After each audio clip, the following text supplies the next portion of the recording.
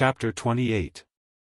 The bodies of the 8 swordsmen who were guarding Mr. Thales when the incident happened are all here. On one hand, it was out of respect. On the other hand, it was also because of the urgency of the matter. We did not touch them and left them in their original state. Gilbert stood in the corridor on the 3rd floor of Mindy's hall and looked at the 8 bodies in front of him as he spoke to Jianghu, who had a grim expression on her face. Yodel stood quietly at the side.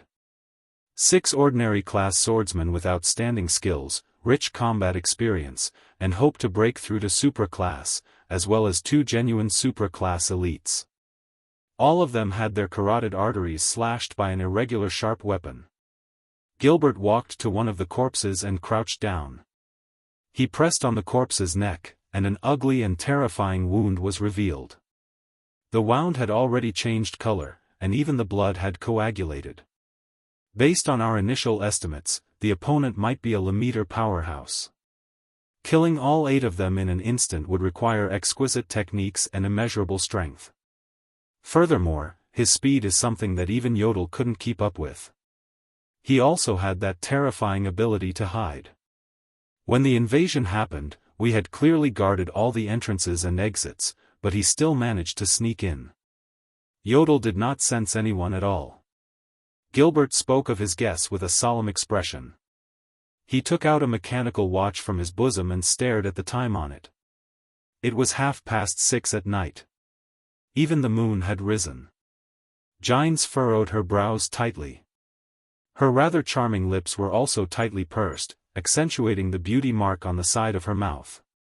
She crossed her arms and pondered deeply for a while. Then, she suddenly raised her hand and snapped her fingers. "Take off their helmets." Gilbert gave a look, and the few guards beside him stepped forward and took off the helmets of the dead. Jianghu stepped forward and stepped on the elegant high-heeled female official boots. She knelt down on one knee and carefully observed each person's face. Their carotid arteries were bleeding profusely. There was not much time before they died, just enough for them to struggle on the ground for a while. During this time, they would have witnessed the culprit. Every one of their expressions, Jianghu said cautiously as she bent down to observe them. There are slight differences in their expressions. These 4 were lying on their stomachs. Their expressions before they died were very similar: anger, hatred, unwillingness, and gnashing of teeth. Perhaps they didn't even have the time to react before they were heavily injured and died. That's why they had this kind of unwillingness and resentment. These 2 are lying on their sides. Their expressions are one of shock, disbelief, and confusion. They should have sensed the killer's fatal blow and tried their best to fight back, but to no avail. This made them very shocked and confused. While they were struggling on the ground, this expression froze on their faces. The last 2 should be the strongest. One of them is lying on his back, and the other is leaning against the wall. His expression is much more subtle than the previous 6. The one lying down was filled with regret and pain, while the one sitting was filled with relief and helplessness. They had tried their best to fight back, but they still failed. However, they should be the last ones to die, so they struggled to see the murderer. That was why they were filled with regret and sudden realization before they died. In other words, as long as the 2 of them know the identity of the enemy in advance, they can make an effective response. Jianghu stood up with a cold expression and crossed her arms. She looked at Gilbert, who was beside her, and seemed to be a little resigned. The murderer is not a Supreme Realm expert. If he's as strong as a Lemeter, then the final 2 people will be filled with despair and fear. The murderer should have used a special skill, psionic ability, or mechanism. He cleverly attacked the strongest first, then the last 6 people who were slightly weaker. That was why after the 2 strongest people fell, they had the chance and time to see the murderer and his killing method. Although he is not a Supreme Realm expert, his speed is very fast. Perhaps he is close to or even more than half of the Supreme Realm experts. However, because he is not a Supreme Realm expert, there is still an order when he kills people. Yodel walked forward and crouched down in front of the corpses, as if he was verifying Jiang's words. Gilbert stared at the woman in front of him in a daze. It was as if he was looking at the high-spirited young girl in the courtroom 20 years ago. He also saw the young, inexperienced, and sunny young man who always stood behind her. He sighed in his heart and walked in front of her. "Madam Jiang, I know that you were once the most outstanding police officer in the capital. You even participated in the investigation of the royal family's assassination during the Bloody Year and tracked down the air mystic. Even the kingdom's secret intelligence department often seconded you," Gilbert said calmly with his hands behind his back. "Your reasoning is also very brilliant, and as sharp as it was in the past. However, our top priority right now is to find that child." Jiang was deep in thought and glanced at him. "The most outstanding police officer?" She unconsciously clenched her fists. "Bullsh *T police officer." However, the charming lady did not show any emotions. Instead, she used her left hand, which was placed on her other arm, to stroke the beauty mark on the left side of her lips out of habit. She chuckled softly without saying a word. Men are indeed the representatives of carelessness and carelessness. Gilbert narrowed his eyes and lifted the top hat on his head slightly to show his doubt. "Did I not make myself clear enough?" Jiang put down her hands and walked forward in large strides. She pointed at the corpses in front of her and said confidently, "These two supra-class guards were the strongest. They were also the first ones to be attacked when they stood together. These two people were the second ones to be attacked, while the other four were the last ones to be attacked. However, the order of their deaths was reversed. The strongest struggled until the end and saw the murderer. As long as I can determine their positions before they were attacked, I can follow the tracks and find the location of the murderer's invasion. Although the amount of blood loss was so great that the blood traces were mixed together, it was difficult to find traces of the guards struggling to move before they died. However, according to the time of the bleeding in the arteries and the speed at which the people fell to the ground and struggled, with the two strongest as the center, I can draw two circles. This is the range of their movements before they were attacked and until they died. Don't forget, these two strongest were attacked by the same weapon at almost the same time. In other words, they were standing together before they were attacked. Therefore, the intersection point of these two circles is the location where they were attacked. Two circles have two intersection points. One of them is the answer. It is the location where the two were truly attacked. It is also the location where the murderer invaded. Jiang's expression was focused. Step by step, she used her footsteps to draw the shapes. The content of her words made Gilbert and Yodel look at her solemnly. Based on the last gazes of these two strongest people before they died, the murderer appeared at this location after killing everyone. I guess it is also the location where the child was standing. Starting from the murderer's last appearance, Jiang stood at that position and retreated step by step, according to the order in which they were attacked. We roughly found the murderer's path of movement. Jiang slowly walked past a few corpses and returned to the corpses of the two strongest people. At the end of the path, the closest point between the two circles is this intersection point. Jiang walked past the corpses that were lying on the ground. Her gaze was fierce. Finally, she stood at a spot. This is the location where the two strongest people were attacked first. In other words, this is the location where the murderer invaded and attacked first. Gilbert quickly walked forward and looked around. "Are you saying that the murderer suddenly appeared here?" He said slowly, "The mercenary team did attack this place. But that is impossible. This place is still far from the stairs. During the time we were cleaning up the mess, he had nowhere to hide." Jiang chuckled contemptuously again. Only Yodel quietly walked forward and pointed at a small decorative vase at the side. This kind of vase was very common in the corridor. There was only one, and it was the closest to Jiang's. Under Gilbert's puzzled gaze, Jiang quickly walked forward, grabbed the vase, and smashed it without hesitation. Bang. She quietly crouched down and grabbed a piece of the vase. After observing it carefully, she used her finger to gently wipe the inner wall of the vase and showed it to the two useless men. Gilbert was surprised to find that Jiang's finger was stained with red blood. Yodel also crouched down and picked up a few pieces. There were also tiny drops of blood in the inner wall of the vase. No place to hide? Jiang laughed sarcastically, making Gilbert feel a little awkward. So. Gilbert took the pieces of the vase and his expression changed. This is, Jiang stood up and said in a capable and experienced manner, victims, 8. Cause of death, bleeding in the carotid artery. Murderer, supra-class blood clansmen, or vampires.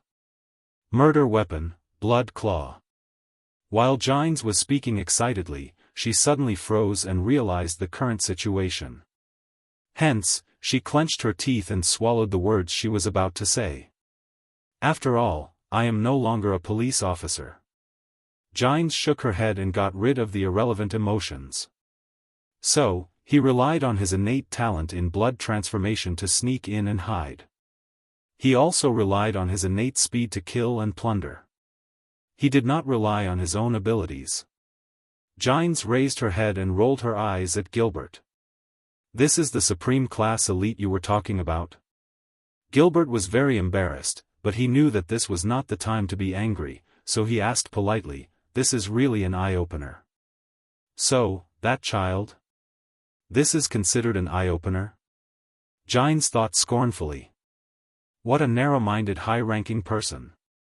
If you have seen Constellation's Secret Intelligence Department, Extet Secret Room, Main Equinox Dynasty's Raven Guards and Hanbol Dynasty's Kuntana, then you will know how many terrifying people there are in the dark. They only need to move their fingers to know all your secrets. Then, her gaze sharpened and she said resolutely, when the incident happened, the sun had not set yet.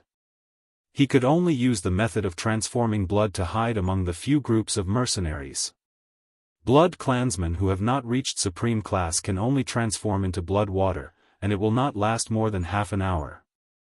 This means that the few groups of mercenaries arrived here within half an hour. A group of mercenaries traveling at full speed would only take half an hour to reach Twilight District in the Eastern District, which is filled with noble manners, the Morning Star District, which is where the City Hall and business gathers, and the Central District, where Renaissance Palace is located. Jiang exhaled. The mature beauty ended her reasoning. She habitually extended her hand to the back of her waist, but she did not manage to grab anything. She was stunned again, then laughed bitterly in her heart. Yes, I am no longer a police officer. Even my addiction to smoking has long since been quitted. The intern who used to follow behind me and pass me the fire has long since become another person, hasn't he? She sighed. The shrewd lady stopped reminiscing and looked at Gilbert. Make your decision, Your Grace. Gilbert took a deep breath. The ones who sent people to test us are definitely nobles. The area of the Eastern District is not small, and the manors are the most suitable places to hide blood clansmen. Although there are many manors there, Yodel's figure flashed and disappeared. Gilbert was choked by his colleague's rude action. He could only sigh. All right, at least we have narrowed down the search area. Gilbert looked at Jiang and nodded slightly at her. She only snorted softly. Gilbert did not disobey. Instead, he called out the people again. Open the backup armory. Everyone, get ready and change into the silver exorcism sword.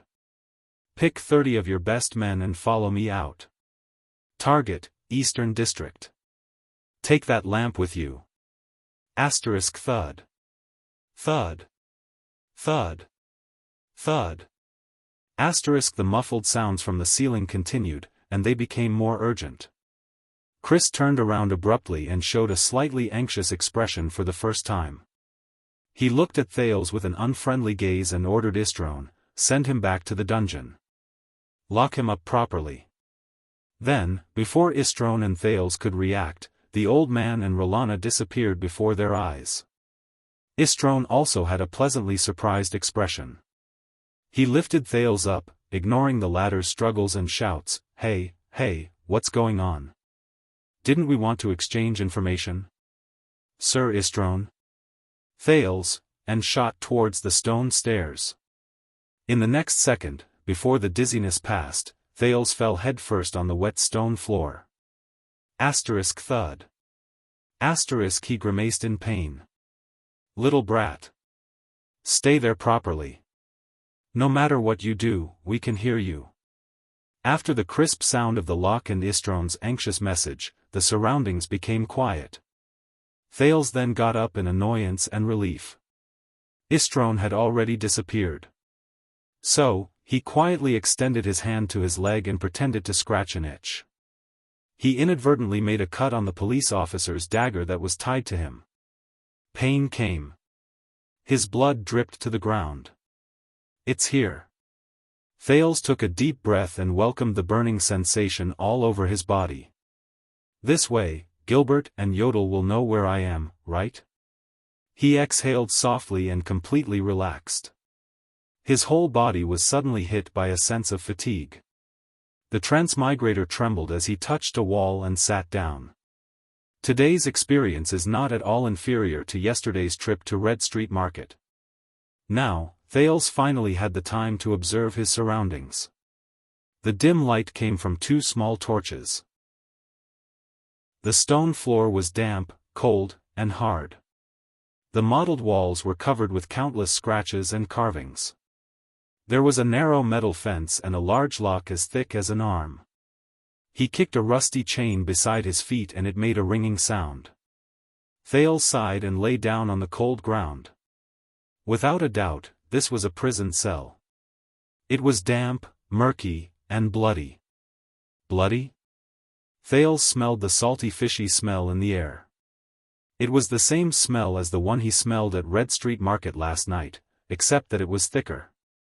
As his heart tightened, terrifying screams and moans suddenly came from outside the prison cell. Thales stood up in fright. In his previous life, the transmigrator did not have much tolerance for horror movies. It was always the late-stage Chinibu who forced him to watch them. It was called training one's courage. Under the stimulation of goosebumps, Thales' brain started to work on its own again. Dungeon. Blood. Blood clan. Screams and moans. Thales suddenly knew where he was. It was the Blood clan's food cabinet. A wave of nausea came. Thales sighed again.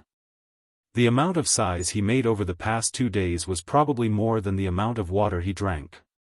But just as he was about to sit down, a faint and rough panting sound suddenly came from beside him. Huff, huff. He was so frightened that he crawled a few steps in the opposite direction. Can you stop scaring me?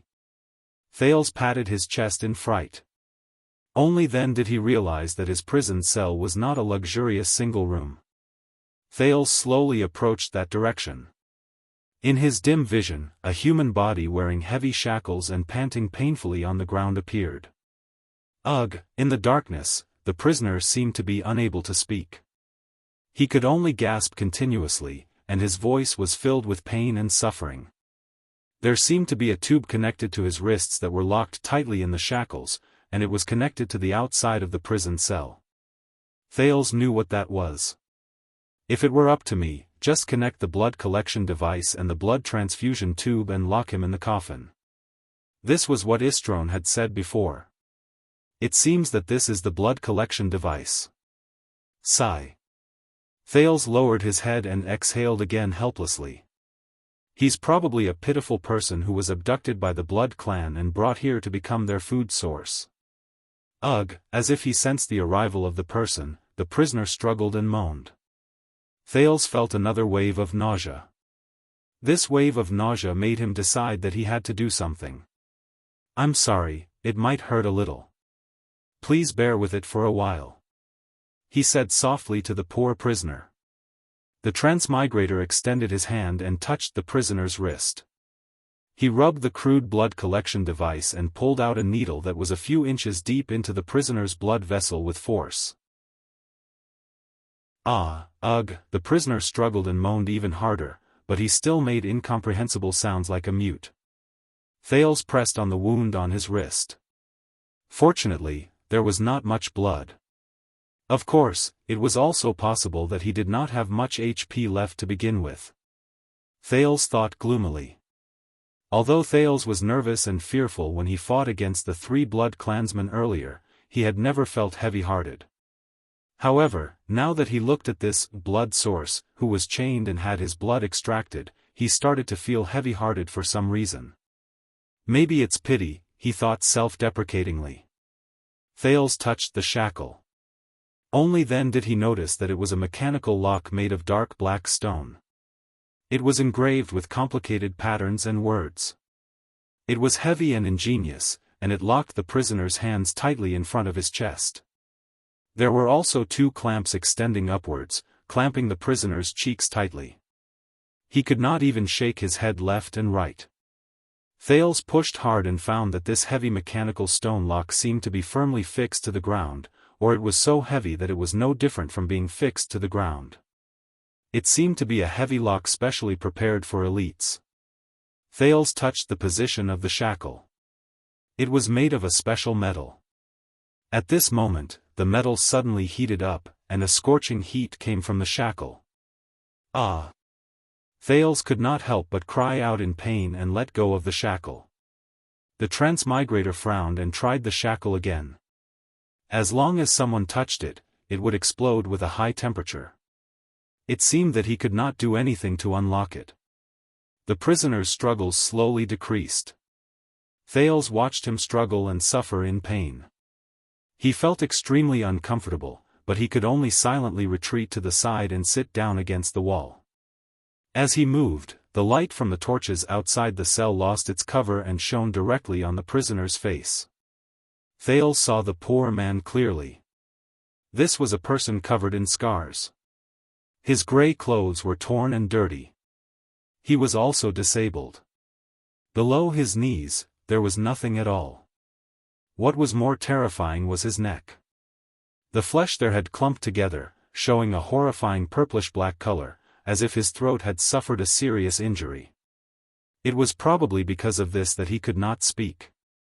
Thales touched his throat and remembered the 2 times he was strangled.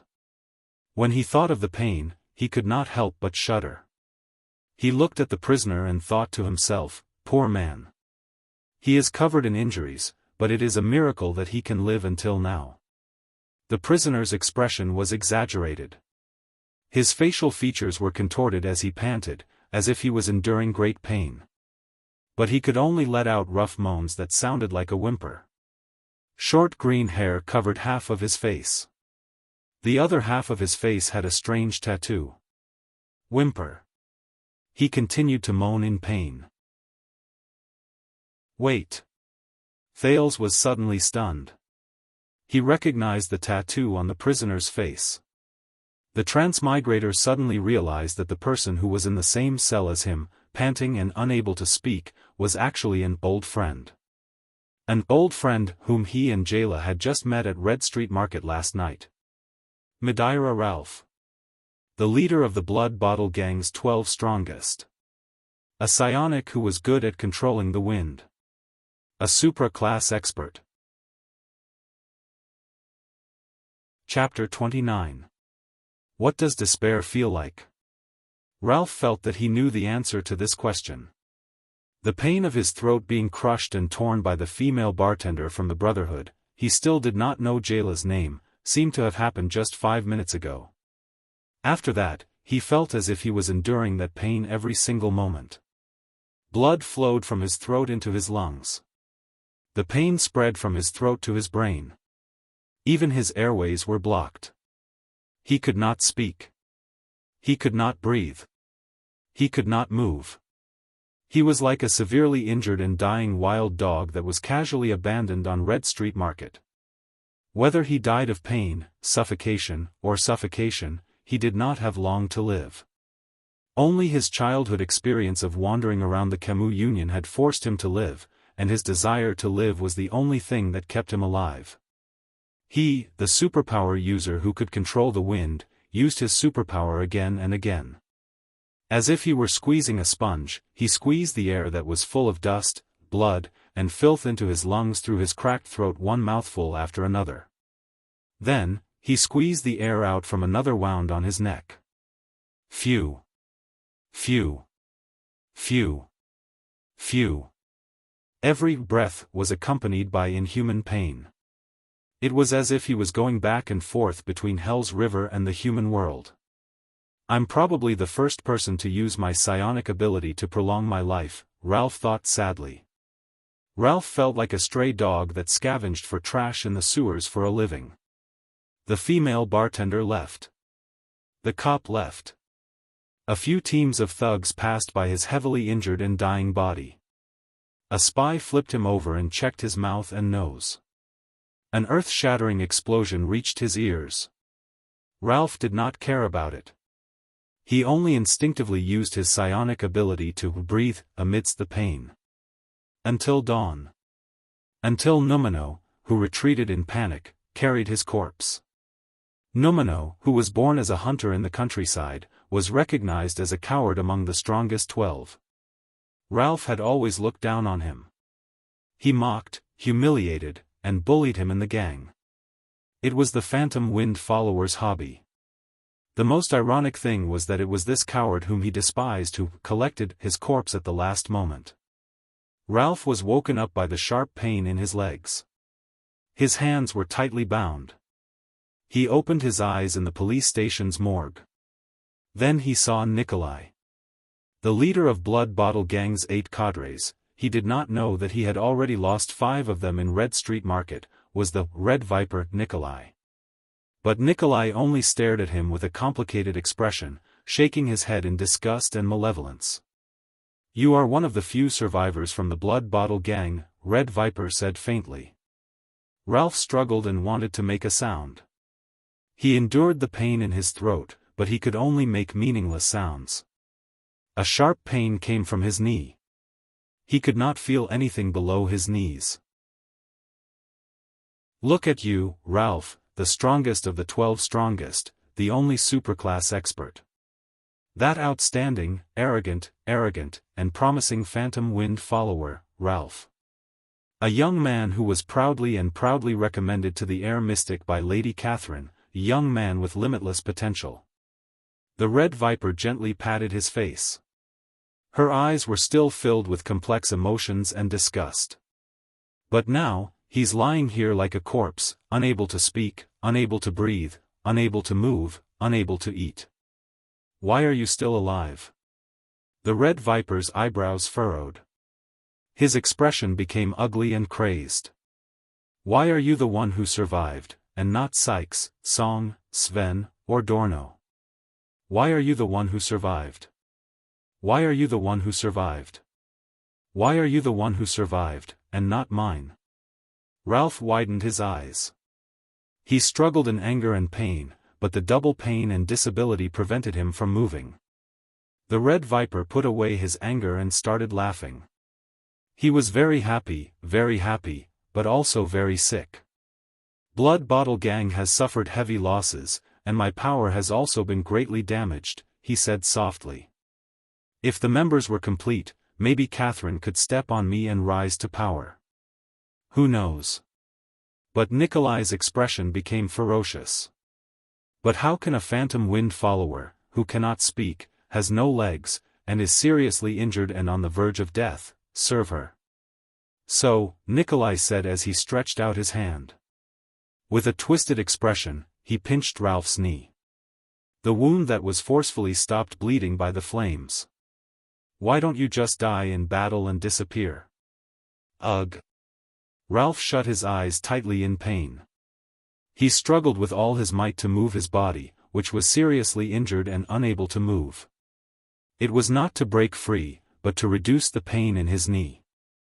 The wind psionic ability that he relied on to breathe was almost interrupted. I am in a bad mood today. I have to clean up the mess and run into walls everywhere. Nikolai sighed and continued, but I have gotten rid of you and eliminated a genius that Catherine thinks highly of. I still feel very happy. Looking at the resentment, pain, and rage in Ralph's eyes, Nikolai showed an apologetic and helpless expression. He smiled and said, "I have no choice. They want a supra-class elite, and they even emphasize that the wrist must be left to draw blood.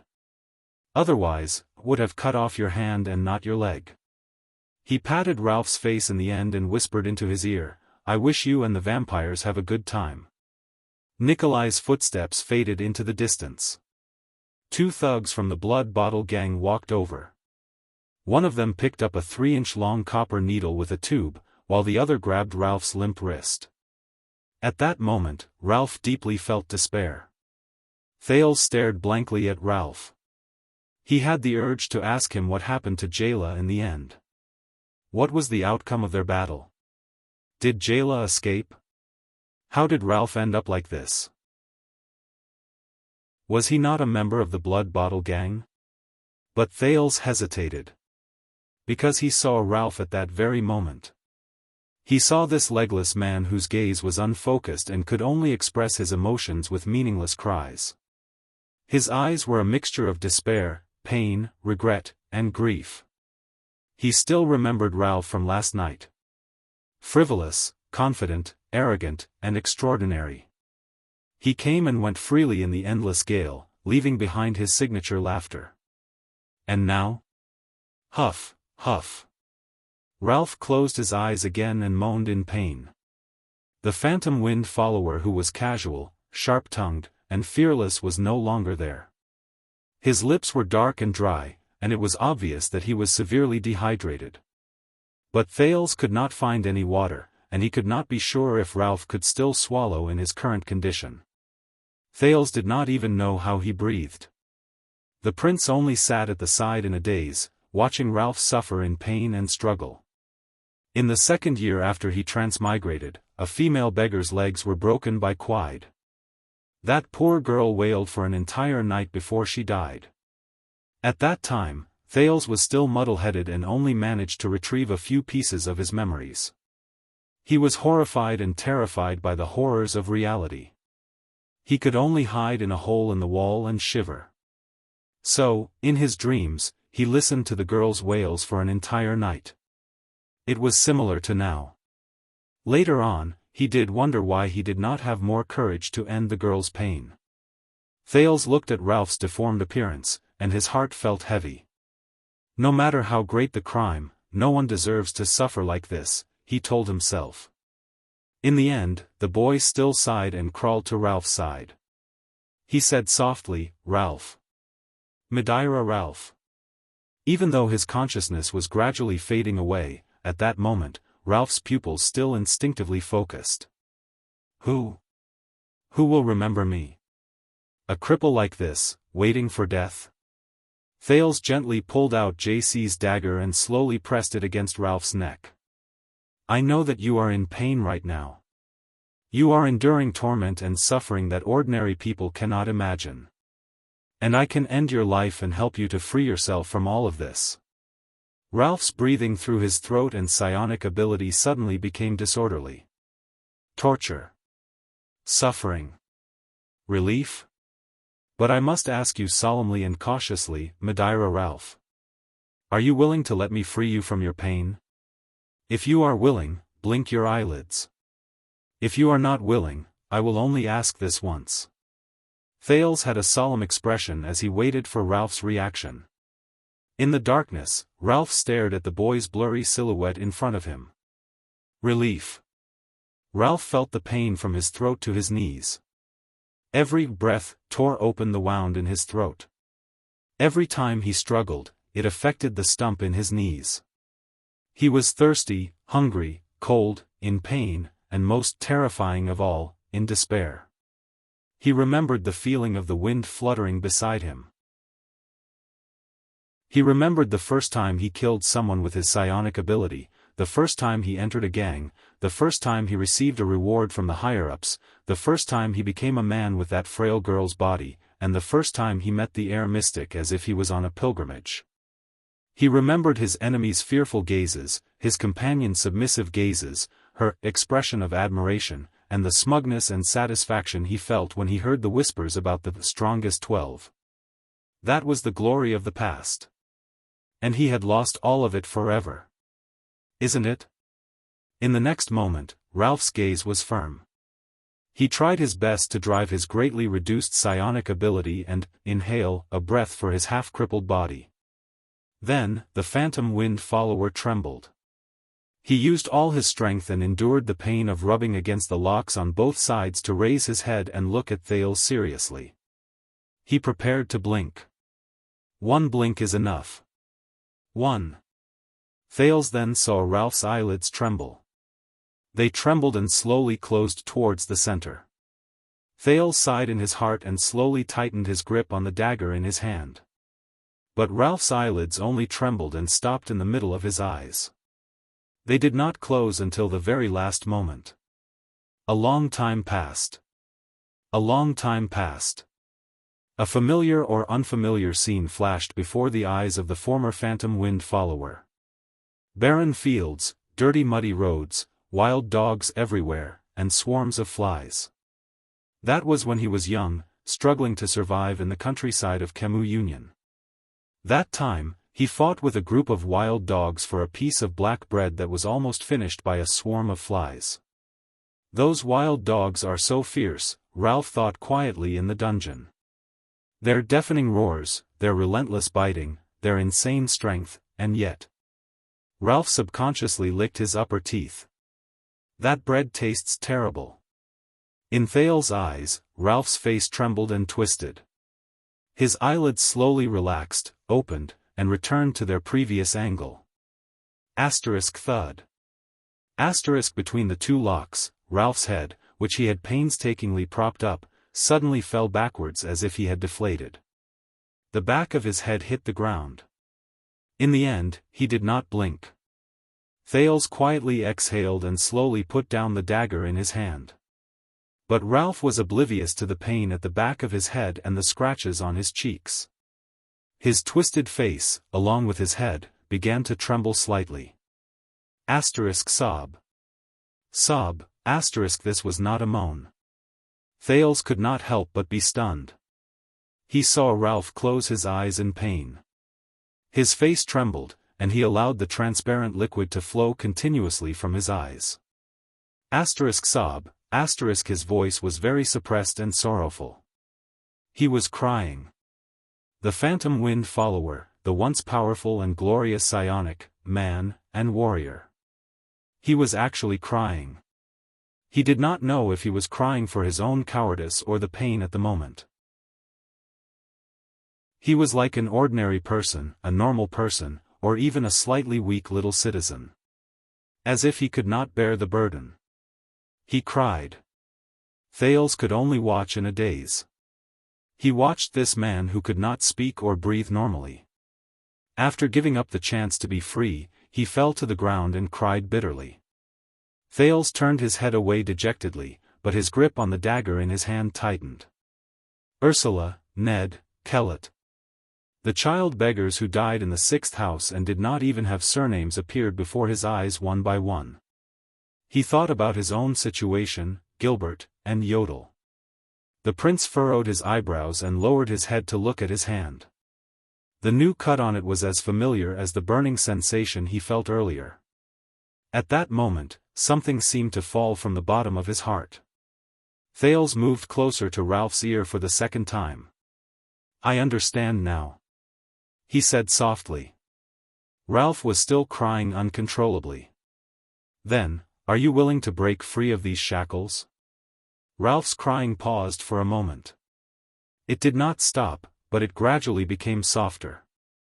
The wailing little girl with a broken leg appeared before Thales' eyes. He thought of almost every child who died in the abandoned houses in the past 4 years. Screams and wails came from outside the prison. This F***ket-up world.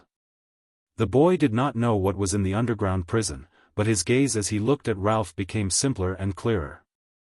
Then, the prince stared seriously at the phantom wind follower, who could no longer move with the wind, and continued speaking in a resolute and decisive manner. He continued to speak resolutely, break free of these shackles, and then, with this broken body, struggle to survive in this world. Let's see how cruel it can be. Are you willing? Ralph stopped crying. He could not move his head. He could only turn his gaze and stare at the boy beside him in a daze. The boy enunciated each word clearly. This may not be freedom. Perhaps the price will be great. You may even die immediately. And I am only doing this for myself. Thales lowered his head and said slowly, but I can try to give you a chance. But I can try to give you a chance to break free from these shackles and struggle one more time. Are you willing? Ralph's eyes were fixed on the boy's eyes. Even though there were still tears in his eyes, he suddenly wanted to laugh in his heart. He seemed to feel that the pain in his throat and knees were gradually becoming numb. Those wild dogs. Those wild dogs who fought with him for his bread. The fate of those stray dogs. Ralph forced himself to breathe, and a strange joy welled up in his heart. The fate of those dogs. How tragic. Ralph, who was lying on the ground, raised his trembling eyes and stared at Thales. In the next moment, the phantom wind follower slowly but clearly. He blinked once. Everyone blinked countless times in their lives. It was inconspicuous. But just now, Ralph blinked once. It was the most important blink of his life. Ralph slowly lowered his head. Thales smiled, dispersing the gloom in his heart. The prince nodded briskly. All right, I understand. I originally thought that His Highness had woken up ahead of time. But it doesn't seem to be the case now.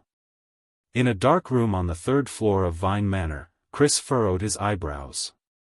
In front of him was a huge brownish-black stone coffin that was connected to countless blood vessels. It had complicated patterns and was as tall as a person, 3 meters wide, and 6 meters long. At that moment, the huge coffin kept vibrating. I tried to connect to His Highness consciousness, but the feedback is still chaotic. There's only hunger and killing instincts. No matter how I pacify and communicate, it's the same. Chris put down a blood vessel in his hand. His expression became increasingly grim.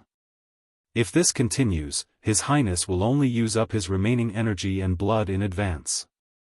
Rolana's expression was horrified. The red-haired blood clansman said nervously, something must have agitated His Highness, but we didn't do anything. Chris' eyes sparkled. There was no trace of the deathly stillness and dryness from before. The old man said resolutely, it's not us. His Highness only had this reaction 5 minutes ago. At that time, Chris's expression changed. He suddenly turned around and shouted at Istrone, who had a solemn expression on his face, don't worry. He shouted at the solemn-looking Istrone, that whelp. We can smell the fragrance of his blood even from 2 floors away. With His Highness' sense of smell, it's even more obvious. Where's that whelp? The restless Istrone looked at the agitated Chris and answered subconsciously, he seemed to have accidentally cut himself just now. Then, he pulled out that half-crippled supra-class's blood vessel and said some strange things. I didn't listen carefully, then he. The expressionless Chris did not listen to Istrone's explanation. The suspicious coffin was still vibrating and making muffled sounds. The old man rudely and directly interrupted Istrone's words. Bring that whelp up. No, ISA, you stay here. Let Rolana do it. As he watched the huge coffin vibrate more frequently, an unusual spark flashed in Chris' eyes. His blood is what His Highness desires. This plan is very risky, Thales calmly stated to Ralph, who was on the ground. It was as if he had returned to the 6th house and was doing everything he could to protect the innocent child beggars who were born to suffer in Hell's River. But it's even more unwise to sit here and wait for a miracle and surrender. Ralph only quietly looked at the boy whose gaze was obviously different from ordinary people. He laboriously inhaled a mouthful of air. His serious look. Ralph laughed in his heart. He's not any worse than Big Sister. The phantom wind follower did not realize that after experiencing the choice between life and death, he had already become much more at ease. Thales continued to explain calmly, as if he was not the one speaking. I don't know how much power you have left, but I estimate that it won't be a lot. Also, that old man's power, so, reckless risks and waiting passively are not suitable for the current situation. Our best timing is to wait for my reinforcements to arrive. The moment they break the door, you won't be able to wait for reinforcements, mortal whelp. A cold female voice interrupted Thales' words. Ralph's expression instantly tensed up. Thales was stunned for a moment. He turned his head around in disbelief and looked at the cell door. Outside the bars, Rolana Corleone, who was dressed in a playful riding outfit, used her slender and beautiful right index finger to seductively scratch her lips. At the same time, she used her left hand, which had turned into a terrifying claw, to violently open the cell door's lock. Istrone said it before, right? No matter what you do, we will be able to hear you. Young Mr. Istrone who played a trick on you. As if mocking him, Rolana chuckled and swayed her alluring, slender waist. Step by step, she gracefully and seductively entered the cell through the opened cell door. What a pity. Perhaps if you were a few years older, even I would be bewitched by you. But now, you are about to become His Highness's fragrant and rich energy-filled beverage. Perhaps the adorable Rolana can even have a taste? Watching Rolana, who could suddenly appear at any time, Thales understood that she could subdue him at any time. The prince heaved a deep sigh. It was sincere and regretful. Ralph, he said flatly. There was not a hint of panic in his voice.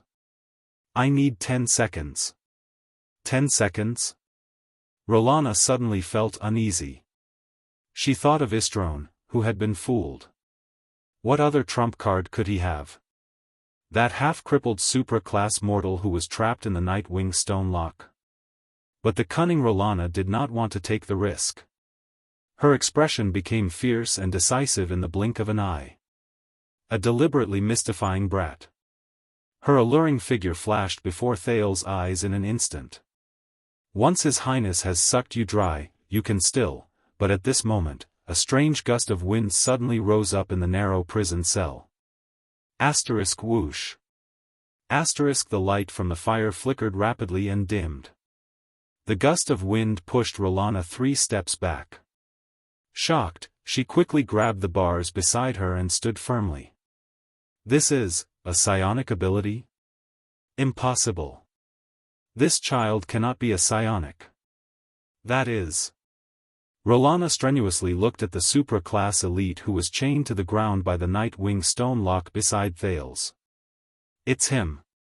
He's already in this state, but he still has some strength left. It's useless. Rolana breathed a sigh of relief and thought happily. Being chained to this state and heavily injured, even if you have a psionic ability, how long can you last? As for that trickster, even if I have to endure Chris' scolding later, I will have a taste of him first. He will definitely leave a deep impression on you. Rolana thought fiercely. Then, let's begin. Thales looked at Rolana, who was obstructed by the gust of wind in front of him. He calmly turned the dagger around. 10. Under Ralph's puzzled gaze, he used his uninjured right hand to hold the tip of the dagger. 9. Good luck to both of us, he said. 8. My first mystic ability test. 7. Begin. 6. Thales stared at the black stone shackles on Ralph's body. Ralph's face turned red as he stared at Rolana. The gust of wind continued. Rolana gripped the bars beside her with a cold expression. Her left hand began to transform into a terrifying crimson claw. 5. I want to break his shackles, Thales thought silently. I want to save this man who has nothing left. 4. If it's really as I expected. The boy recalled the scenes of life and death in his mind. Quide's hand around his neck. Asda's hand clenched gently. Also, the bloody scene in my distant memory, and the gentle Chinibu whose name I cannot name. 3. Thales clenched his teeth and closed his eyes. His right hand suddenly grabbed the metal lock. A burning sensation came from the metal. But he gritted his teeth and endured it. Rolana felt something. She turned her head in shock and found that the bars she was holding on to were vibrating. What's going on? The female blood clansman thought in panic. That half-crippled fellow. Does he have multiple psionic abilities? 2. *rip*, the bars shattered into countless small pieces as Rolana's hand moved. Rolana, who could not stand steadily, clutched the wound on her arm and screamed. She was instantly blown out of the dungeon by the gust of wind formed by psionic abilities. 1. Rolana's shrill and crazy roars traveled into his ears. A burning sensation hit him. 0. Light. Thales thought as his consciousness blurred. So much light. In the room on the 3rd floor where the giant coffin was kept, Chris suddenly had a strange expression. What is Rolana trying to do? He asked coldly as he looked at the giant coffin that kept making muffled sounds. Perhaps she wants to try her mouth first, Istrone answered carefully. He felt the Lord's nervousness and continued, she has always been. No. They are. Istrone's words were interrupted by the outside world as the two of them looked at each other in shock. Boom. A loud sound that sounded like an explosion came from underground. A cloud of dust blew in from outside the door. The expressions of the two blood clansmen, one old and one young, changed at the same time. They exchanged glances. Something happened in the dungeon. In the next moment, their figures appeared outside the manor. The moment Istrone saw the scene before him clearly, he was so shocked that he lost his composure. Under the moonlight, the legless supra-class mortal with a tattoo on his face. The former Phantom Wind follower, Madeira Ralph. He had already broken free from all restraints. He was holding the mortal's cub tightly. With the help of the gust of wind, his expression was resolute. He was flying in the air. Not far away, Gilbert's expression changed as he galloped on his horse with 30 swordsmen of eradication. Bloodline lamp, he said to the female official beside him in a low voice amidst the galloping wind. Gines, who was jolting on the horse, saw the lamp in Gilbert's arms with a solemn expression. The flame of the lamp turned red. It tilted to one side. That direction. Gilbert recalled for a while, and his expression was solemn. It is the Covendier family's Vine Manor. The female official roared angrily and lashed her horse with her whip. Who cares whose family it is? Even if it is the Walton family of Exted in front of us, we have to kill our way in. Gilbert nodded. Determination and fierceness appeared on his face. Everyone, follow me and turn. There is no need to conserve the horses. Speed up and advance. Prepare for battle. If this book is to your liking, there is no harm in liking it, recommending it, supporting the new author, and supporting niche fantasy novels other than killing monsters and leveling up. Chapter 30. Ever since Asda's disappearance, the boy had yet to truly test his power of losing control. He did not know how the mystics controlled it. He did not even understand that thing at all. He could only simulate a scenario that was most similar to the experience of losing control based on his previous induction and inference. Then, he tried to use it. In Thales' plan, this power was supposed to be something he could explore and research in secret and safely after he had more or less understood the origins of mystic energy and mystics from Gilbert's lessons in a peaceful and safe environment. After he had considered the reactions of the people around him towards him losing control, he would then start to explore and research this power step by step in an orderly manner. However, the impending disaster before his eyes and Ralph's miserable state, where he could neither live nor die, made him decide to bring forward this potentially dangerous mystic energy experiment. The first 2 times he lost control, he used blood as a medium, the dagger as a material object, and the mysterious sphere as energy inexplicably moved before his eyes. So, his initial guess was that the power had something to do with spatial transference.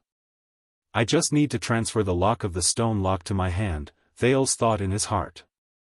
The process of the experiment was simpler than he had imagined. The burning sensation in his body grew stronger, the stone lock grew bigger, and more scenes appeared in his mind. Then, Thales lost consciousness. When he opened his eyes again, he saw the moonlight, heard the wind, felt the cold, and saw the blood clansmen on the ground, who were extremely shocked. He was already in Ralph's arms, and the ground beneath his feet was gradually drifting further and further away. Even though the process is a little strange, Thales thought wearily. It looks like the experiment is a success. Although Ralph was in a sorry state and in pain, he had already freed himself from the burden of the heavy shackles. He forcefully controlled the wind and floated upwards. At that moment, no one was more shocked than Chris. "How is this possible?" the old blood clansman mumbled with lifeless eyes. Istrone and Rolana were still young. Therefore, only he knew that the Night Wing lock used to lock the supra-class elite in the dungeon was a secret treasure passed down in the Corleone family for nearly 1,000 years. It was a torture tool exclusive to the Blood Clan's Duke, and could only be opened with the blood of the person who was locked. It was used to trap supreme-class elites. It was originally prepared to prevent Her Highness from going berserk when her mind was in a muddled state. After Her Highness' condition stabilized, it was used on the transcendent blood source. Even the most advanced magic gun in the world could not break the shackles. How did they open it? Before he was heavily injured, Ralph was the darling of the wind.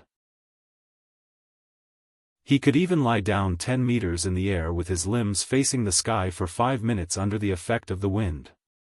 But now, with much of his blood drained, he was extremely weak. He was tired and thirsty. The sudden loss of his legs also affected his balance. The sharp pain in his throat distracted his energy. Most of the superpower he was proud of had to be used to maintain the breathing from his throat to his lungs. He knew that he had no chance of winning against the 3 blood clansmen, and he also knew that Thales seemed to have activated a backup plan of convenience. So, after Ralph broke free from the chains, he only wanted to continuously use the wind to rise to a height that they could not reach.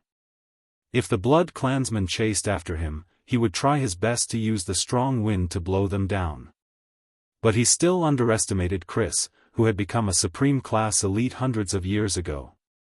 Chris' movements were not slowed down by his surprise. 1,000 years had made him more resolute despite his age. His withered face darkened, and he instantly leaped more than 10 meters into the air, pouncing towards the 2 people in the air. "For Her Highness, I must snatch back that cub." He closed in on Ralph in an instant, and the strong wind rushed towards him. Thales was surprised to see that Chris, whose clothes and hair were fluttering in the strong wind, had actually turned into a bloody mist with an expressionless face. It was not a bloody water like Istrone's, but a bloody mist. In Thales' eyes, the bloody mist was dispersed by Ralph's wind, but it continued to spread upwards, passing through the strong wind barrier Ralph had built without any hindrance. The bloody mist seeped into the area in front of Ralph. Under the 2 people's solemn gazes, it gradually turned back into the pale old man with an obscure face and started to descend again. Ralph could not speak. He could only roar angrily. He raised his left hand and activated his psionic power, wanting to blow the old man down from the air. But before he could finish roaring, Chris Corleone's hand gripped Ralph's left wrist. Chris' tone was even colder than the temperature in the sky. He said in a terrifying voice, "Do not even think of flying." Crack. Ugh. The sound of Ralph's bones breaking and his pained moaning came from 20 meters in the air at the same time. Then, Istrone, who was on the ground, and Rolana, who was covered in dirt, rushed out of the dungeon while holding her half-grown arm. They saw Ralph, who was holding Thales, being grabbed by Chris' left hand and pulled towards the ground by the latter's terrifying strength. Ralph looked as if he had gone mad. He used all his strength to urge the wind to blow him upwards, almost forgetting to breathe. But he still could not shake off Chris's sharp claws that had pierced through his bones and tightly gripped his wrist. Thales could not even open his eyes due to the strong wind. Exhausted, he had already used up all his trump cards. The prince was already powerless.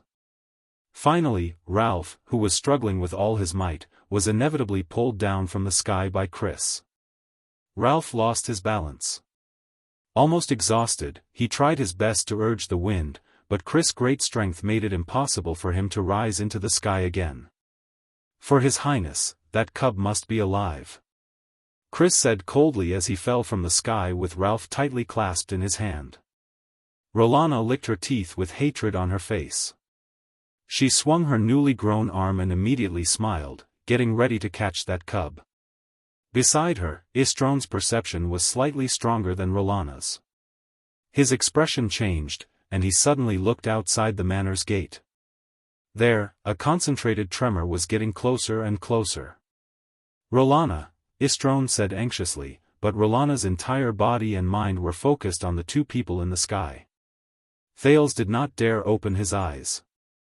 However, the increasingly faster sound of the wind and the increasing sense of weightlessness in his ears indicated that the situation was not good. Is this move still too early because of this sudden accident? Ralph had already given up on breaking free from Chris' grip. He looked at the moon that was getting further and further away, and the ground that was getting closer and closer. His eyes gradually became pure, clear, and relieved. At that moment, Ralph suddenly realized that after experiencing so much pain, a fractured wrist was actually not that painful at all. The phantom wind follower's lips curled into a smile that had not appeared in a long time. "What a pity, child. Thank you for giving me a chance. At least, I've struggled. And those vampires won't have the chance to touch you." Time seemed to have slowed down. Then, Rolana, who was about to catch Thales on the ground, saw in shock. The half-crippled Ralph howled and roared the moment he was about to fall to the ground. With one hand, he threw Thales in the direction of the manor's house with all his might. "No!"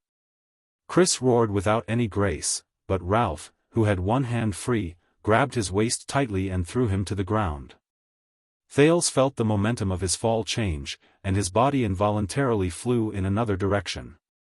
In an instant, the stone wall of the house appeared before his eyes, and it was getting closer and closer. He was about to crash into his head. Thales could only shut his eyes tightly. Is this the end? But out of the prince's expectations, the tragic sight of his head being smashed did not happen. His momentum suddenly stopped, and he felt dizzy. Then, he fell into a stable and safe embrace. Thud. Ralph and Chris fell fiercely, and the huge force even broke the ground. Dust immediately flew in the air on the empty ground of the manor. Rolana's expression changed drastically. She rushed towards Thales, who was flying in the direction of the house, with a flash. But Istron, on the other hand, glanced at the manor's gate with a solemn expression. He arrived in a flash. His voice rang through the manor in the empty night. "Enemy attack." Feeling dizzy, Thales slowly opened his eyes in an embrace that was both familiar and unfamiliar at the same time. Before him, a dark purple mask and two dark lenses looked at him under the moonlight. "Don't worry, Thales." Standing on the balcony of the third floor of the manor's house, the royal family's secret protector, Yodel Kato, spoke hoarsely. His voice was even faintly trembling. "You're safe." Thales smiled tiredly but at ease. He closed his eyes and was completely at ease. A series of tremors traveled clearly from outside. Bang. The gate of Vine Manor was knocked open. Countless sounds of horse hooves surged in. "In the name of the Supreme King of Constellation, Kessel Jade Star." Count Gilbert Casso's steady and sonorous voice rang out amidst the dust and the sound of horses' hooves. "Everyone present in Vine Manor is suspected of stealing and harboring the royal family's secret treasure. Surrender immediately and do not resist. Those who disobey will be killed on the spot. There was not even a torch in a dark, empty room. There was only boundless darkness. And two barely discernible breathing sounds. What a pity. This is probably the closest we've been to the air mystic in the past 12 years, an old and sharp voice said. But all the information shows that Asda has been killed, a light and bright male voice said. Then let me guess. You, who think that he has been killed, must have also read about the mystic's immortality and immortality, the old and sharp voice mocked. Don't be so serious, teacher, the light and bright male voice continued, at least he has been sealed.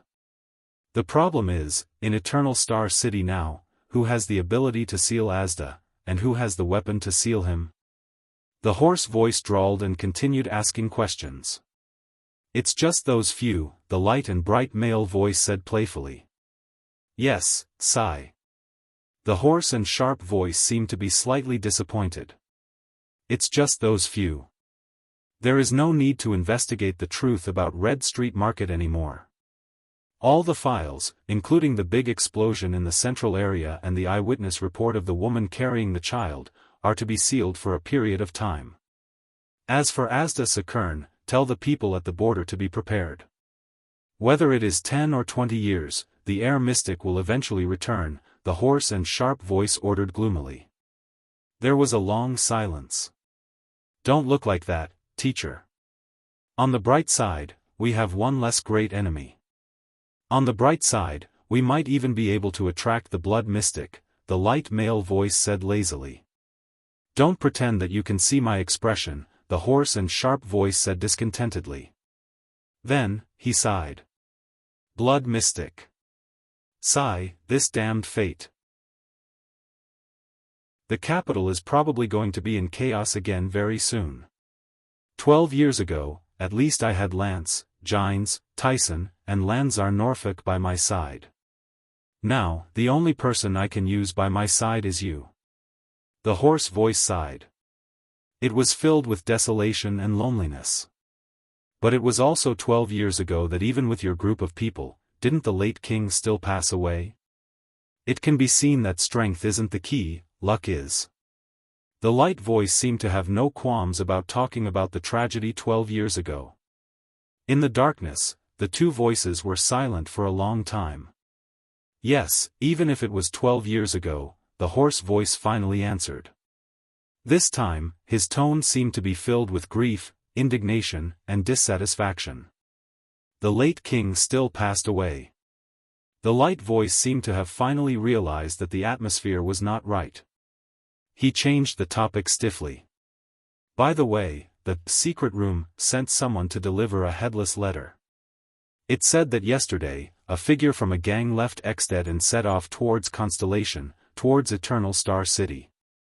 The old woman also said that this was to repay your previous favor. Ah, the long-awaited cooperation between the Secret Intelligence Department and the Secret Room. The hoarse and sharp voice seemed to have been piqued. Coming to the capital at this time? The blood mystic? No, I sent someone to investigate. It seems to be a doctor from Black Street Brotherhood. His name is Ramon. Is there something wrong with him? Someone saw him performing a little trick on a small road in the countryside. Little trick? The hoarse voice finally became serious. Yes, little trick, the light male voice said in a cynical tone. But according to the profound knowledge stored in all 20 levels of the Jade Star Library, I came to the conclusion that this little trick, that can instantly heal wounds was commonly known as, his cheerful voice instantly became low. Magic. The voice slowly faded away. This darkness had truly sunk into a deathly stillness. It was like a graveyard in the middle of the night. After a long time. That old woman. The hoarse voice actually chuckled softly. She actually used this information as a favor to repay me. How cunning and treacherous, just like in the past. Gilbert took the lead. The guards formed by the swordsmen of Eradication rode on their horses and charged into the manor. They surrounded the three blood clansmen. Unsheathe your silver swords and prepare to meet the enemy. Gilbert did not waste any more words. He knew that his previous declaration of not killing those who surrender was just a formality. What was truly effective was usually only power and weapons. Just like diplomacy. Rolana. Istrone agilely moved his body and avoided the two swords that were aimed at his head. He shouted anxiously and angrily, "What are you doing?" He shouted anxiously and angrily, "Summon the shadow guards."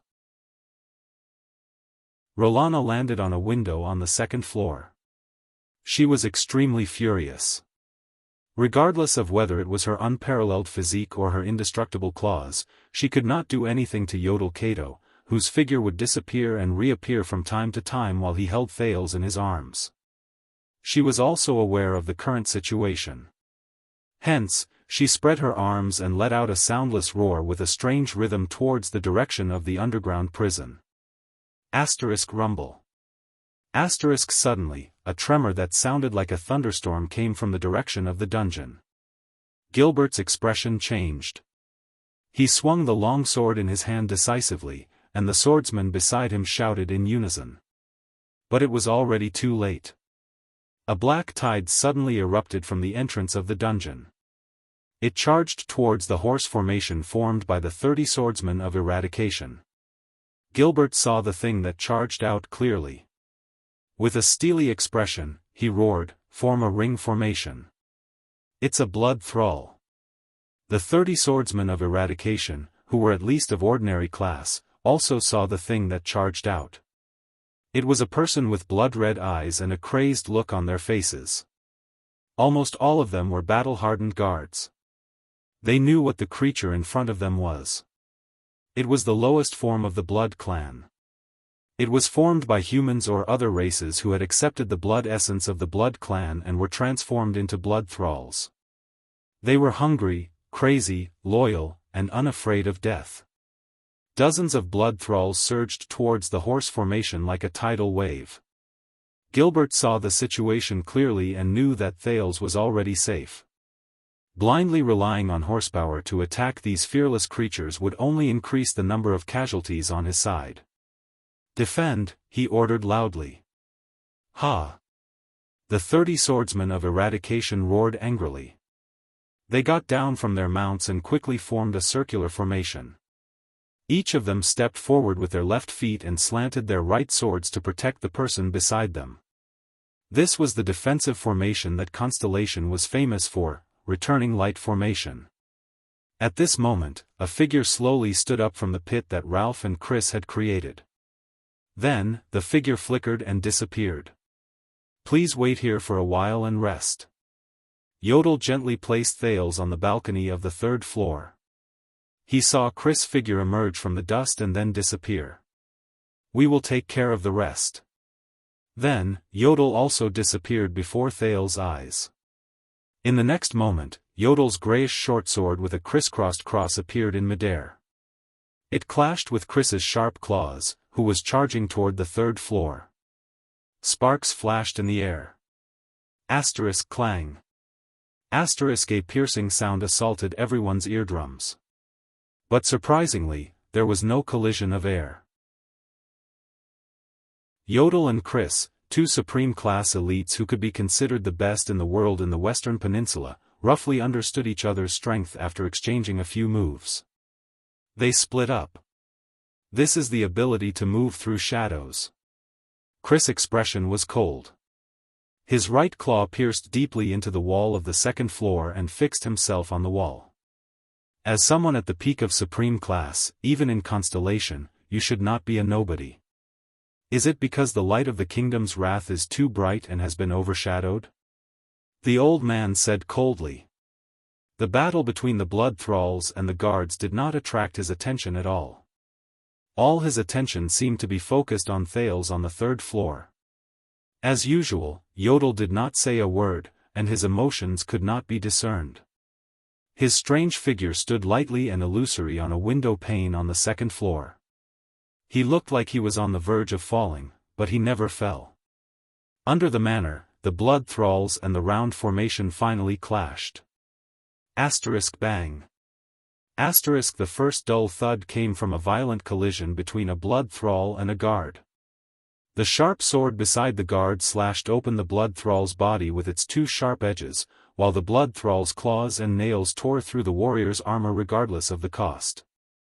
The same scene quickly appeared at every point of the round formation. The scene immediately became chaotic. Amidst the chaos, Thales noticed that Rolana Corleone was roaring furiously and leaping towards his direction. But before she could reach him, she was forced to take 2 steps back by a long silver metal chain that meandered in the air. "Your battlefield is here, you blood-sucking B*TCH." As her words were filled with anger, Thales saw a black-haired woman in her 40s. She was dressed in a suspicious light blue female court uniform. He did not know her at that time. She whipped her chain violently in front of Rolana. Rolana sneered. Her body flashed, wanting to leap out of the range of the metal chain sword. But the moment her body swayed, her neck was firmly entangled. The part of her neck that was entangled by the chain was actually emitting green smoke with a hissing sound. "This is a silver chain sword, B*TCH.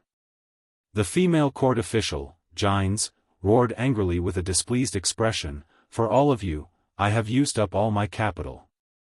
At that moment, Istrone's eyes turned red and turned into a pool of blood. He leaped into the air and attacked Thales as well. Clang. Istrone roared furiously. He crossed his claws and parried a silver sword that was aimed at his chest. Mr. Gilbert, who had dismounted from his warhorse and was working together with 3 swordsmen of eradication to charge past the blood slaves and stand firmly in front of the door on the first floor, looked at Istrone with dissatisfaction. He raised the silver sword in his hand and made a standard starting gesture for a duel. "Please stay away from that child." The battle between the blood slaves and the swordsmen was still going on. But Thales watched in exhaustion as the 3 blood clansmen pounced on him again and were continuously stopped by their troublesome opponents. The prince suddenly understood. "They don't want me," he said in his heart. "They want something on the 3rd floor. That place must be their weakness." The sounds of the battle between the blood slaves and the swordsmen continued. The 3 blood clansmen and the 3 warriors were still fighting fiercely. When he thought of this, Thales' gaze was filled with suspicion and fear, but he still firmly pushed open the door to the balcony. After he pushed open the door, his weak body immediately collapsed in the room. Thud. However, a dull and strange sound attracted the prince's attention. Thales panted softly and raised his head. Under the moonlight outside the balcony, he slowly saw the dim room clearly. Especially the one in the center, which was connected to countless blood vessels, had complicated patterns, and the words were difficult to understand, the huge black coffin. Thud. Thud. As if awakened by something, the dull sound from the black coffin became more and more intense. It became more and more violent. Thud thud. Thud. Thud. Thales suddenly realized that his action of pushing open the door and rushing into the room was more or less a little rash. Until, thud. An incredibly loud sound rose. Thales was shaken so much that he fell backwards. His eardrums rang. The lid of the black coffin seemed to explode from the inside. It shook violently and then smashed onto the ground. Thales covered his aching ears and climbed up with gritted teeth. He saw that on the edge of the black coffin that had lost its lid, withered, charred, and filled with an ominous aura. Chapter 31. Yodel instinctively felt that something was wrong. Because after a short period of confrontation and probing, the white-haired blood clansman who attacked fiercely, along with his 2 juniors, suddenly became passive. They no longer attacked, advanced, and flashed crazily and dangerously. They no longer used undetectable voices to control the blood slaves. Then, Gilbert's anxious voice rose. "Yodel. Even though they usually did not get along well, Yodel immediately understood what he meant. The mysterious masked protector raised his head and saw Thales push open the door from the balcony to the house and disappear into the darkness in the house. Thales, why? As the mechanical gears behind the crystal drop lenses started turning, Yodel's vision quickly zoomed in on the third floor. However, that room was so dark that he could not see the situation inside at all. Yodel's heart became restless. His figure disappeared in an instant. In an unknown grayish-white world, a grayish-white moon gradually appeared. Then, a grayish-white iron door appeared out of thin air. Then, it was connected to a grayish-white garden, grayish-white outer walls, grayish-white windows, grayish-white houses, and so on. Soon, a grayish-white vine manor that was exactly the same as Vine Manor in reality, except for its strange color, appeared out of thin air in this world. After an unknown amount of time, as if the sky was being pulled, a spot in the air, like the surface of water that was touched by a dragonfly, suddenly formed layers of visible ripples and spread outwards. Finally, a normal-colored Yodel gently appeared in the grayish-white world from the center of the ripples in the air. He stepped on the grayish-white Vine Manor, which was also grayish-white. He stepped on the grayish-white, deathly silent path that was almost the same as the real world, but devoid of any signs of life. In the world of shadows, the masked protector leaped from window to window in a practiced manner and climbed rapidly towards the third floor of Vine Manor. He wanted to rush to the room on the third floor from the world of shadows. However, when he was only a few meters away from stepping on the stone handrail of the balcony on the third floor, Yodel suddenly paused. This was because Yodel could clearly feel that a moment ago, this grayish-white path of shadow seemed to have been struck by a heavy hammer from every corner of it. Resonance. These two words appeared in Yodel's heart. What a familiar feeling. He furrowed his brows and gave up on climbing. The next moment, Yodel's left foot kicked the grayish-white outer wall of the grayish-white house at lightning speed. He rose into the air like a swallow and rolled backward. Within a few meters of the grayish-white balcony, where Yodel had just stepped on, a strange spatial ripple appeared. The ripple spread out in a shocking manner, collapsing all the walls of the grayish-white houses around it. This ripple was a shocking blood-red color. This blood-red color instantly spread across the entire grayish-white shadow path. Yodel, who was tumbling in the air, sighed without anyone noticing. Transparent spatial ripples appeared all over his body. This Yodel spatial ripple cancelled out the incoming blood-colored ripple. A few seconds later, his figure disappeared into the void. In the real world. Below the observation deck on the third floor of Vine Manor, a bloody mist shrouded a large area of space in midair. It expanded and contracted, as though it was vibrating rhythmically. Yodel abruptly revealed himself amidst this strange vibration. Yodel, who had revealed himself, tumbled and looked at the bloody mist surrounding him. He furrowed his brows in midair. It had been 12 years, and once again, he was forced out of the shadow path. It was done in the same way as back then. What awaited him was a well-prepared ambush. The bloody mist stopped vibrating. A suffocating aura swept up countless droplets of blood and attacked him at high speed. The bloody mist condensed into an old, blood-colored right hand in the air. It struck out a seemingly light palm at Yodel, who was in midair and had nowhere to borrow strength from. It went straight for his chest. But before the palm could get close, the clothes on Yodel's chest and abdomen made an ominous sizzling sound and shattered in the air. If one observed carefully, they would discover that the surroundings of the blood-colored palm were filled with fine bloody mist that corroded all obstacles it encountered. For example, Yodel's heart. And he was stuck in midair, unable to dodge. The shadow path could no longer provide him with protection. In midair, Yodel, who was facing imminent disaster, could only calmly retract his chest and abdomen. He curled his body into a strange shape and increased the time it would take for him to meet the palm. A little more than a second passed. A lot of things happened in this little more than a second. The dark and gloomy short sword instantly appeared in Yodel's right hand. In the blink of an eye, the sword in Yodel's hand flashed, and he slashed 3 times in a row. None of the 3 slashes hit the dangerous blood-colored palm. But the gears behind Yodel's crystal drop lenses spun rapidly.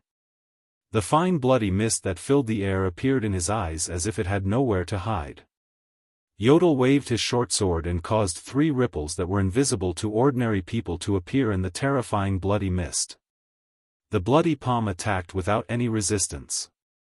It was only 1 second away. The gears behind Yodel's lenses spun in a different direction instantly. The color of the crystal drop lenses changed, and so did his field of vision. The 3 ripples shook the blood around him. And behind the blood-colored palm, a special droplet of blood spun irregularly in the vibrations. In the next moment, Yodel's short sword drew an afterimage at an incredible speed and pierced the irregular droplet of blood. Shik. The tip of the sword gently tapped the palm formed by the bloody mist. Then, it swiftly retracted. He did not waste even an ounce of strength, but he was not stingy with any bit of energy either. In the palm formed by the blood mist, a drop of blood that was neither too big nor too small shattered. Then, the originally aggressive blood-colored palm instantly dissipated into nothingness the moment it was about to land on Yodel's chest. Yodel landed lightly on the ground. On the left side of his chest and abdomen, a piece of clothing that had been seriously corroded by the bloody mist turned into ashes, revealing a hidden muscle. The skin on the surface had long since corroded completely, and blood flowed out. The bloody mist that filled the air gathered behind the disintegrated bloody palm. It reformed into Chris Corleone's lifeless figure in front of Yodel, but it could not reform into his right palm. Yodel did not even look at the wound on his chest and abdomen. He allowed the blood on it to stain the hem of his robe until his muscles automatically contracted to stop the bleeding from the corroded wound. Chris furrowed his brows and swung his right arm. A new crimson palm bone grew out from his missing right wrist. It was mixed with the bloody mist, and at a speed visible to the naked eye, muscles and skin formed again. The wound on Yodel's chest and abdomen seemed to be much more serious, but Chris' right hand grew out again, and it was completely unharmed. However, a haze seemed to fill Chris' heart. He knew that in the dangerous battle where the supreme class elites decided life and death in an instant, the proud immortal had already lost to this mortal behind the mask. At first, Yodel entered his unique path of shadows and disappeared from this world. However, he continued to move forward on the other side of the world. Immediately after, Chris used the omnipresent bloody mist to form tens of thousands of droplets of blood. With a sudden eruption and a powerful resonance, he forcefully shook the brilliant masked protector out of the shadow he enjoyed alone. Yodel, whose path was abruptly cut off, fell into Chris' trap in midair. The bloody mist, which was filled with a weak corrosive power, used the attraction of the origin blood to condense into a palm that was even denser and attacked Yodel. Yodel had no way to borrow strength, dodge, or enter the shadow. Yodel was at an absolute disadvantage. But it was only for an instant. Yodel used the rapid turn of his body to gain more than a second. In this short period of slightly more than a second, Yodel confirmed the location of the origin blood among the tens of thousands of small blood droplets. He destroyed it and shattered Chris' right hand while he was at it. The outcome of the battle between the supreme class elites was decided from this. Yodel only lost a palm-sized piece of skin and the outer wall of some veins. Chris, on the other hand, lost a drop of origin blood that represented the blood clan's exuberant life essence under Yodel's sword. It was a drop of origin blood that could only be formed after more than 100 years. Chris sighed. What an outstanding young man. What a terrifying latecomer. What beautiful skills and astonishing instincts. It looks like I was ignorant when I compared the kingdom's wrath to you. As Chris spoke, his body flashed again and he avoided Yodel's phantom-like sword strike. Even the kingdom's wrath can't do better than you. Yodel ignored him. He stomped on the ground and charged towards a window on the second floor. But Chris stood in front of him again. But there's nothing you can do now. Chris moved. While he avoided Yodel's attack, he also delayed Yodel's footsteps towards the third floor. The immortal old man did not stop talking, but his words were filled with the chilling insight of a long-lived person. Based on that boy's age, he's probably the smartest and calmest mortal I've ever seen in my 600 years of life. Chris, who had lost a drop of origin blood, no longer hoped to kill or even defeat this opponent. Supreme class elites were all dangerous people with vast power and high realms who could control them at will. With just a few moves, they had a clear understanding of the direction of the battle. But he could not let Yodel disturb Her Highness's meal, especially since that infant mortal might be the key to Her Highness's awakening. Unfortunately, his curiosity and sense of danger were too strong. Even though he knew that reinforcements were near, he could not help but take the initiative to attack to save himself and defend himself. He probably could not stand the feeling of his fate being in someone else's hands. We only feigned an attack a few times, but he keenly noticed that the third floor might be our weakness. His curiosity and sense of danger made him unable to help but push open that door. But he did not know that that was where we wanted him to go. His Highness needs his blood and strength. Young man, it's too late for you. At this very moment, that mortal boy has already become Her Highness power. Chris' eyes sparkled. For the first time, there was respect and admiration in his tone when he addressed Thales. Yodel's short sword trembled slightly. When Thales saw the charred, withered hand that stretched out of the strange black coffin, he was stunned for a whole 5 seconds. Intense memories flashed back to his mind, invading every cell in his brain once again. He grabbed a familiar scene from the void. He only heard the same delicate and gentle voice, but it spoke rudely at that moment. Wu Qiren, you're hurting me. It's just a rewatch of a classic. Do you have to be so scared? In Thales' ears, his voice from his previous life was filled with fear and trembling. I thought it was The Godfather or something. Who would have thought that you would want to watch The Grudge in the middle of the night? This is a classic that will be handed down from generation to generation, okay? Look at how cute Kayako is. Ah, be gentler. My skin is still tender. Damn it, she appeared. You have big boobs, help me block it. You think my boobs are big now? Why do you usually? Oh, if you're scared, just close your eyes. I can't help it. By the way, can we turn on the lights? She climbed down. Wu Qiren. Go back to your chair obediently. Damn it, my lady, don't pause your drawing here. I have to go up and down the stairs every day, okay. The moonlight was blocked by dark clouds. In the darkness, the memories from his previous life that flashed in his mind for no reason were interrupted by a terrifying roar. Ah, the sound was like a drowning person suddenly waking up from a state of suspended animation. But to Thales, who was deeply poisoned by his previous life's memories, it sounded like the shrill howl of a 1,000-year-old malicious spirit that was awakened overnight. Thales shuddered and came back to his senses. He was stunned to find that the ghostly hand that seemed to be grabbing the edge of the coffin suddenly pulled itself out as the terrifying roar rang out. A wrist that was as rotten as a mummy's. A forearm that was charred black as if it had been burned by hellfire. A shoulder that looked like it had been bitten by countless ants. One by one, they were exposed outside the black coffin along with the hand.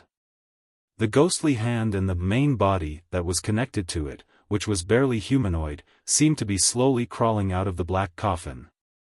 Then, a bone-chilling head slowly emerged from the edge of the coffin under the slightly exposed moonlight. This skinny head had long, white, and wilted hair. Its entire face was charred black and rotten, and its disproportionately large black mouth and nose were actually a bottomless darkness. Thales only felt goosebumps starting from his scalp and spreading to his fingertips. Under the cover of the white hair, it opened its pitch-black mouth. The large black mouth split open all the way to its ears.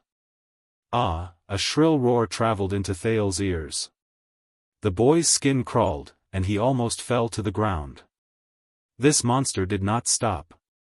It crawled out of the black coffin slowly but rhythmically, as if it was feeling its surroundings. From its head to its upper body, from its left arm to its right arm, the head finally crossed the edge of the coffin, and its entire upper body fell to the ground. Finally, the left hand that was as shriveled as a ghost gently touched the ground. At that moment, Thale's mind was blank. He trembled slightly and slowly inhaled a breath of cold air. At that moment, the head that was stuck to the ground seemed to have sensed something. It paused for a moment, then slowly raised its head in Thale's direction. The shriveled white hair fell to the sides, and its face was slowly revealed. It was facing Thales. And where the eye sockets should have been. But Thales saw, there were two large, irregular black holes. The boy almost fainted from fear. This looks like a dried corpse that hasn't been completely burned. But it seemed that after transmigrating, the rich experience on the streets had made him a lot braver. Even though Thales was afraid, he still trembled and picked up what little rationality he had left in his brain. No matter what that thing is, Thales thought silently as he shuddered. I have to escape.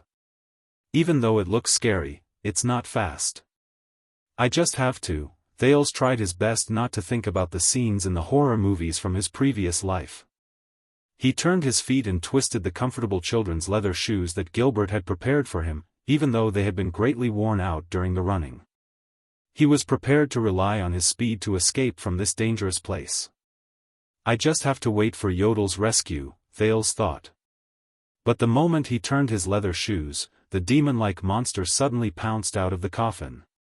It was like a headless demon that had been blindly swimming around suddenly awakened. Ah, ah. The shrill roar rang again. Thales, who was filled with terror points, was so frightened that he turned around and wanted to run. Chapter 32. There was a problem. What did it feel like to watch Kayako climb down the stairs with the fast-forward button on? At that moment, Thales must have been crying angrily as he answered carefully. That's how I feel. Because of the evil spirits, corpses, and monsters behind him.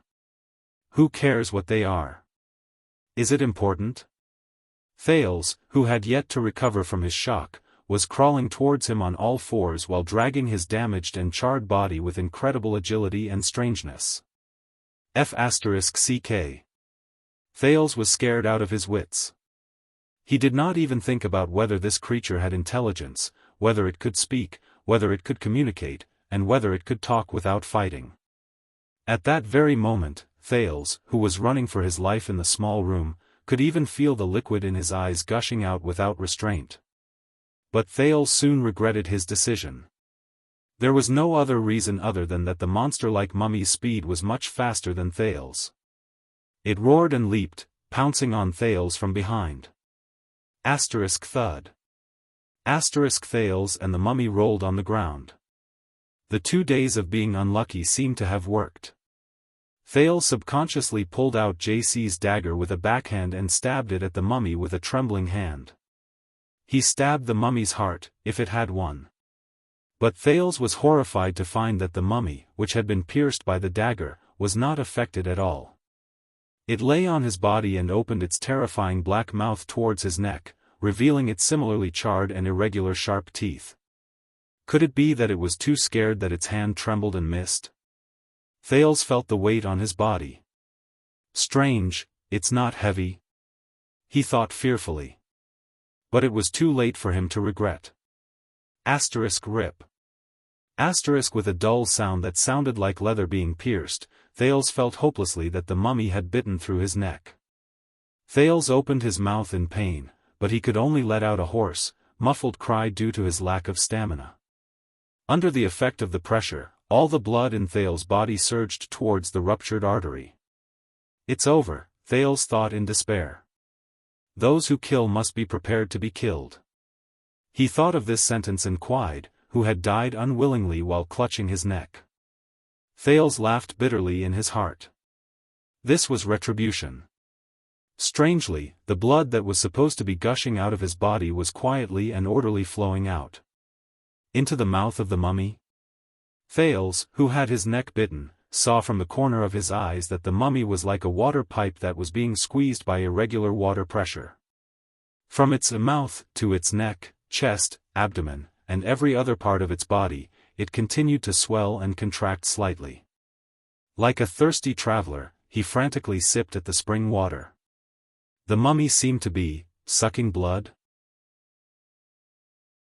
In a few seconds, as he lost more blood, Thales' consciousness began to grow numb, but the consciousness at the bottom of his heart became clearer.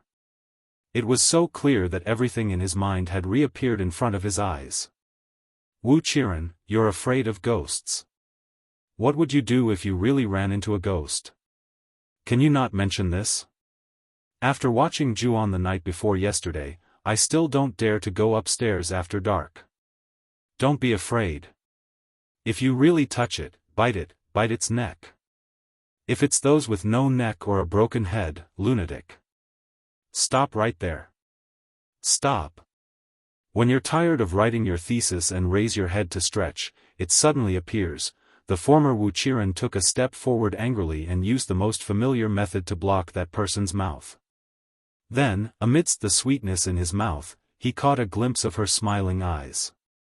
Her eyelashes were long, and her eyes were clear. Really, cunning and sinister.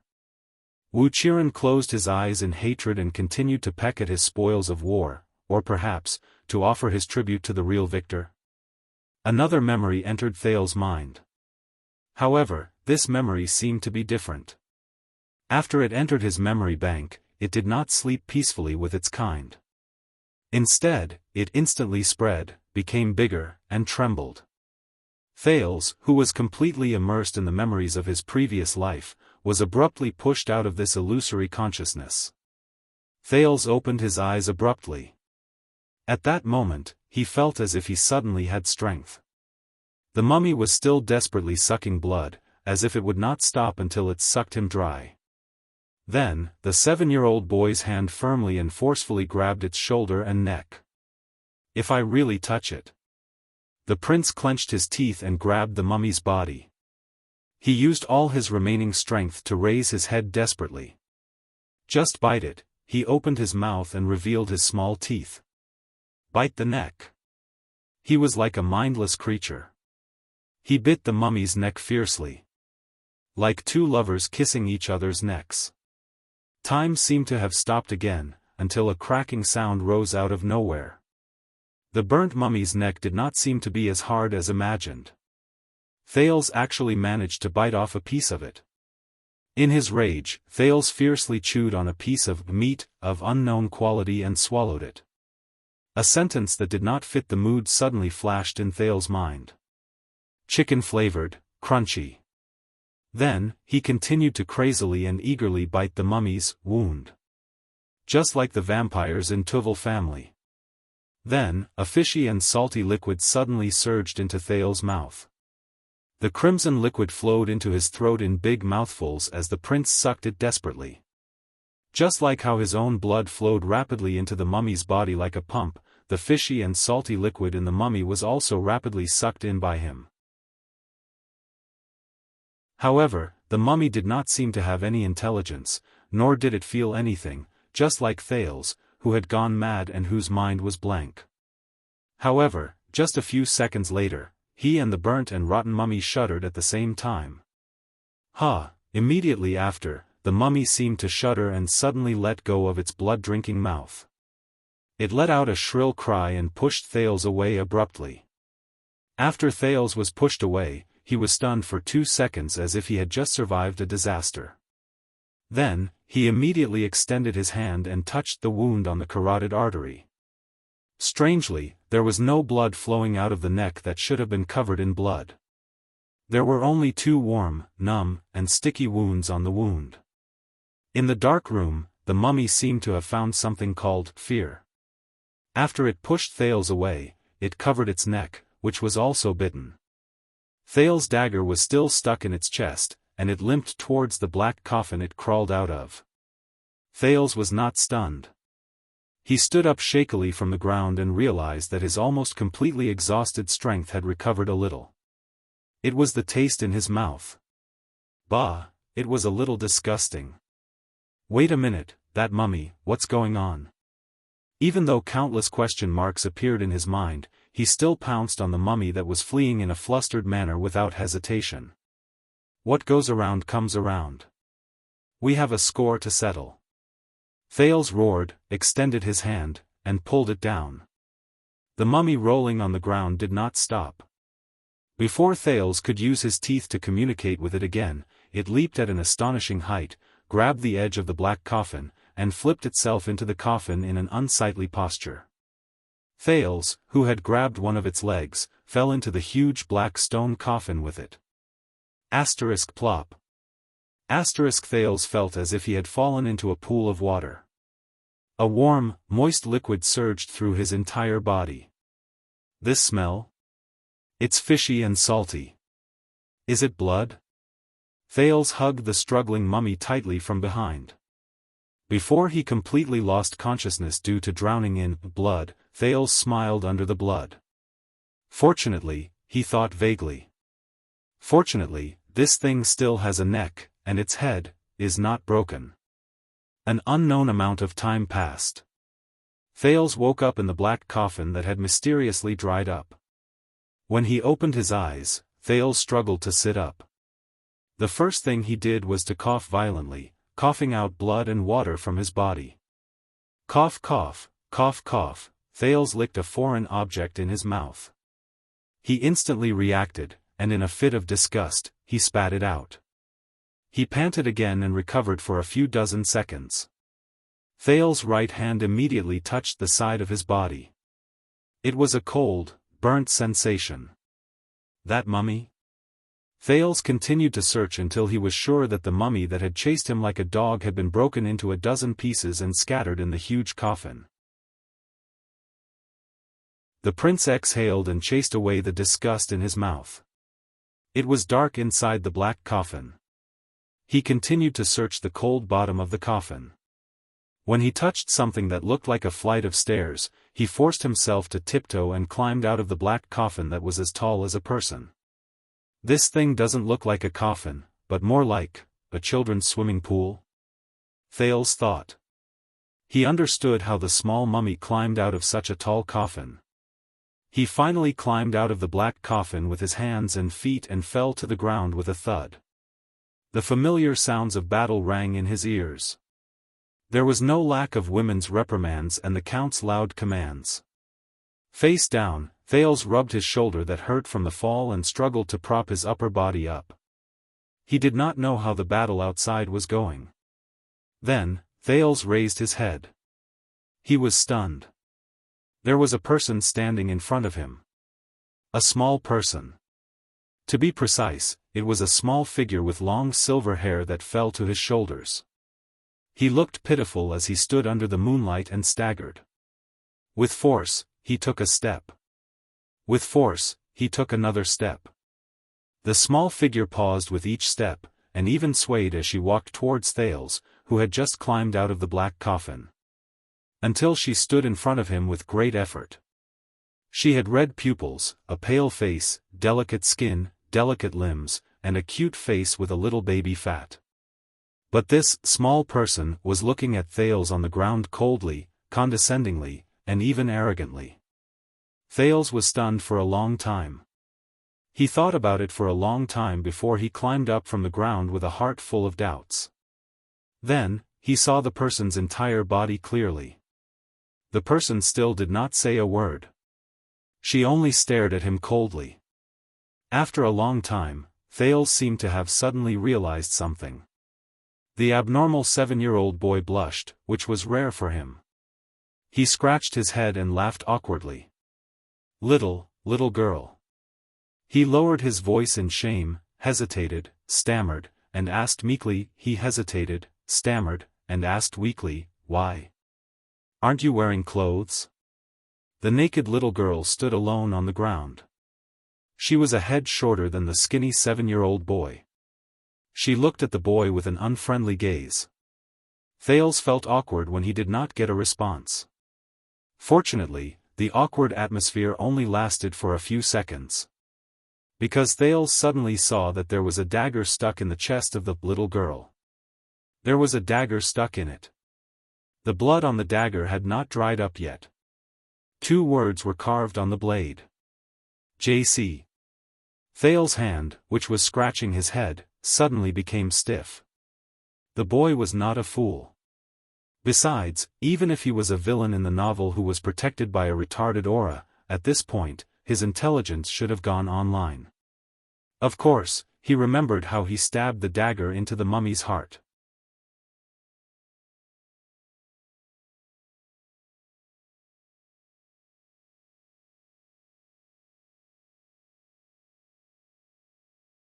Chapter 33. A long time ago, before Prince Tormund led the survivors of the final empire to point at the stars above their heads and swear an oath to build Constellation, Eastern City District was just a suburb in the northeast of Eternal Star City. As Constellation's national power rose and its territory expanded, the power structure of the upper echelons of the kingdom began to expand. The number of suzerains, nobles, and officials increased. The important people in the capital did not want to live in the same area as the vulgar merchants, ordinary citizens, and even those filthy prostitutes, thieves, and thugs. Hence, they all built their homes in the northeastern suburbs. Gradually, this area became the gathering area for the nobles to build their manors in the capital. Soon, it was brought under the rule of Eternal Star City by the town hall, and it became the most important city district after the Central District and Morning Star District.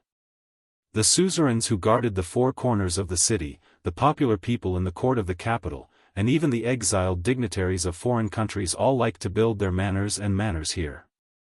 The area was filled with the properties of nobles and officials of various sizes. There were almost no residences or markets for commoners. Even the people who came and went were mostly servants and subordinates of the various families and forces of power. Aside from the ridiculously high land prices, there was also an unwritten rule in Eastern City District. The land buyers must choose a location that matched the buyer's status. You probably don't want to know what happened to those who violated this rule. Even though the 6 great clans and the 13 distinguished families each had their own manors in the suburbs of the capital, they had also built their own properties in Eastern City District. Naturally, they were all located in the best locations, regardless of whether the nobles of these families came often. Precisely because of this, the different manors in Eastern City District were very far apart from each other. However, the grass and trees between the manors were maintained by the town hall to be lush and strong. The main road was also built to be wide, grand, and stable. Every 20 meters, there was a large everlasting lamp provided by the town hall to illuminate the area. As for the police officers and city guards patrolling this avenue, they had to be cautious. Even their superiors couldn't bear the consequences of offending these big shots. Secondly, they could also be at ease. Under normal circumstances, when the police department and the city guards needed to intervene, the nobles often had their own ways to deal with it, so they didn't have to worry about it. As the captain of the city defense team who patrolled the main road in Eastern City District all year round, the sword and crossbow on Gened's body had almost never been used over the past 10 years. However, his helmet and armor were as bright as new. When he ran into the carriages of the nobles on the road, he was used to tidying up his armor and retreating to the side, taking off his helmet and saluting them. In the words of the police chief in Eastern City, they should have changed their heavy helmets into hats a long time ago. Taking off their helmets and saluting them was just too comical. Gened treasured his job very much. He knew how much effort his comrades had put in to get him, who should have been dismissed from the army and made a living on his own, to join the capital city defense team. Moreover, he was assigned to the Eastern City District, which was stable, peaceful, and occasionally gave him tips. As a farmer who was born in the countryside of Doran County in the south, Gened's colorful experiences were definitely worthy of being sung by bards. More than 10 years ago, when he was about 19 years old, Genid no longer remembered his birthday after his father passed away. His village was struck by a natural disaster, and the village was then attacked and plundered by bandits. Unable to survive, Genid signed up to join the Starlight Brigade that Duke John, who was heading south, recruited and established. He fought bravely and had a bright mind. He was lucky enough to survive the dangerous battle to defend Jade City. He once took the risk of carrying 2 bags of flour and followed the main army during the retreat at Walla Passage. He then bravely followed the Duke's personal army and broke through the encirclement of the Land of Tusks. Before we meet up with the other troops, we owe you money for the 2 bags of flour. Duke John. Under the orders of his superiors, he once followed the troops into the welcoming banquet held by Earl Dale's family. He watched as the Duke, who was a guest, subjugated their private army without batting an eyelid.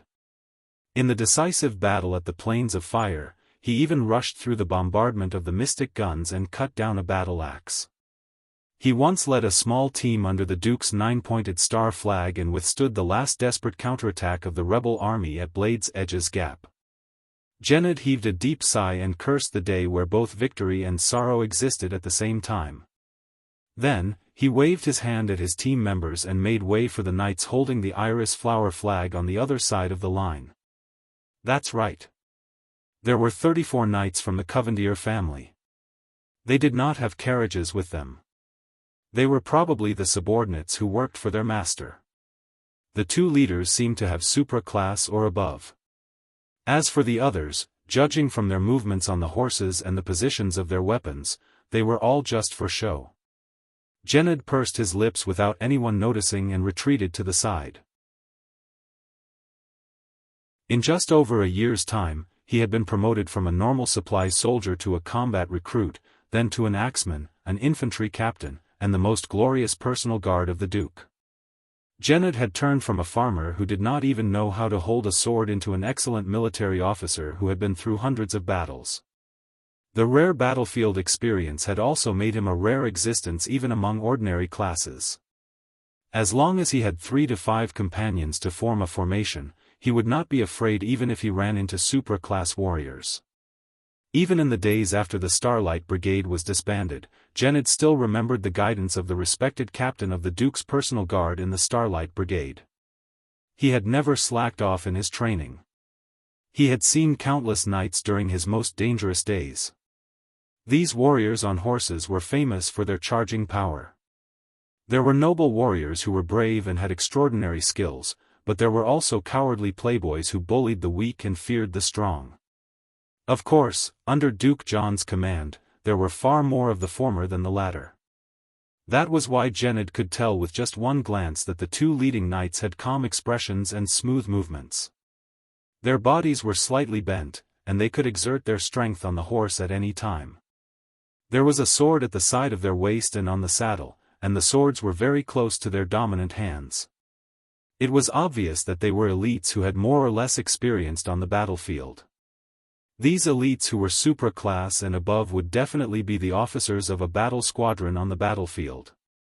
Regardless of whether they were the vanguards, ambushes, defenses, reserve troops, or even the personal guards of the commander, these people were indispensable pillars and even the core of the army. For example, there was the famous Baron Alcra Murch in the kingdom. Right now, one of the 2 knights who brought more than 20 people and were supposed to overtake them stopped his horse and rode towards Genid. City Defense Team. This was a knight with sparse hair. He was in his 30s, and the light green plate armor he wore was clearly a handmade aristocratic family heirloom. With a straight face, he looked down at Genid, who was leading the group, and scolded him. We saw the hoofprints of a large group of horses on the road. At this time, there shouldn't be so many cavaliers in Eastern City District. Did you meet them? Are you supposed to appear now?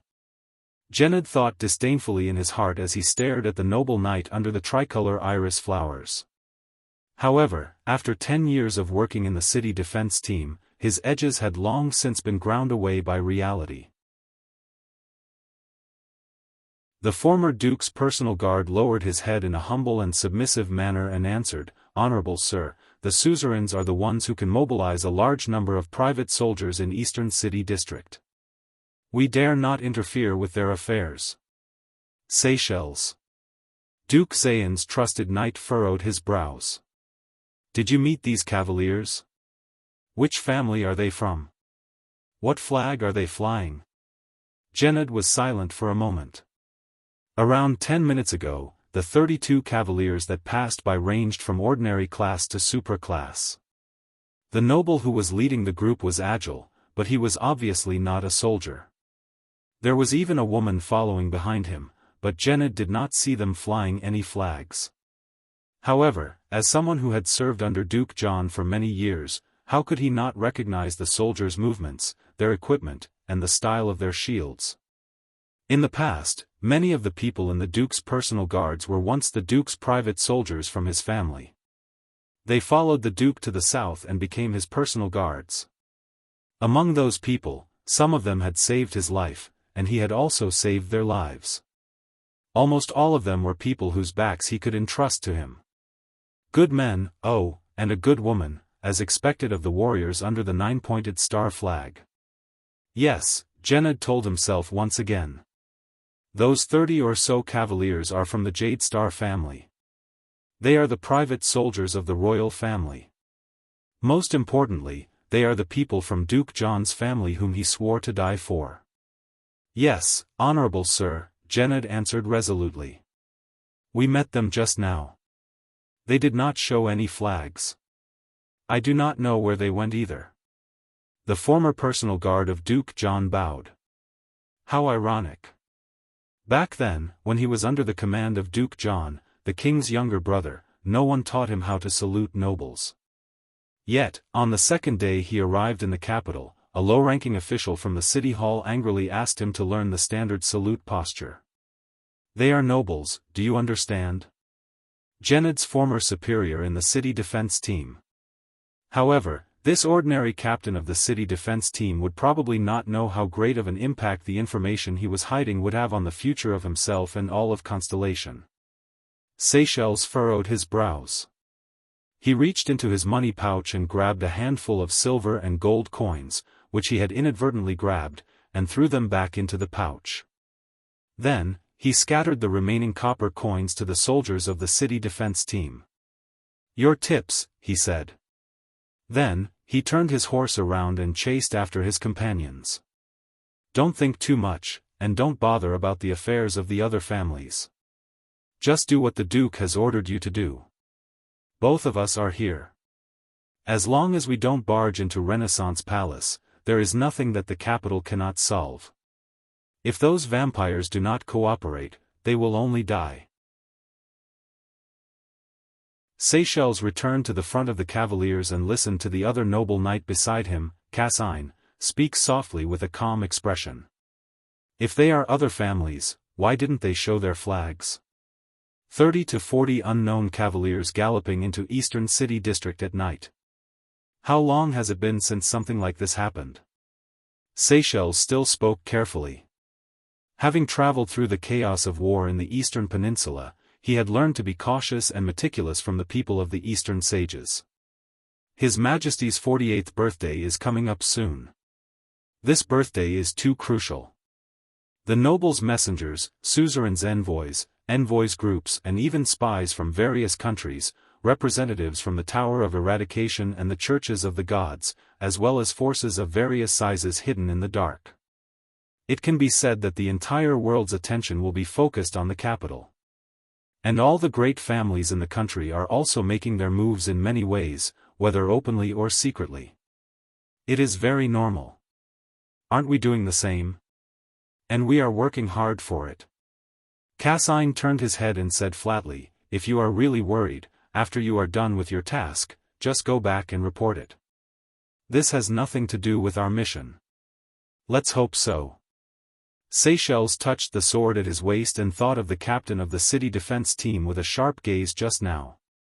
He then said absent-mindedly, let's hope it is not the other family's actions. Don't worry, Lord Seychelles, Cassine said slowly. At this moment, other than competing with the royal family, all actions towards the 19 noble families will be seen as betrayal. How can the traitors of the noble succeed in the king's selection? A bright light flashed in Jine's eyes. She avoided 2 blood slaves who were madly charging towards her. With a shake of the silver-chained sword in her hand, she tied them up. The other 2 swordsmen of eradication from the Jade Star family moved forward in coordination and pierced their hearts with the silver swords in their hands. But the female official instantly sensed something. She knelt down and rolled to avoid a sharp claw that suddenly appeared. The female blood clansman, Rolana, missed her attack. She turned around in anger and parried the 2 silver swords. Then, she screamed and quickly retreated with a hissing sound. My newly grown right arm is still very rusty. It limits my abilities, Rolana thought hatefully. That damned half-crippled psionic. You blood-sucking whore, aim more accurately next time. I have seen too many of the crimes committed by vampires in the city. I have even personally captured a blood count from the Ola's family. Jine sat up in a shrewish manner. With a flick of her slender arms, the chained sword instantly locked onto Rolana's left leg. She wrapped the chained sword around her right arm.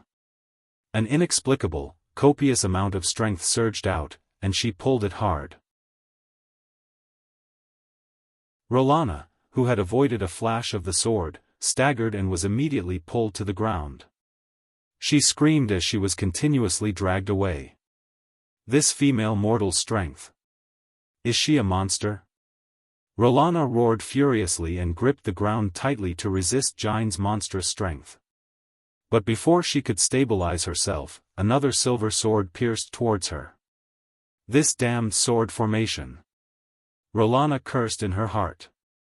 Facing such an enemy, her extraordinary speed and special abilities could not be unleashed at all.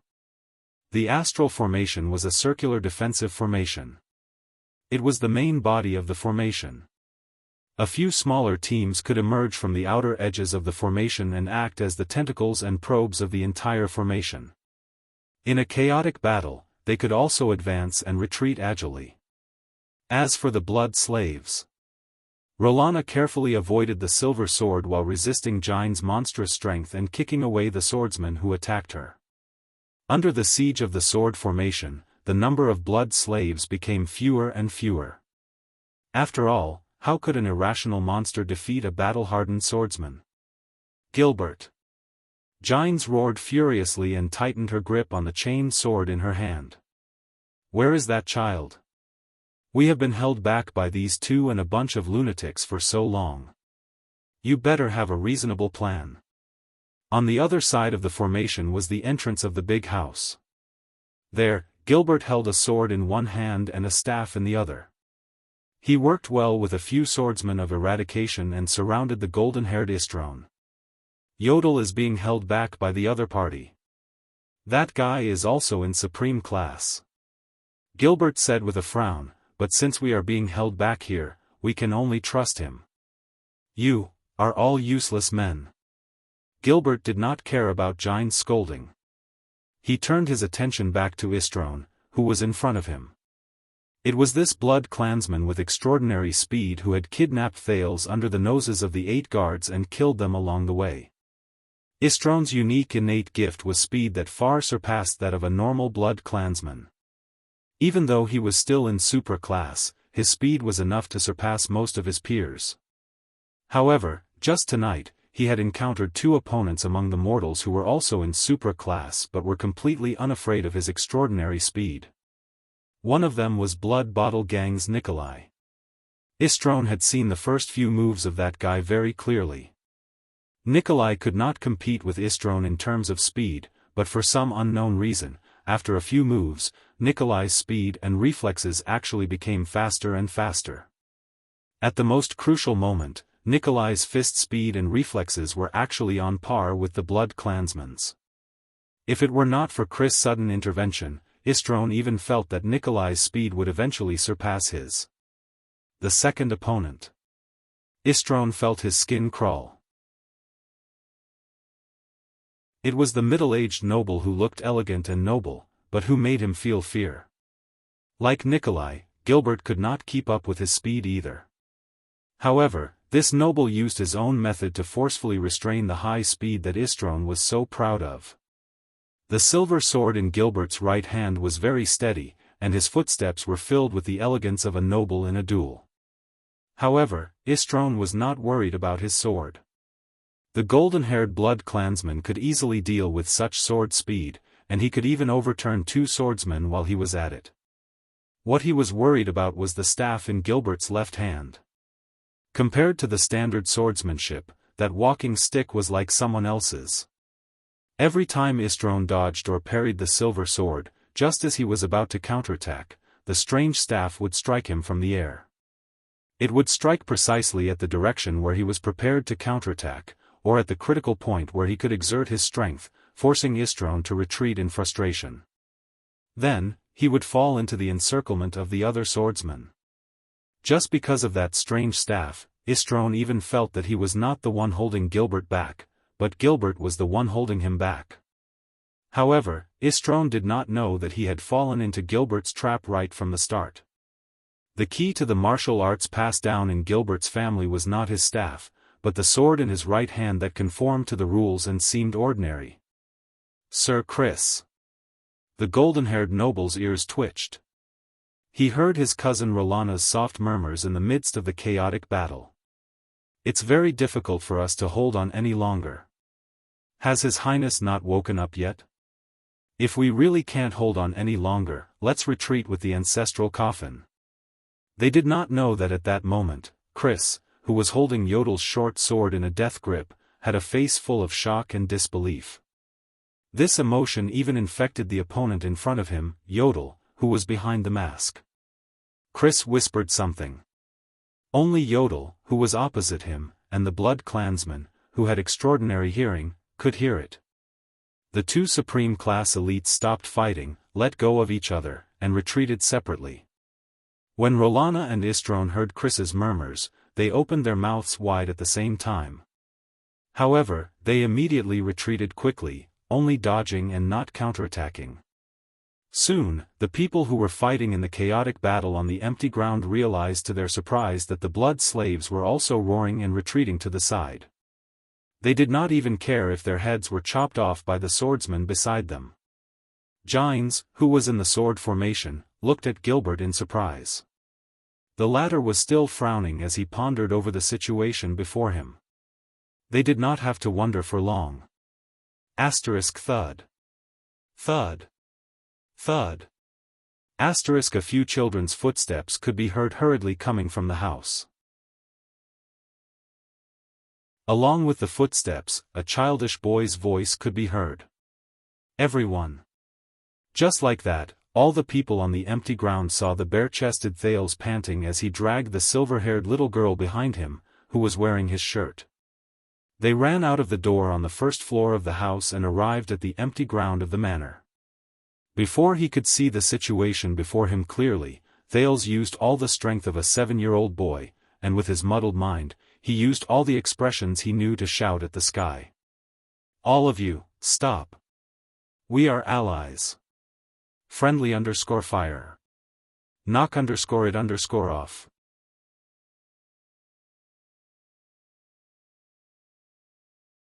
Chapter 34. The moonlight shone on the empty ground of Vine Manor. Everyone stared blankly at the 2 children on the ground. For a moment, there was complete silence.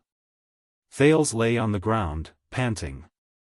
There was nothing on his naked upper body except for the bandage on his wound. He only felt cold and pain. The silver-haired lowly in his arms pressed on his shoulder and propped herself up with a blank expression. She saw the bandage on his chest and the burn wound that was the size of a silver coin underneath. She sniffed the blood on it and revealed an expectant and intoxicated expression. This expression scared Thales so much that he quickly sat up. Before this dangerous blood clan girl, whom Thales had long imagined to be a boss monster that could turn into a blood-sucking mummy at any time, could bear her fangs, he pushed her away from his arms. Yodel and Chris instantly appeared in front of the 2 children. I'm fine, Yodel. Don't worry. Thales saw the wound on the secret protector's chest and revealed a tired smile. The latter took off the cloak that was on top of his tights and draped it over Thales. Thales nodded. Before that, there is an urgent matter that must be dealt with. He turned in another direction. There was a large pit there, and at that moment, a legless, half-dead person was lying there. The Phantom Wind follower, Madeira Ralph, a free fighter who had broken free from his shackles. A survivor who did not want to die to be free from pain. Mr. Gilbert, please save that person. Thales' eyes dimmed, but he said firmly to Gilbert in the distance, if it wasn't for him, I probably wouldn't have been able to hold on until all of you appeared. Also, the prince said in his heart, he's the first person I've truly saved in this damned world. Gilbert nodded and commanded the swordsman of eradication beside him to save Ralph. Your Highness. Chris' deathly still face was now filled with excitement. He knelt on one knee in front of the silver-haired lowly. There was already a blanket in his hand, and he draped it over her with trembling hands. Thales' shirt was not big enough and was torn in many places. It only covered the little girl's knees. The little girl's 2 white calves below her knees were exposed. When Chris thought of this, he glared at Thales with a fierce gaze.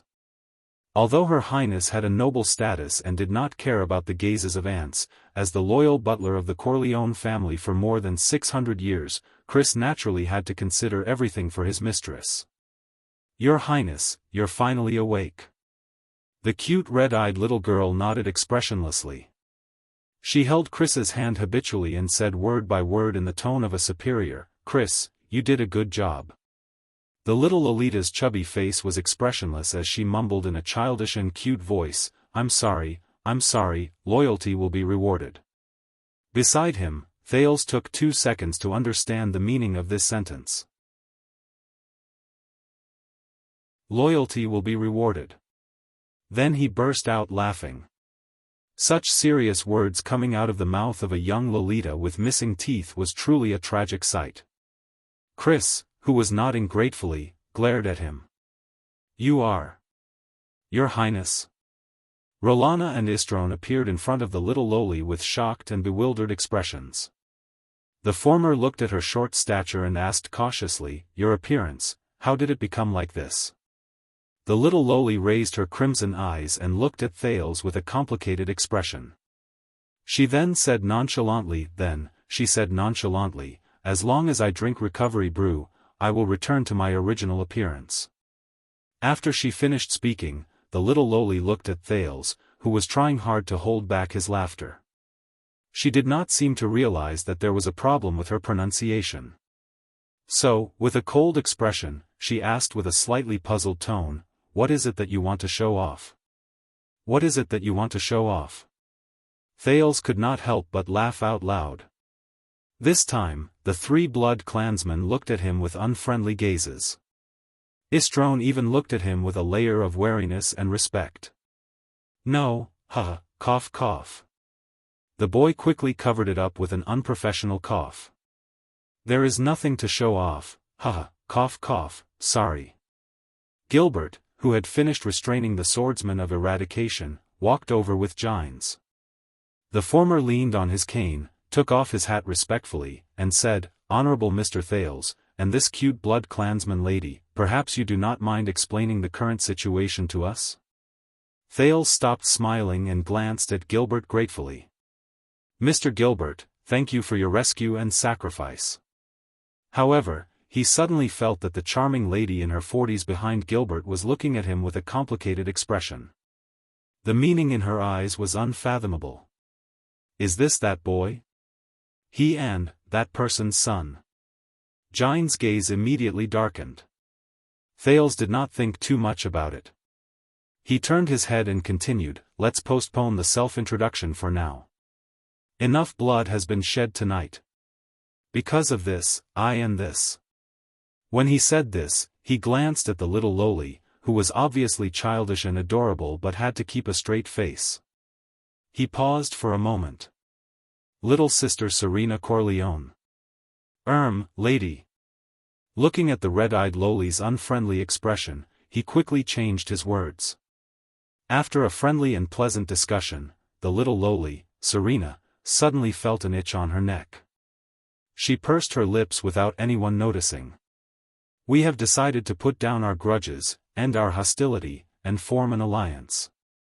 I will provide Princess Serena with my blood on a regular basis, and Princess Serena and her subordinates will serve me until, before Thales could finish speaking, he felt Yodel's hand, which was holding him, tighten abruptly.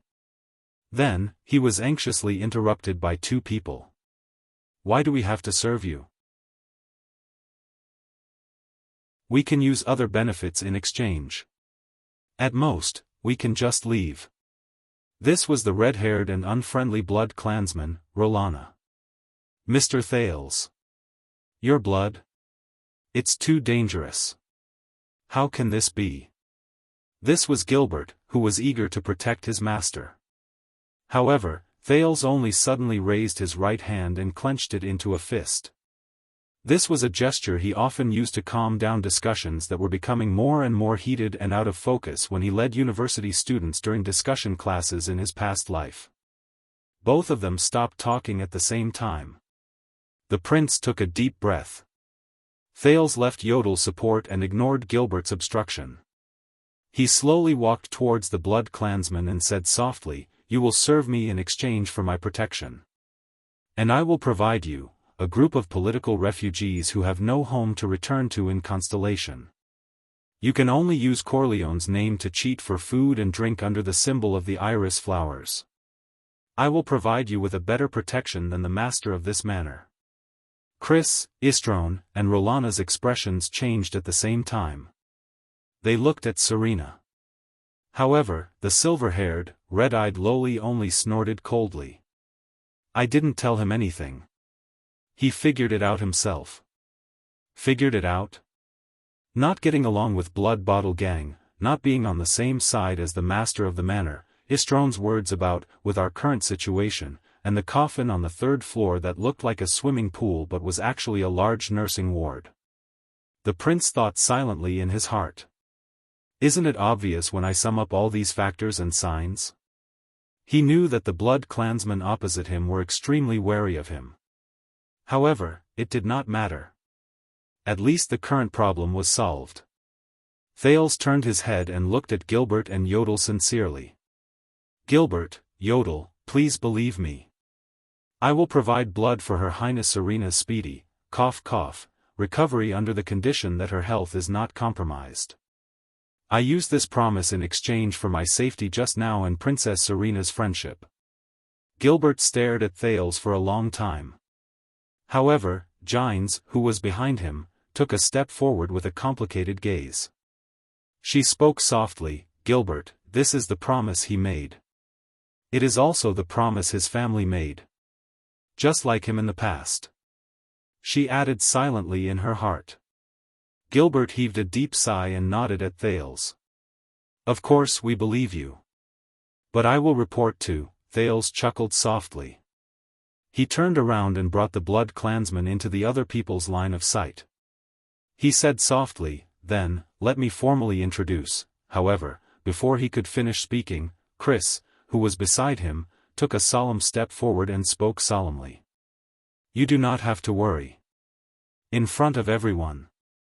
He gently supported the little lowly beside him. The latter walked forward unsteadily. "She is the true heir of the Corleone family, the head of the 7 great clans in the Eastern Peninsula's Night Kingdom, the legitimate and legitimate ruler of the Hill of Pain, Her Highness Serena L. Van Corleone." Chris looked at the few humans with a haughty gaze. Behind him, Rolana and Istron had glorious expressions on their faces. Serena, with the appearance of a 5 or 6-year-old lowly, lowered her round face and curtsied with her non-existent skirt. She then raised her head expressionlessly. Thales pursed his lips in his heart. She looks so powerful. Gilbert and Gines looked at each other and saw shock in each other's eyes. More than 600 years ago, after the earth-shattering Battle of Eradication, just like many other races with a long history, the Blood Clan also split into 2 branches in the east and west of the Sea of Eradication. The 13 noble clans went their separate ways towards different continents. The 5 clans in the Western Peninsula formed a family alliance and the Dark Knight Parliament to occupy Grand Banquet Hill. To be exact, they occupied a piece of land and called it Grand Banquet Hill. The 8 great clans in the Eastern Peninsula established a king-like rule. They took root in the eastern coast of the Sea of Eradication under the name of Night Kingdom. Over the past 600 years, compared to their relatives in Grand Banquet Hill who were in a state of disunity and were even forced to sign the Convention of Human Kingdoms and Immortal Races, the Blood Clansmen in Night Kingdom were more united and powerful under the powerful rule of the infamous Night Wing King, Lori Corleone. They even participated in the affairs of the peninsulas extensively. During the Second and Third Peninsular Wars, they sent out the Sacred Blood Army, which was formed by elite Blood Clansman warriors to participate in the wars. During the latter, the Night Wing King even personally led his army to attack Dragon Cloud City, the capital of Extet, the Blade of the Western Peninsula. However, 200 years ago, the politics of Night Kingdom changed drastically. The Night Wing King, Lori Corleone, disappeared mysteriously. The 8 great clans suffered a great blow to their strength. The Hollier family even betrayed them and crossed the sea to seek shelter in Grand Banquet Hill's Dark Knight Parliament. From then on, there were only 7 ruling clans left in Night Kingdom. They also lost the only elite who could break through to the real-world level. Under the attacks of the Church of Dawn, they gradually declined. The Dark Knight Parliament of Western Peninsula's Grand Banquet Hill and the 6 great clans worked hard to improve their rule. They reformed the rotten and old system, carried out extensive diplomacy, and even became one of the allies of the Fortress Treaty.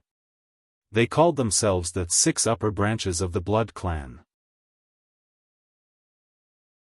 And this little girl in front of him actually said that she was the master of the Hill of Pain in Night Kingdom, the nest of the Corleone clan where the Night Wing King was born. Gilbert raised his head and spoke respectfully, "Forgive me for being presumptuous. However, based on what I know, the current master of the Corleone family and the actual ruler of the Hill of Pain should be the Night Queen, who is also the current master of Night Kingdom, the Weeper, Her Majesty Caterina L. Van Corleone." Gilbert deliberately emphasized the words Night Queen and Her Majesty, emphasizing the difference between her and Serena's Highness. Thales yawned, causing Chris, who was already in a bad mood, to glare at him angrily again. Serena's red eyes narrowed slightly. She pouted and took a step forward. "My crybaby sister, Caterina, illegally seized the ship's profits that I inherited from my father, His Majesty Night Wing, and stole the Blood Sea throne. But one day, I will ascend the throne again." Her cheeks, which were filled with baby fat, tilted slightly. She clenched her small hands tightly on her chest, closed her eyes, and recited the Corleone family's motto. "Long reigns the blood." Istrone and Rolana's expressions immediately became solemn. They humbly lowered their chests and clenched their fists tightly over their hearts. Together with Chris, they took a step back, lowered their heads, and chanted, "Long reigns the blood." This. Thales was speechless. "Why don't you shout, 'Unify the world'? Your help and resources will occasionally be rewarded." Serena opened her eyes and fixed her gaze on Thales. She subconsciously licked her lips. "Like biting open my neck?" Thales rolled his eyes and avoided the little loli's fervent gaze. He said perfunctorily, "Wow, then I can't ask for more. It's my honor." Serena's small face puffed up, as if she was a little dissatisfied with Thales' attitude. Istrone looked at Thales' strange attitude and remembered that he was probably using this attitude to order him around.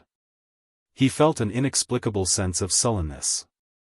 Looking at His Highness' expression, he flashed a cold smile and said to Thales, "Little one, I'm afraid you don't understand the Night Kingdom on the other side of the sea. I'll put it this way then.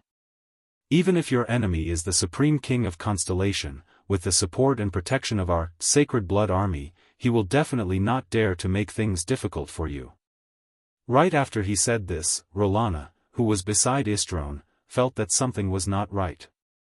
The expressions of the few people opposite them were very strange, especially the middle-aged noble with a strange expression and the black-haired woman who looked displeased.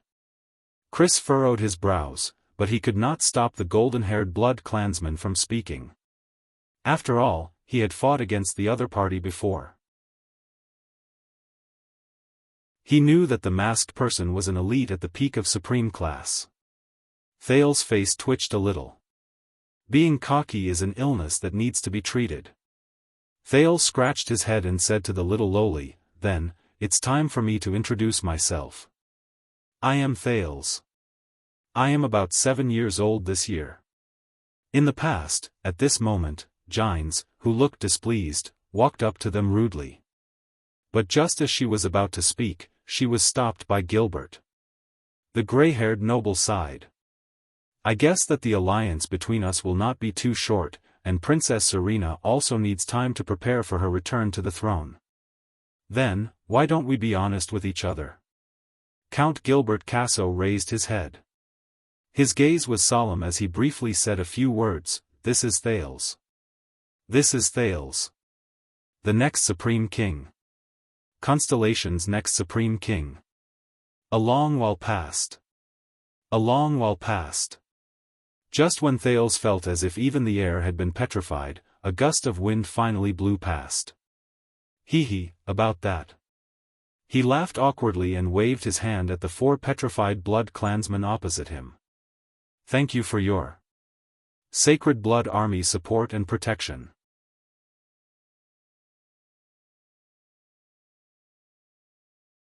Chapter 35. At least 30 cavaliers broke through the gate. From the manor's empty space to the dungeon, there are signs of intense fighting everywhere. In Vine Manor, Lord Seychelles, who was a knight under the tricolor iris flower flag and wore a green patterned plate armor, frowned as he stroked the manor's metal gate, which had been deformed by the impact. Many of the knights around him spread out and searched the corpse-strewn but empty Vine Manor, trying to find even the slightest clue. The thin-haired Lord Seychelles said cautiously, "A large-scale battle broke out between both sides." A large-scale battle broke out between the two sides. At least half an hour ago, this place was probably still in chaos. It's obvious that the blood clansmen lost the battle. The corpses on the ground only belong to the blood thralls, and it matches the number reported when the fleet transported them across the sea. From the wounds on the corpses, the other party used high-purity silver weapons. They came prepared. The blood clansmen from the Corleone family are all missing. If they were not completely wiped out and their corpses were taken, they were captured alive, escaped, or even all three. No matter what, we do not have to worry about the secret they are hiding anymore. If they did not fall into the enemy's hands, they were destroyed without a trace. Seychelles' heart sank.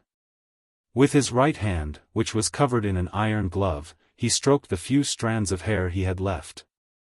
Another voice came from behind. "The only good news is that the Duke did not intend to use them, so they do not know our plans and actions." The neatly groomed Lord Cassine, another titled knight, stood up from beside a blood thrall's corpse on the ground and looked at Seychelles. "It's my fault. I'll apologize to His Excellency the Duke later." The neatly groomed knight Cassin's expression was terrifyingly dark. However, this noble knight did not shirk his responsibility. "I was the one who neglected the large group of cavalrymen I saw on the road. Now, it seems that they were the ones who ambushed Vine Manor. If we had advanced at full speed, we might have been able to intercept them." However, Seychelles did not think so. His instincts told him that there was something fishy about this group of cavaliers who ambushed Vine Manor. Even if they intercepted that group of people, it might not end well. Even if he and Cassine were supreme-class knights of eradication. However, Seychelles knew that this was not the time to strike a blow to his good friend. He was already full of self-reproach for the mistake he had made due to his carelessness earlier. There are 2 problems that need to be solved urgently. Seychelles swept his gaze across the mottled walls of the manor and walked into the house. First, who exactly are they? Secondly, why did they come? Cassine followed his friend into the hall. Even though he had smelled blood earlier, he couldn't help but turn around when he saw the bloody scene in the hall. Unlike Seychelles, who used to work as a mercenary in the eastern continent and lived with a blade every day, Cassine's background was much better than his peers. Back then, when the old duke personally conferred him the title of a knight, he was still an excellent swordsman of eradication who had just completed his studies in the Tower of Eradication. He was a young boy with a bright future ahead of him. Ever since he had become a Lemeter knight, it had been a long time since Cassine had experienced bloodshed outside of the tournament. Let's send our men out right now. If we search for them in all directions, we might be able to find some clues about these cavalrymen. Cassine looked at the corpse on the table with disgust and frowned. If they are from a certain family, then entering the manors of the great nobles in the eastern city district would be the best cover. But his colleague, Lord Seychelles, shook his head. He thought of the rabbits that ran all over the grasslands of the eastern continent. No matter how many exquisite traps the Kisari herdsmen set up, they would always find a way to survive. Their natural enemies were the falcons that soared in the sky and took in everything that was happening around them. Seychelles followed the bloodstains and walked in the direction of the dungeon. He objected, "We are already high-profile enough. Send people to search for the manors in the eastern city district? After we offend all the upper echelons of society in Constellation, we should be able to find clues about them. Since we can't find out who they are, then we can only find out why they came." Cassine picked up an everlasting lamp and covered his mouth and nose. He cursed these bloodsuckers who were insatiably greedy for food. He walked down the stone stairs into the dungeon that reeked of blood. His muffled voice echoed between the two dark walls. "This is a temporary encampment lent to Blood Bottle Gang to receive and hide the elites from the Corleone family. However, neither Nikolai nor the Corleone family can be seen. Behind Blood Bottle Gang is us and the Cullen family. This is an open secret in our circle. As for the helpers from the Corleone family, they have always been our secret contacts. Once they are discovered, it is very likely that they will follow the clues to our plan. All the families who participated in New Star would more or less know about that plan. This is nothing to worry about." Lord Seychelles did not feel anything strange as he walked in the thick bloody air. He calmly analyzed the situation. "I have already sent someone to report to His Grace. Blood Bottle Gang will contact us soon. However, what secret is the Corleone family hiding? Why would they attract such a group of people?" Cassine raised the everlasting lamp and tried his best to maintain his appearance. He stopped at a ruin in the dungeon and looked around with a puzzled gaze. It could be seen that the ruin was originally a prison cell. However, at that moment, it had completely changed. It looked as if it had experienced terrifying destruction. The iron bars, chains, and wall stones were all shattered into small pieces. They were scattered all over the limited space in the prison cell. It was as if someone had cut it into minced meat. "The dungeon is also the Blood Clan's blood bank," Seychelles said coldly. "It seems that someone does not like this place. Whether it is the vampires or the Blood Bottle Gang, or even the invaders, why did they destroy the dungeon like this? To vent their anger?" Cassine asked, puzzled. "They were not the ones who destroyed the dungeon." Seychelles picked up a small piece of black, mysterious stone material that was engraved with some strange patterns and words. His expression was solemn. "This is a prison cell. I'm afraid that a certain terrifying character who was locked up here has escaped.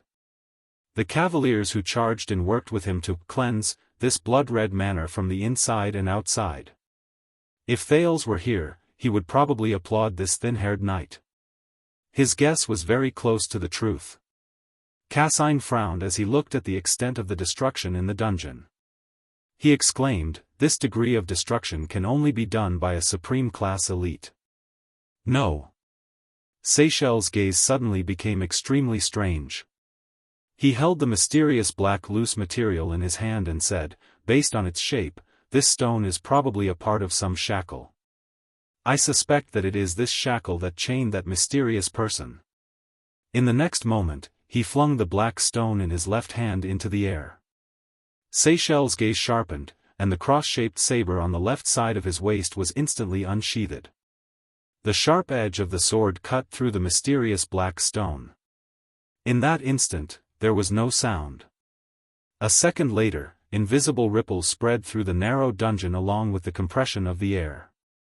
They tore huge, deep cracks on the walls around them. Cassine, who was behind him, nodded in admiration. This perfect sword strike was a perfect blend of precision, extreme speed, and ingenuity. Even the fortress flower could not compare to this. The sound of the sword cutting through the stone was finally heard. Asterisk clang. Asterisk the sound was clear, and sparks flew everywhere. Asterisk boom. Asterisk at that moment, the strong wind caused by the swing of the sword reached his ears. Wherever the momentum of Seychelles' sword passed, the walls around them would fall uniformly. Wherever the strong wind passed, dust would fly in the air in the prison cell. The everlasting lamp in Cassin's hand was instantly extinguished by the strong wind. The strong wind disappeared. Seychelles' expression did not change. He returned his saber to its sheath. Cassine covered his mouth and nose. Although he hated the dust, he still lit up the everlasting lamp again. He bent down and rummaged through the soil and rocks. When Cassine brought the mysterious black stone in front of Seychelles, the two of them looked at each other. The two supreme-class knights of eradication saw shock and fear in each other's eyes. The black stone that was cut by the supreme-class elite's sword was now lying in Cassin's hand without a scratch. The two of them were silent for a long time until Cassine spoke with difficulty. "Looks like I was wrong again." This level of destructive power. Cassine turned his head with a steely expression and looked at the shattered prison cell. His face was full of disbelief. Even a supreme-class elite could not do this. 11:00 at night. In the bedroom on the third floor of Mindy's hall, Thales, who was the main character of the discussion between the two supreme-class knights in Vine Manor, was sitting awkwardly on the bed. His clothes were clean and tidy again. He stared blankly at the female official who was in her 40s but still as charming as ever. She had a beauty mole at the corner of her mouth. She was scolding someone. Unfortunately, Thales thought. If only she could be gentler. This is the heir of the kingdom that you are looking after? Are you barbarians? What His Majesty entrusted to you is his bloodline. The future of Constellation. Not a giant grey lizard that can survive if you throw it on the island. You can't even take care of the giant grey lizard in this state. The dignified female official was using a domineering roar to reprimand His Majesty's two most trusted subordinates, Count Gilbert Casso and Guard Yodel Cato. However, the latter two obediently lowered their heads and accepted her reprimand. His daily diet is just bread and beef? Do you know that his body is still growing? Did you give him a bath or not? Don't tell me that wiping him with water is considered a bath. Can't you see that the wounds all over his body need to be carefully cared for? Bandages? What are those? Didn't you teach him how to wear his clothes properly? Don't use the lack of time as an excuse. What kind of bedding did you find for him? This kind of quilt and pillow is practically a child killer. You actually don't allow him to appear outdoors? Do you know how important sunlight is for growth? Safe? Don't find excuses. Wasn't he abducted right under your noses when he was indoors? Move that little vampire girl's room 100 meters away from here. What? There's no such room? Then go and dig one out for me immediately. From tomorrow onwards, aside from protection and teaching, both of you are to stay 10 meters away from him. You two useless men. After a long while, when Gines finished lecturing in anger, she chased the two useless men out of Thales' room, go and prepare everything on the list immediately. Jianghu. Then, she suddenly turned around. Thales, who was holding a glass of water and watching the show on the bed, was so frightened that he shrank back half a meter. Looking at Jianghu's fierce gaze that had yet to fade away, the boy remembered his former high school class teacher. However, Jianghu only looked at Thales hesitantly and with a complicated expression.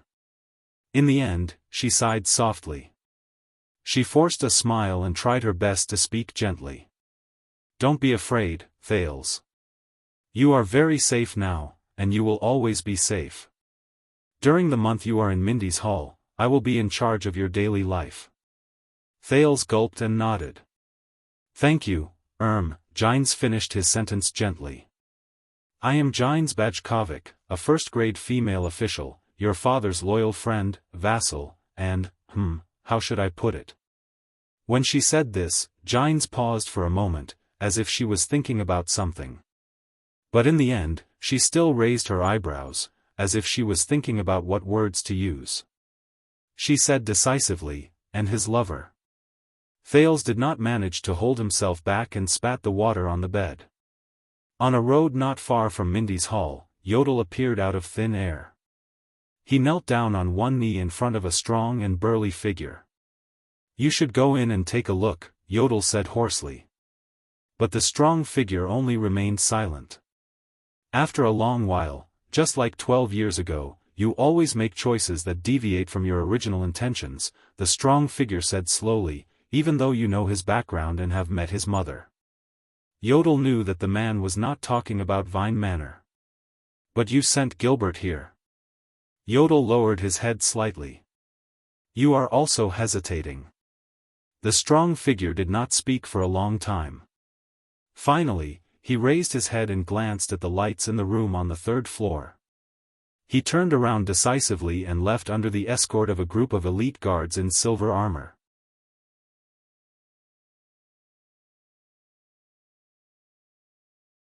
Chapter 36. Jianghu did not say anything else.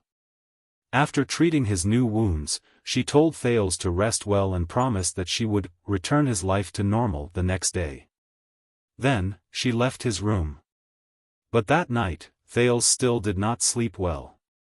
His experiences over the past few days were too complicated and bizarre. The thrilling events in Red Street Market, the shocking secrets in Mindy's hall, and the desperate struggle to survive in Vine Manor had exhausted him, who had overused his brain. To make matters worse, even at this stage, Thales still could not get used to the soft bed beneath him. It was as if his habit of falling asleep as soon as he touched the pillow from his previous life had disappeared without a trace. Sigh.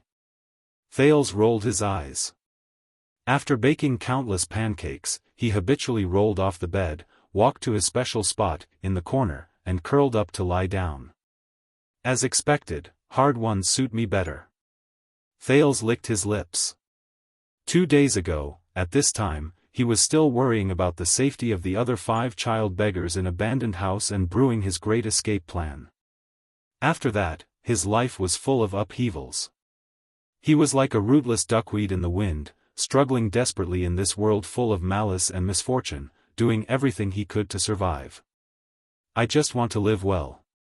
But with this identity. Thales looked at the top of the fireplace. In the dim inner room, he could vaguely see a huge 9-pointed star pattern. "Live well, be a free man," and so on. Thales sighed deeply. It's probably just wishful thinking. Moreover, Thales raised his right hand with a dull gaze. Under the moonlight, he looked at the wound covered by bandages. What kind of power is this? Thales recalled the instant explosion and light when he unlocked Ralph's shackles. And that lowly vampire.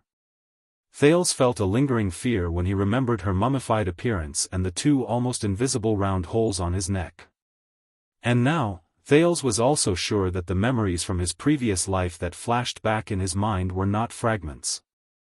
What kind of memories could support me to suddenly burst forth with extraordinary energy and willpower during the most dangerous moments?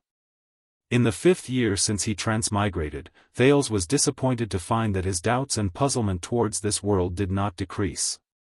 In fact, they increased. Thales was still woken up under the blanket and on the bed. He did not know who stuffed him back in his sleep. However, the atmosphere today was obviously different. The first person to wake him up was Jianghu. She patiently explained to the flustered Thales how to wear the clothes that belonged to nobles. Secondly, his breakfast had changed from bread and beef to delicious cakes and milk. The guards in the hall were busy, carrying items that had just arrived today into the hall. Then, Gilbert appeared with a solemn expression and informed him that Thales' private, customized lessons would start at 9 in the morning and last until 9 in the evening. This made Thales truly feel that his daily life was now completely different. This was because the first class in the morning was already filled with content that he had never come into contact with before. After the events of the past few days, after careful consideration and careful decision, young Sir Thales, after breakfast, Thales was led by Jianghu to the backyard of Mindy's hall. On an empty space that had been cleared out and was covered with soft sand, Gilbert Casso leaned on his exquisite staff and stood in front of a dazzling weapon rack, sword targets, arrow targets, sandbags, hitching posts, and a young horse. Gilbert Casso told Thales in a serious tone, "That's right. We believe that you urgently need basic training in fighting skills and self-defense skills. A child who grew up by Lord Mon's side should naturally be proficient in horsemanship and basic swordsmanship. Rest assured, we, mainly Madame Jianghu, will ensure that the training will not affect your existing wounds." What?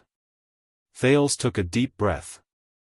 He was surprised to see Jianghu take a step forward and say to him coldly, "Don't be surprised, child.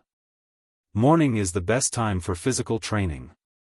Since you are the future heir of Constellation, you must naturally have a body that can bear this heavy burden. And I will ensure this." Thales looked at Jianghu's mature figure under the morning sun. She was dressed in the elegant attire of a female court official. He looked at the empty surroundings and scratched his head. Why isn't Yodel teaching me? He seems to be very powerful. The image of the secret protector's swift body movement technique that allowed him to move through the city surfaced in Thales' mind. Are you expecting a supreme class elite, who is rare in the entire kingdom, to teach a newbie the most basic things? Gilbert, who was at the side, took over the conversation. He put his hands behind his back and said, "Also, please believe me, Yodel's method does not suit your identity and characteristics." Thales nodded, not really understanding. What is supreme class? At this moment, Jianghu clapped her hands and walked to the center of the field. She crooked her finger at Thales. "Gilbert will explain this theoretical knowledge to you during training. Now, attack me with all your might. I want to evaluate your existing foundation." Thales stared dumbly at Jianghu, who had her hands behind her back and was standing still in the field until she urged him again. "All right, training and leveling up. Isn't this what the seniors love the most?" The boy finally exhaled. He thought about it and decided not to pull out his dagger. In the next second, Thales charged towards Jianghu with the street skills of a qualified child beggar. Combat is the oldest and most long-standing skill in human history. Jianghu did not even move her leg to support herself. She easily tripped Thales, who was charging too hard. Asterisk bang. Asterisk Gilbert then slowly began his explanation. The history of humans is a history of continuous battles against other races and against ourselves. Thousands of years ago, in the battle for the right to live in the world, humans gradually summarized the skills and rules of using weapons or bare-handed combat. Thales was tripped for the second time. He fell on the training field with his face covered in dirt.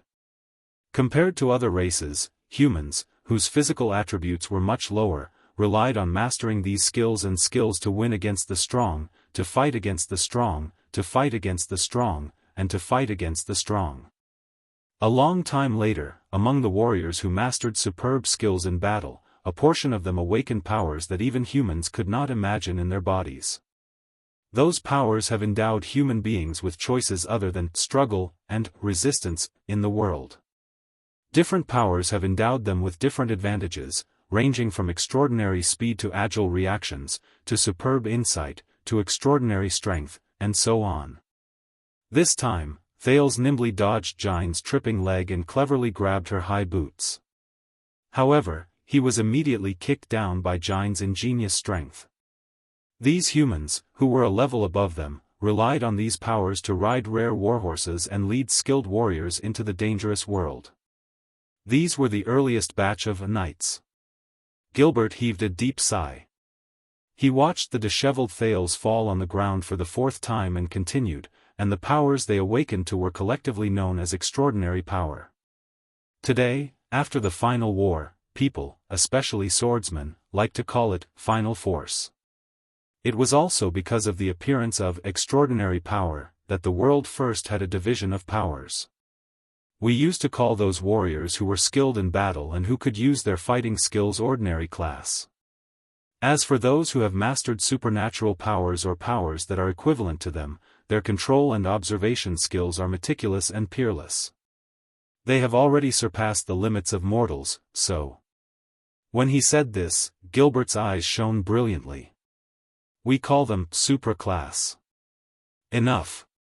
Gines raised her left hand and stopped Thales, who was unwilling to give up and wanted to continue charging forward. She pushed him down on the sand. He is quick-witted, good at dodging, and knows how to exert his strength to the greatest extent. However, his body is not fully developed yet. I know what to teach him. Gines exhaled, turned around, and took out 2 wooden swords and shields from the weapon rack. She threw the smaller one to the flustered Thales. It's really heavy. Thales strenuously straightened the shield and imitated Gines. He used the leather belt on the back of the wooden shield to tie the shield to his left hand. However, he immediately realized that this posture placed a great burden on one of his shoulders. Thales grabbed the wooden sword with his right hand. Damn, compared to JC's dagger, this wooden sword is as heavy as the water tank in the abandoned house. Turn your body sideways. Place your left foot in front and your right foot behind. When you are defending, place your center of gravity behind you. When you are attacking, place your center of gravity forward. Raise your shield and aim it at your enemy. Use it as your center of gravity and protect your chest. Gines' words suddenly became cold and strict. No matter when, raise the shield in your left hand high up. There are only 2 situations where you can put it down. You die, or the enemy dies. Thales raised his left arm with great difficulty. Soon, he felt sore. Swing your right arm. Use the sword as your second forearm. Use your shield and the weight of the center of gravity in the front of your body to swing it like a whip. Thales, who was already panting from exhaustion, raised the sword in his right hand shakily. He tried his best to swing it left and right while he heard Gilbert's words. At that moment, Count Casso's words were filled with nostalgia and reverence. Aha, the Northland military sword style, which has a long history, sword arts of the Northland military. In the bard's poems, it is the mortal's last weapon, the knight's sturdy body, the northern ice and snow barrier, and the orc's nemesis on the battlefield. His next words made Thales widen his eyes.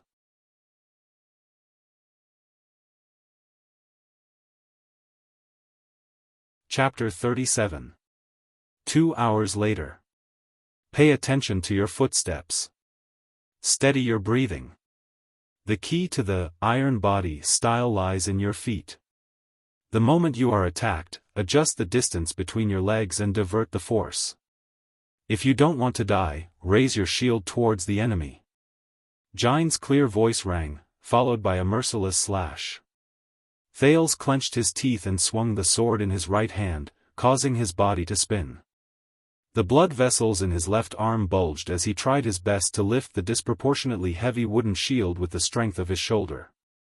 He bent his right leg slightly and prepared to slide away according to the force of the impact to cushion the blow. Bang. Gilbert, who was watching the fight by the side, closed his eyes gently.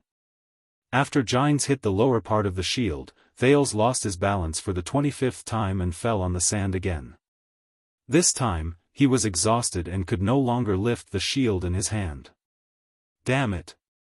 The boy panted heavily and tried his best to lift his head and chest, but the heavy shield pressed down on his left chest, making it impossible for him to struggle up from the ground. This lady, who is also my father's lover, has been swinging her sword continuously for 2 hours. But why does she not show any signs of physical exhaustion? The Northland military sword style originated from the ancient chauvinistic kingdom 3,000 years ago. It was formed during the era of the human kings before the ancient empire. As if he had seen through Thales' thoughts, Gilbert's voice rang in the empty ground. According to records, the ancient elves and the dragons were at war at that time, and the human kings in Northland encountered the invasion of the ancient orcs in the north. This sword style was created to fight against the ancient orcs and even the dragons, those terrifying opponents whose strength and size far surpass that of humans. Gilbert looked at Thales on the ground seriously and said softly, "This is the oldest combat sword style in human history." It was under such a huge disadvantage, in a battle that was almost hopeless, in a fight that was almost certain death, and in a charge that was almost suicidal, the first batch of knights awakened to supernatural powers, which are now known as the power of eradication. They became the earliest supra-class in human history. A brilliant light shone in Gilbert's eyes. Madame Gines is one of the best among supra-classes.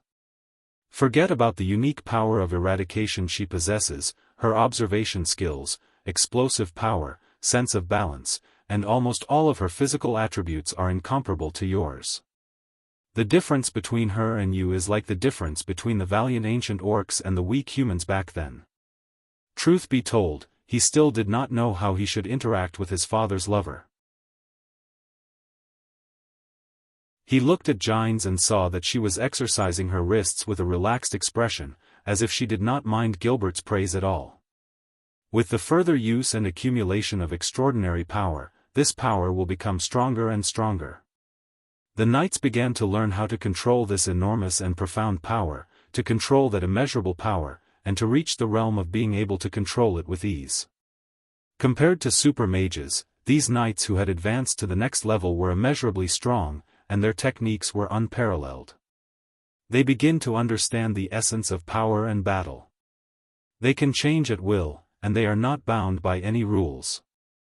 They can use the greatest efficiency and the smallest loss to end a battle.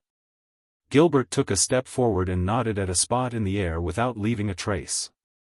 This is the extreme realm, a supreme expert who has surpassed the limits of strength.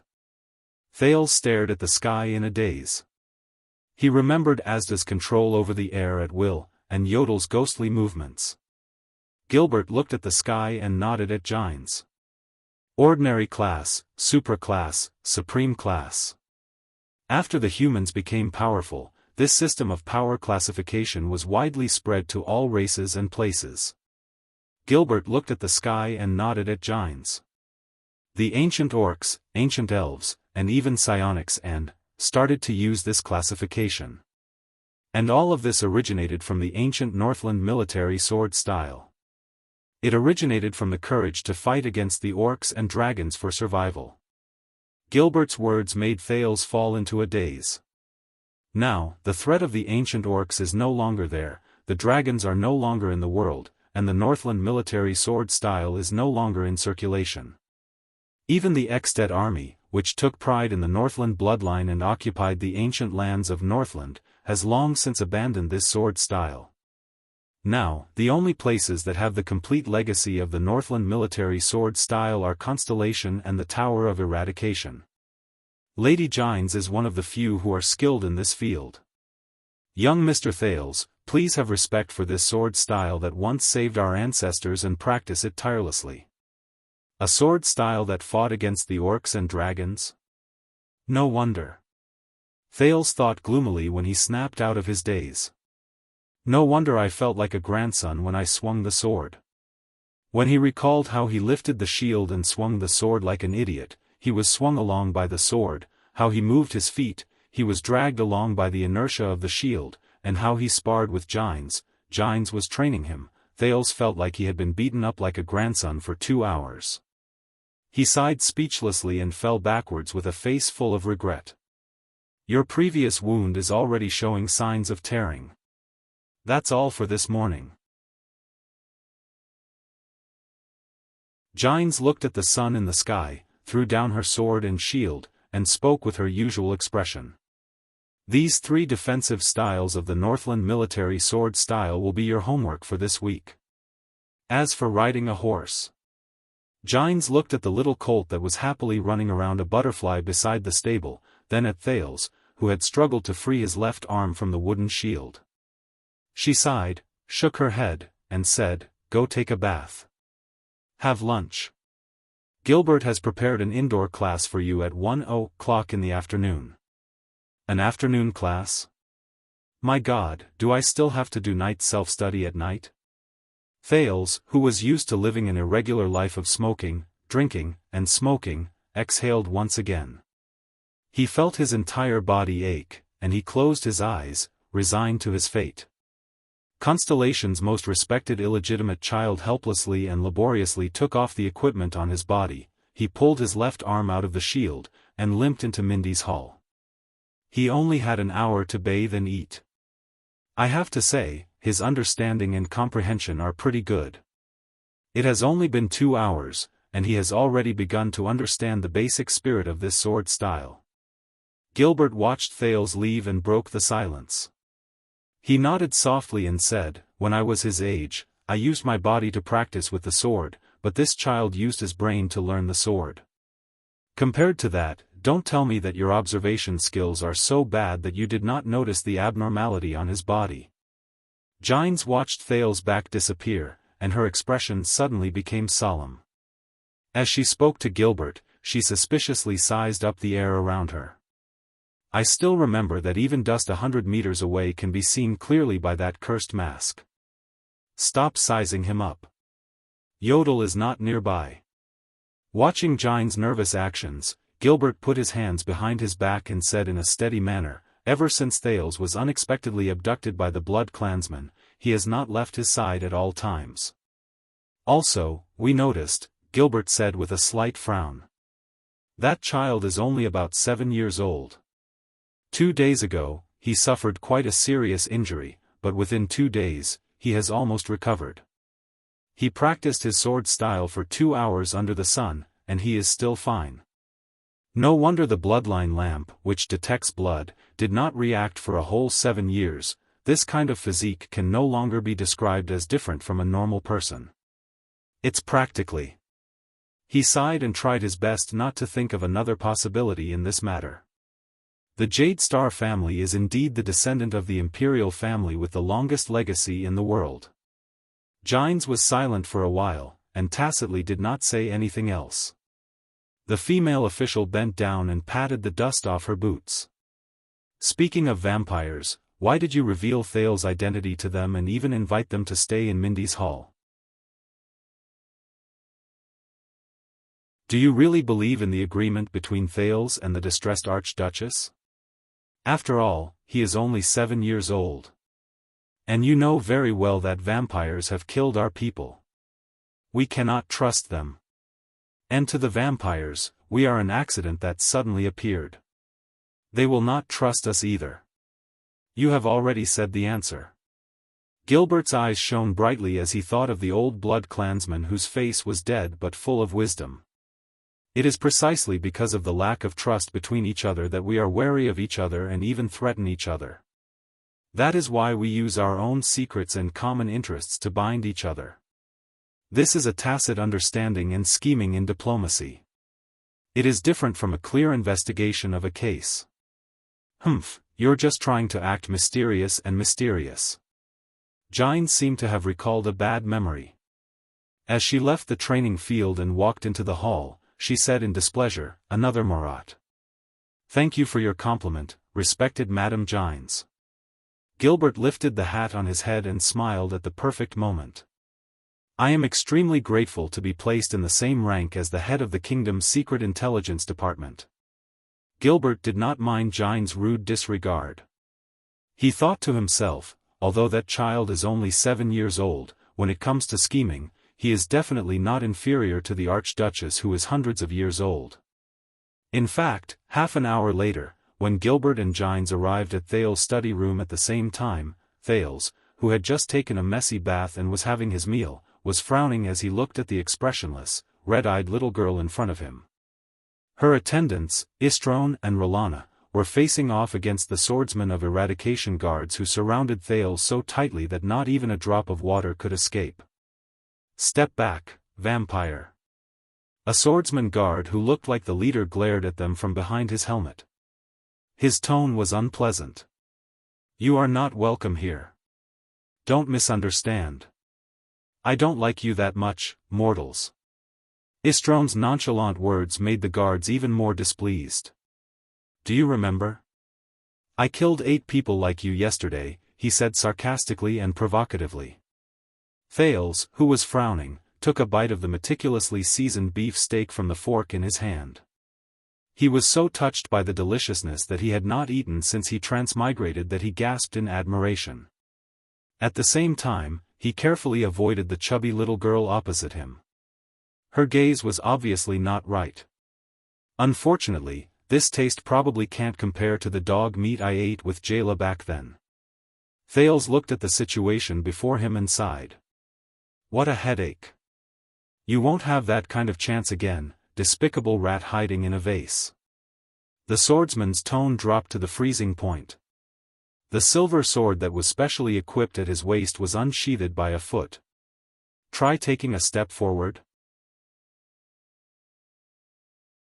I am happy to take revenge for my companions. Or I just need to open the curtains and let you bask in the sun. Hence, the handsome blond man's expression was unpleasant. He planned to take a step forward. Don't be nervous, boys. Rolana pulled her furious cousin back in a timely manner. Although she had a smile on her face, her tone was stern and serious. Servants, step back. Your master has an agreement with our master. Looking at the swordsmen of eradication in front of her, who wished that they could kill them, Rolana's playful face became even more radiant. This is what your master said. We are now allies. Shouldn't we forget our past enmity? It's just 8 lives. The swordsmen of eradication's emotions became more and more unstable. A few of them even gritted their teeth behind their helmets. My cousin is indeed my cousin, Istrone thought in his heart. Especially when I see the guards being extremely angry but having no choice but to restrain themselves. It really makes me feel good. Jiang, who was outside the room, furrowed her brows. She was about to enter the room when Gilbert grabbed her arm. The gray-haired former diplomat shook his head with a mysterious expression and pointed at the young master sitting on the chair behind the guards. Jiang revealed a puzzled expression. That was until she saw Thales, who had eaten the last mouthful of food and put down his knife and fork. He burped in satisfaction and slid down from the chair. What should I do? Thales pondered over this question as he looked at the 3 blood clansmen's meaningful gazes. However, he soon had an answer. Thank you for your protection, Cora. With you around, I am very assured of my own safety, Thales said with a smile and tugged at the hem of the swordsman leader's armor. Cora, who Thales had poked his stomach on the first morning of his arrival to test whether the guards were actually made of stone, was the leader of these guards. He was also the one who had arranged for the guards to kill the attacking mercenaries one by one. He knew that he could not wave his hand and tell these loyal guards to retreat in an authoritative and domineering manner like most of the protagonists in the novels. Moreover, in order to protect him, they had just sacrificed 8 of their most reliable brothers and comrades.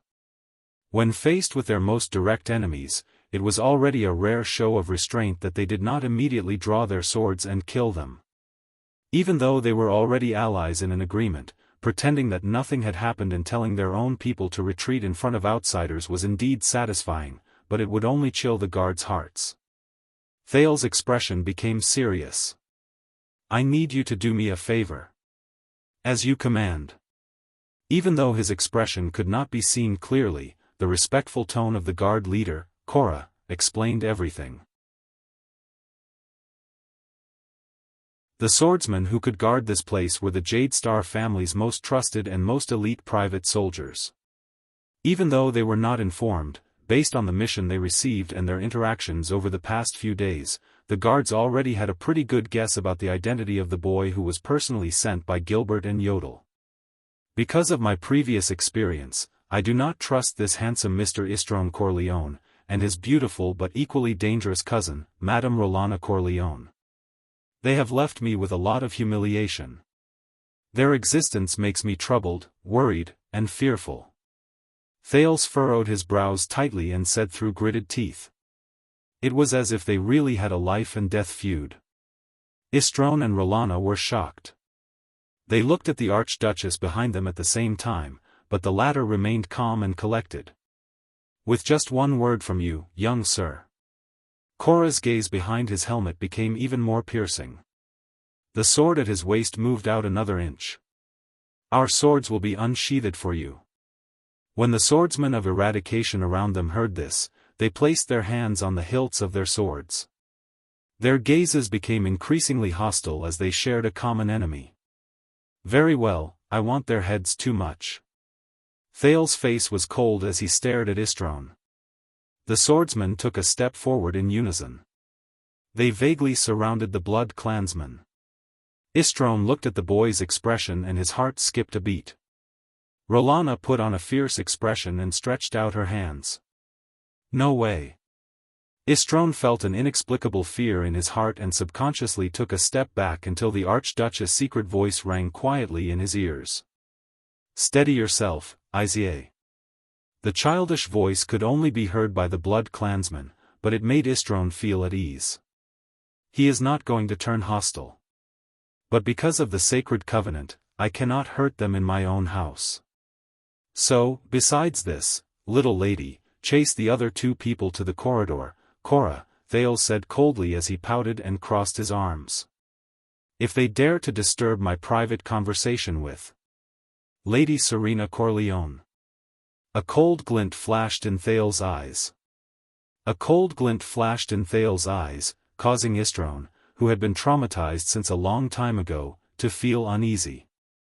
The prince turned his head and continued to speak mercilessly to Cora, and everyone else. "All of you will have a legitimate reason to take revenge and wipe out this humiliation. Especially that golden-haired one." Istron's heart tightened. "If our swords are unsheathed, we will definitely not disappoint you." Cora nodded with a determined gaze and extended his arm towards the door of the study room. "Vampires, you heard me. Get out.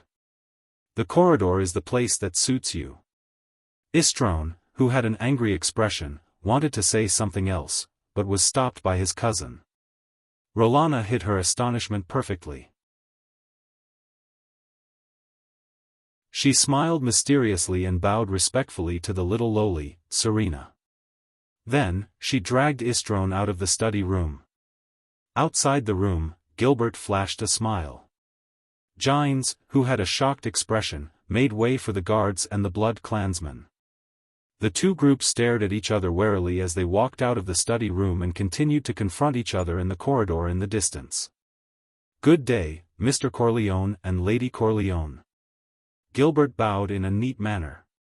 His elegant mustache curled up slightly. "I know that the blood clansmen have excellent hearing. It is too easy to hear what is going on in the study room from here.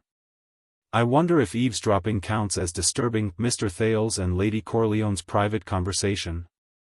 Cora, the guard, and the swordsman immediately walked forward with a solemn atmosphere. "You want to eavesdrop?" Rolana's smile froze abruptly. Istron's face was livid with rage. Gines looked pensive as she watched the blood clansman being forced out of the stairs by the furious swordsman before stopping. Gines lowered her head quietly. "So what Gilbert said is true. He is really a smart and steady boy. However, he is a little too smart and steady. Thales exhaled. Under the red-eyed lowly's slightly strange gaze, he pushed the heavy study room door shut and considerately drew the curtains to block the sunlight. The study room on the third floor had perfect soundproofing. Gilbert had assured him that even with the Blood Clansmen's hearing, they would not be able to penetrate it. Thales exhaled and said with a serious expression, "All right, we were pressed for time yesterday. Now, let us discuss the terms of the alliance agreement in detail. Especially the part regarding my blood and the fact that all of you are working for me." "Very good." Lady Serena, the lowly, who spoke with a lisp due to her shrunken body, also nodded seriously. "We might as well include the matter of your identity in the terms that we need to discuss." Thales had a puzzled look on his face, but when the red-eyed lowly said the next sentence, his expression changed drastically. "Her Highness Serena L. Corleone, the true heir of the Corleone family, the legitimate and legitimate ruler of the Hill of Pain, the Archduchess, who wore the appearance of a little girl, spoke faintly and with a lisp. In other words, the problem of my right to inherit the throne as a prince has yet to be recognized." What they did not know was that while Thales cleverly avoided the irresolvable enmity between the guards and the Blood Clansmen and started negotiating with Serena, Chris Corleone was hiding behind the shadow of the fireplace chimney on the top of the study room on the third floor, avoiding the sunlight. His posture was strange and his face was expressionless. "All right." The pale-faced Chris Corleone's ears twitched. He turned his head and said, "Our people are not fighting. I think His Highness and that little friend have already started talking. Both of us are supreme class, after all. There is no need for us to maintain this awkward posture, right?"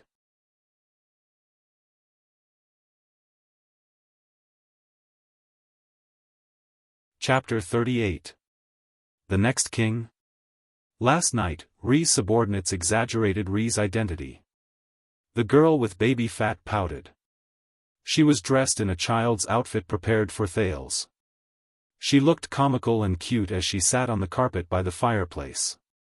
She continued to speak with an air leak, but we found out that right now, Rhee is not even a prince. Of course not. The number of people in the kingdom who know that the king has a son is probably less than 2, Thales said in his heart. Am I supposed to tell you that Gilbert said that on purpose because he was unhappy with that golden-haired brat's smug look? Thales rolled his eyes in his heart. I thought. Thales took a deep breath and looked at the pair of red eyes in front of him. He said, "We talked about it in Vine Manor. Since my blood is very tasty, as long as you forget about sucking me dry in one go, I will provide you with a small amount of blood on a regular basis. As long as you enjoy my blood and work for me, I will guarantee that you will have a safe place to stay in Constellation. But Rhee does not have this kind of power," Serena said slowly but surely, "to protect us." "All right, that's right. I am just an illegitimate child. So, it is not me, but my father who will guarantee your safety." Serena stared straight at him and suddenly interrupted him, "But Rhee is not Rhee's father, and Rhee is not the king." "So," Thales said helplessly, "I am very sorry, but you are already in Mindy's Hall. Your secret has also been found out by us. I think the Covendier family will probably not welcome you back." "Half a pint," the red-eyed lowly said expressionlessly. "What?" "I need half a pint of Rhee's blood every day." She looked into Thales' eyes seriously. "Half a pint a day?" Thales also narrowed his eyes and looked at the Archduchess of the Eastern Peninsula. "Just for my blood?" "This boy's blood is different," Serena said in her heart. It was the blood that was full of vitality and power that woke her up from her murky slumber. Although, waking up to a fellow gnawing on my neck is not very pleasant. Serena pouted in displeasure and touched her neck. "Don't forget, yesterday, it was this little girl's mummified version," Thales thought in disgust. "She almost took your life." When he thought about how a mummy once bit his neck like a water pump, Thales, whose emotions were complicated, turned his neck in an unnatural manner. The two of them stared at each other silently until one of them broke the silence. Are you kidding me? Half a pint a day? You might as well suck me dry. Thales stood on tiptoe and slapped the table, or else he would not be able to hit it because he was too short. He stared at her without showing any signs of weakness. Occasionally, when he thought of her mummified appearance, he still felt a little creeped out. I can't wait to suck every single drop of blood from Ri's body. Serena glared with her red eyes and replied in a serious yet creepy manner, but it's obviously more worthwhile for Ri to provide my blood for a long time. You really know how to be calculative. Thales retorted sarcastically. 3/4 of a pint a day. I need to fly back as soon as possible. Serena's eyes turned cold, and her tone was unquestionable. Do you think I'm a cockroach that has full HP and full MP every time I level up? Thales gritted his teeth as he stared at Serena. Donate blood to you every day? No way. I don't understand what you're talking about.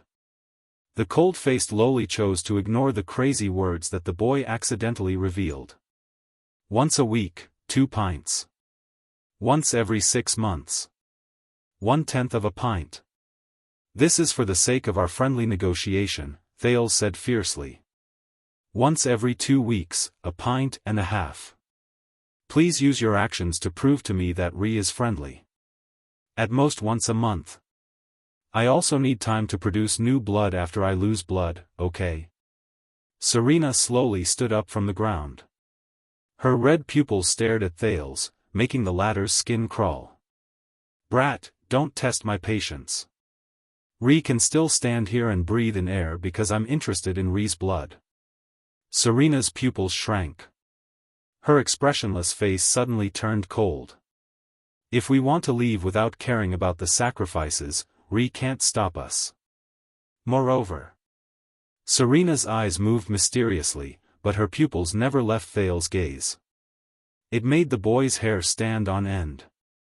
Here hides Constellation's secret heir. Ri, would some of the suzerains and nobles be interested? Thales immediately felt his skin crawl. This damned old witch. Thales cursed in his heart. But his field research experience from his previous life made him realize that as the other party in the negotiation, he could not show weakness. All right. Thales tried his best to release a cheerful smile on his face. Your sister must miss you very much too. Especially since you not only came to Constellation for a vacation, but also became a cute little chubby girl.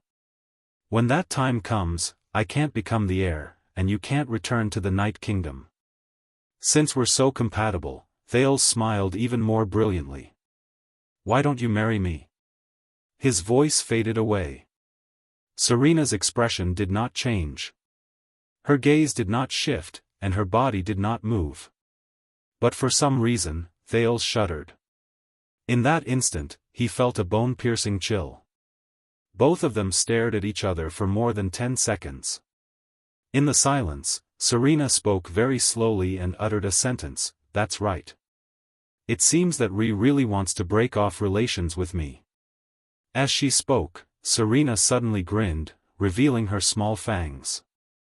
Thales was shocked. His right hand, which was hidden behind his back, trembled. JC's dagger was ready and could be thrust at any time. All right then. Serena curled up the corners of her mouth mysteriously and licked her fangs. I can deal with you for more than 10 seconds at this angle and distance. Thales lowered his head and furrowed his brows tightly. He gulped hard. As long as he did not run into Chris, Yodel would be able to rush over. The guards, Gines, and Gilbert were also in the corridor. But Istrone and Rolana. Damn it. But since he had already received the worst outcome, Thales could only choose to accept it. He bent his legs slightly and spread his feet apart. He prepared to raise his left arm and hold the dagger firmly in his right hand. He was about to strike a standard iron body style. Northland military sword style. Even though I've only practiced it for 2 hours, I hope it's worth it. Thales smiled bitterly in his heart. For the first time, Serena suddenly flashed a smile that made people feel uneasy. Her childish voice rose, and it sounded exceptionally terrifying to Thale's ears. Then I can only compromise. According to what Ree said, once a month. How many pints, Thales, Ree will decide. He used his left arm as a shield to block her first attack. Based on his experience with that mummy last night, he wondered if she would. Thales suddenly realized what Serena said. What? Compromise? Thales' mouth was wide open in shock. It was big enough to fit two of Serena's fists. I was just about to say when the enemy surrendered. Why didn't they follow the script? Something even more terrifying happened later on. Two faint dimples appeared on Serena's cute face. The little loli smiled shyly and said, "Brother Thales, I have already compromised. You have to agree to one of my conditions, okay?" Thales could not react at all. He stared at her blankly. When he saw the nameless girl suddenly turn into a smiling little loli, he simply thought, what the hell is going on? His emotions changed too quickly. He could only respond passively with a dry voice. Ahem. What, condition? The little girl smiled even more brightly. At that moment, Thales suddenly felt that the pair of strange red eyes was actually quite beautiful. Brother Thales, after you become king, can you support me in regaining the throne? Regaining the throne? The Eastern Peninsulas. Night Kingdom? So that's the plan. No wonder she made so many concessions. This goal is too far away. Thales scratched his head. His dagger had long since been put back into his pocket. He said a little awkwardly and hesitantly, if I really become king one day, well, according to the situation. Before he finished speaking, the little loli happily pounced on him. She crashed straight into Thales' arms. I know, Thales is the best. Thales fell hard on the carpet. But before he could pull the little loli away from his arms, he saw a pair of red pupils staring at him with watery eyes. Looking at that pair of eyes, Thales only felt his whole body tremble. His mind was a little messed up. So much so that he could not remember what the two children said after they got up from the ground. In the end, the blood supply agreement was set at 1/8 of a pint per month. For this, Thales counted with his fingers. It was not much. But he still felt that he had suffered a loss. Serena suddenly turned back into the expressionless loli, but her gaze was sharp as she said, because of this, you have obtained the help of 2 supra-class elites and a supreme-class elite. Your road to becoming the heir will only be smoother. Yes, Thales thought gloomily. If you obtain the support of a powerful country in the Western Peninsula, your road to regaining the throne will be smoother. Besides, for the sake of Thales' promise, I will work hard to help you become the heir and ascend the throne. Promise. Thales' face twitched. I didn't promise her just now, did I? I didn't, right? I didn't. But, hey, what's with that cold face that suddenly turned back into? Watching the little loli walk out shakily, Thales suddenly realized that he was drenched in cold sweat. Something is not right. Before she left, the little loli turned her head around and asked with her usual expressionless face, "Oh right, I have a question. What is the secret of Lee's blood? Just a little bit of it can actually wake me up? Last night, it wasn't just a little bit of blood." The baffled boy grumbled unhappily, "For this question, please flip through books, search for information, search for literature, or ask my parents directly." Unexpectedly, Serena nodded seriously. "If it's a fee, I will." She raised her eyes. "Lee's blood and my strength, Lee's throne and my throne, our cooperation is actually very worthwhile." In the next moment, Thales was surprised to see Serena sway her small body and take a step back. "For this, I apologize for my recklessness, and I pray for Lee's magnanimity and tolerance." Serena bent down again. Her chubby little hands pinched the non-existent hem of her skirt, and with a childish voice, she said softly, "The future Prince Thales Jade Star." Thales was stunned. Thales Jade Star. This was the first time someone called him that. Just like what Serena said before, he was not even a prince right now. From a child beggar to a prince. As expected, I'm still not used to it, Thales thought in distress. This witch.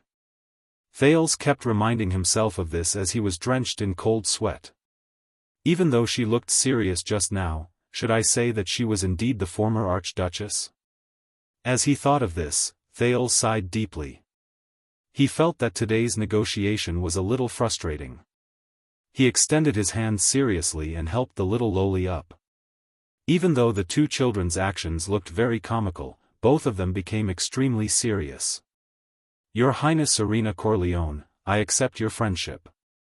Thales moved his right hand in front of the little lowly, Serena. His gaze was serious. "Now, we are allies." Serena glanced at him, and her red eyes flickered. After a moment, she also extended her chubby little hand and placed it on his palm. "Of course, Constellation and Night, happy working with you." The two little hands held together gently. "Also, in the future, tell your people to stay away from my guards. They have a blood feud that cannot be resolved." Thales looked at the little girl who was a head shorter than him and said meaningfully, "Next time, why don't you tell me about how you will be restored to the throne? You don't have to go through so much trouble to test my attitude. Istrone's acting skills are too bad." Serena's red pupils contracted slightly, and she nodded. "All right, future Prince Thales, if Lee inherits the throne and we form the Starry Night Alliance, even though we are far apart, it is not impossible for me to marry Lee by chance."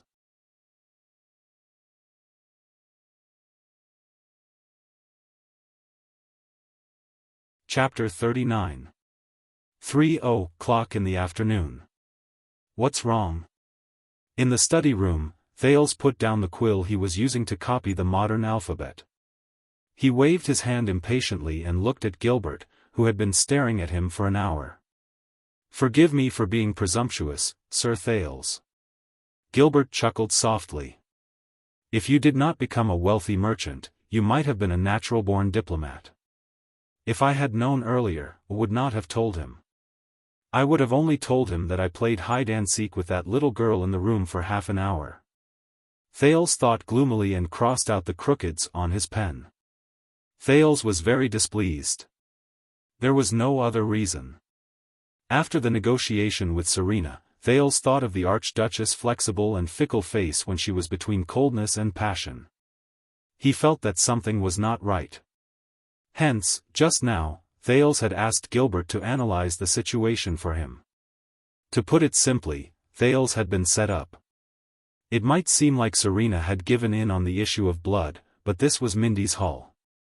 Be it Gilbert, Yodel, Gines, or even his unreliable father, His Majesty, none of them would watch as half a pint of blood was drained from him in a day. In other words, 1/8 of a pint every month was definitely within the other party's expectations. So, Serena did not give in at all in exchange for an ambiguous promise from Thales. Help her take back the throne? Thales realized to his chagrin that he was the loser of this negotiation. Merchant, diplomat. Why do I feel like you are secretly laughing at me? Thales lowered his head and flipped to another page of Cahill Yellowhammer's poetry collection that Gilbert had given him. He copied the sentences on it and identified the words and their usage. The night was about to break, the sky was not yet bright, the holy sun shone brightly in the 9 earths. The land was about to collapse, the sea was about to overturn, the evil spirits hid the vault of heaven. Thales copied down this poem that had Dongfang Many's style. He pursed his lips and tried hard to understand the meaning behind it. Originally, Gilbert was especially worried that Thales did not have a strong foundation in culture, so he specially came up with a huge plan to cram up on the written language. After all, it was very normal for a gangster who was born on the streets to not know any other words other than his own name and the numbers on coins. However, ever since he transmigrated, Thales had been paying attention to the words around him. Coupled with the fact that he was fluent in the language in his brain, which seemed to have expanded its memory at some point in time, he only spent slightly more than an hour to master the basic recognition and writing of letters. Then, he could easily enter the stage of spelling words and copying long sentences. Their speed was so fast that even Gilbert gasped in admiration. He could only attribute it to the Jade Star royal family's outstanding bloodline once again. Thales' reaction to this was to roll his eyes. "No, your response was very good."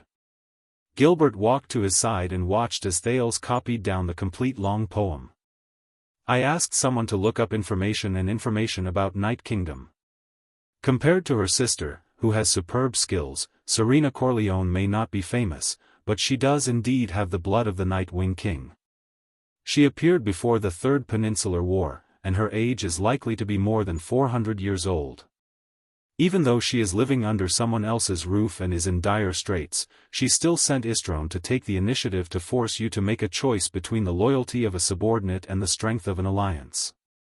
She shakes your reputation, and at the same time, she tried her best to remind you of the fact that you have yet to become the heir to deal a blow to your confidence and confidence.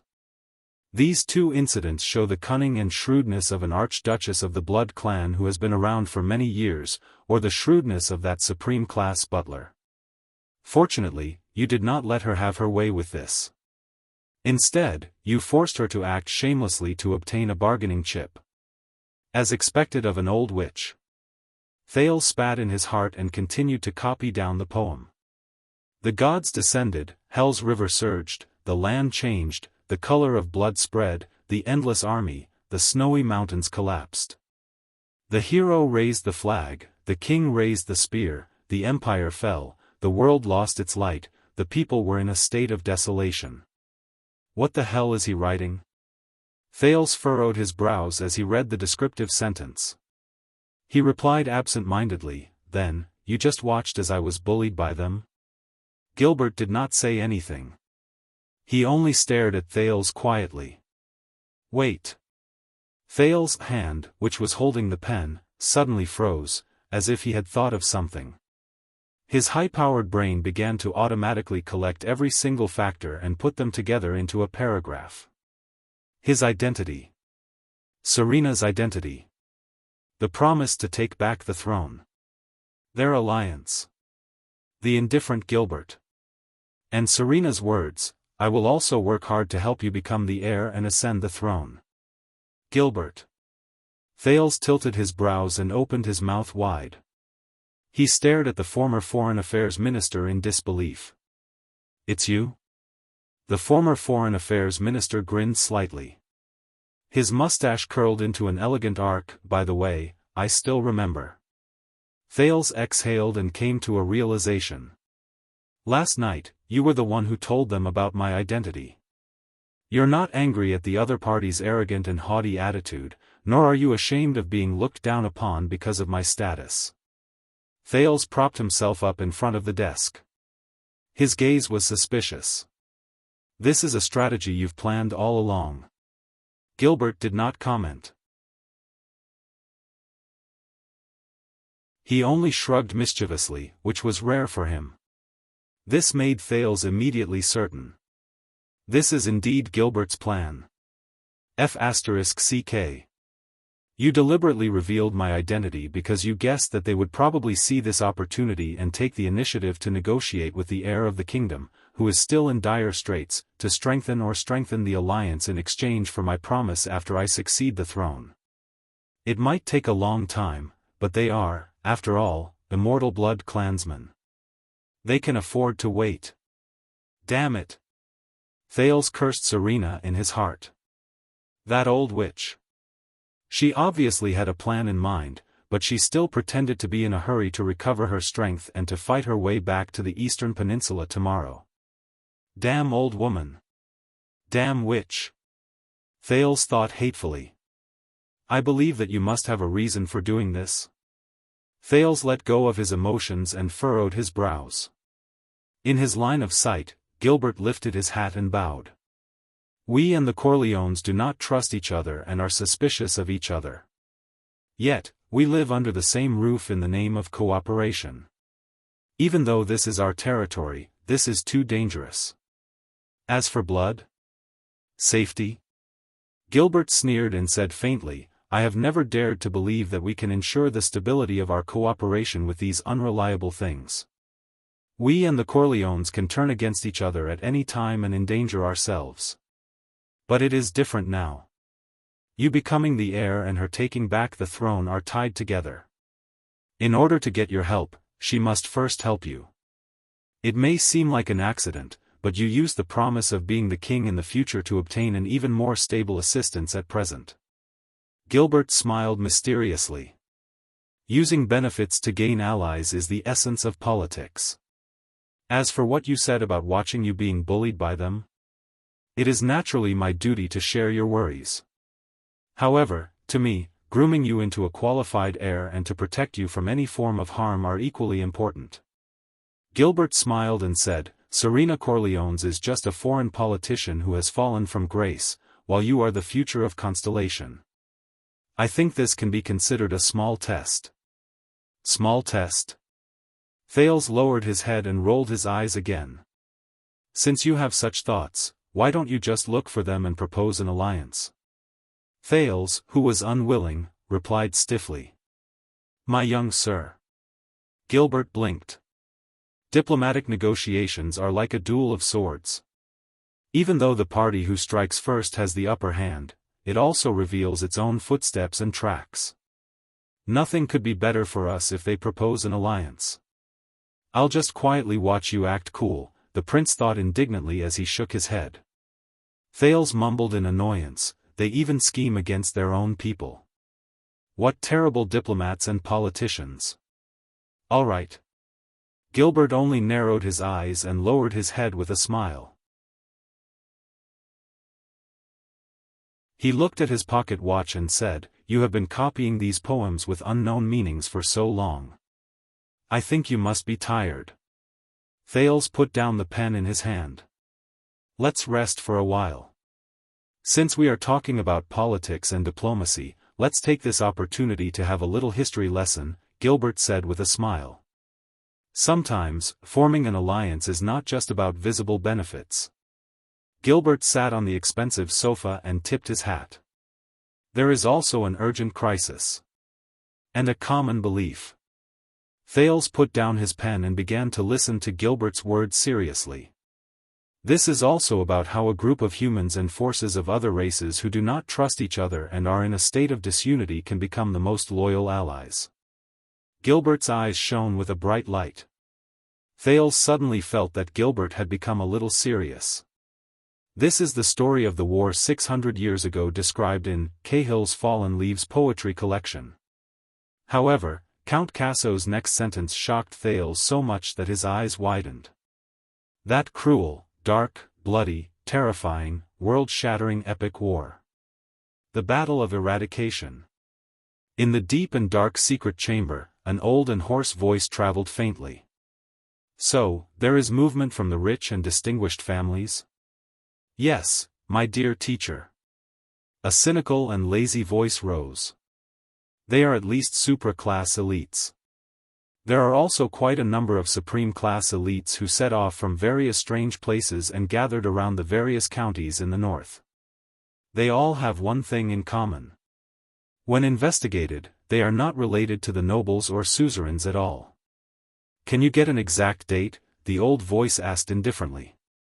I am afraid it will be very difficult, the relaxed and cheerful voice answered. Even the ex-det diplomat group themselves have not decided on their exact itinerary. So, should we assign people to investigate and inform the king? After a while, the hoarse and old voice answered resolutely, no. Your focus is still on the doctor from Black Street Brotherhood. I want all resources to be tilted to that side. Do not underestimate Lance. After all, he was born here and knows our methods. Investigate the whereabouts of all the Black Street bosses, especially the 3 great assassins. It is too difficult to find Black Sword, Prison Scythe, and Reversed Machete, but at least make sure that they are not nearby. I believe that Black Sword will not be so stupid as to protect a wizard. Also, even if everything goes smoothly, do not let your guard down. After all, we have not fought against wizards for more than 100 years. The records and manuals are just references. After a long while, then. All right. After a while, the young voice said noncommittally, speaking of which, are we really not going to leave any survivors? That's a living mage. In the darkness, the sound of a person sitting up from a chair was suddenly heard. There is no need. The hoarse and old voice then rose. Things that have long since disappeared, let them be buried completely along with the battle of eradication. The book page had been unreachable on Qidian for 3 days. Today, the page was suddenly restored. Alright, I, Hu Han-san, am back.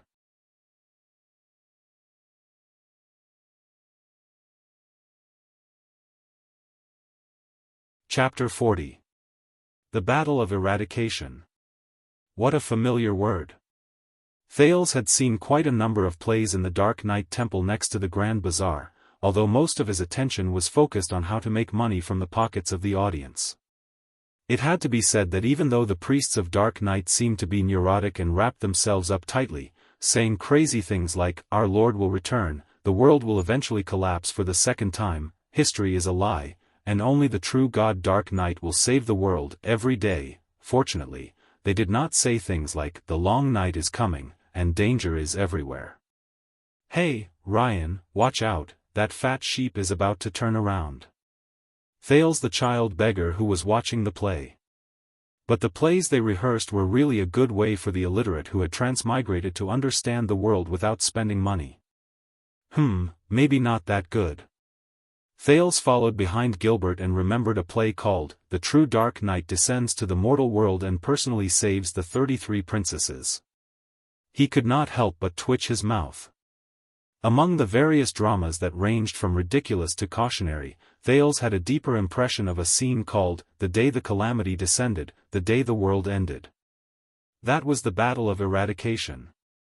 Until now, Thales still remembered that in the background, which was mainly black and red, there was a masked man dressed in black, holding a chain and a sickle. His footsteps were heavy, and the sound of his footsteps echoed throughout the entire stage. The music always became gloomy and scary at that moment, and it often scared the curious children below the stage to tears. Wherever the man in black went, actors wearing headgear of various colors to represent the world cried and screamed as they fell on the stage one after another. He still remembered the chilling words spoken behind the scenes that sounded like the cawing of a crow. "The calamity is here. The calamity is here. It will not let anyone go, it will not let this world go. Until everyone is captured by the calamity. Wake up, my compatriots, wake up, wake up. The calamity engulfs everything, hell's river flows backwards into the world, the sky collapses on the earth, the world is coming to an end. The gods are always on our side, the demons are also with us, the emperor stands behind us, the hero is in front of us. Only by fighting can we live, and Dark Night is eternal. My compatriots. The calamity is here."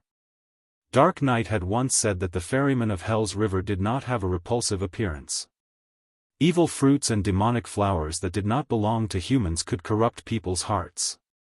I would rather wield my sword and follow the heroes to the afterlife than become the servants of those calamities. This is the final battle. There will be no distinction between us, no distinction between saints and mortals. The Battle of Eradication. When the dark night shrouds the earth, the calamity will definitely dissipate.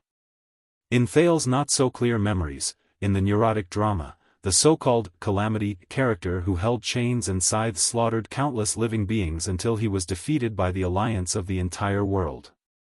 But until the end, the priests and actors of the Dark Knight Temple did not explain what the calamity was.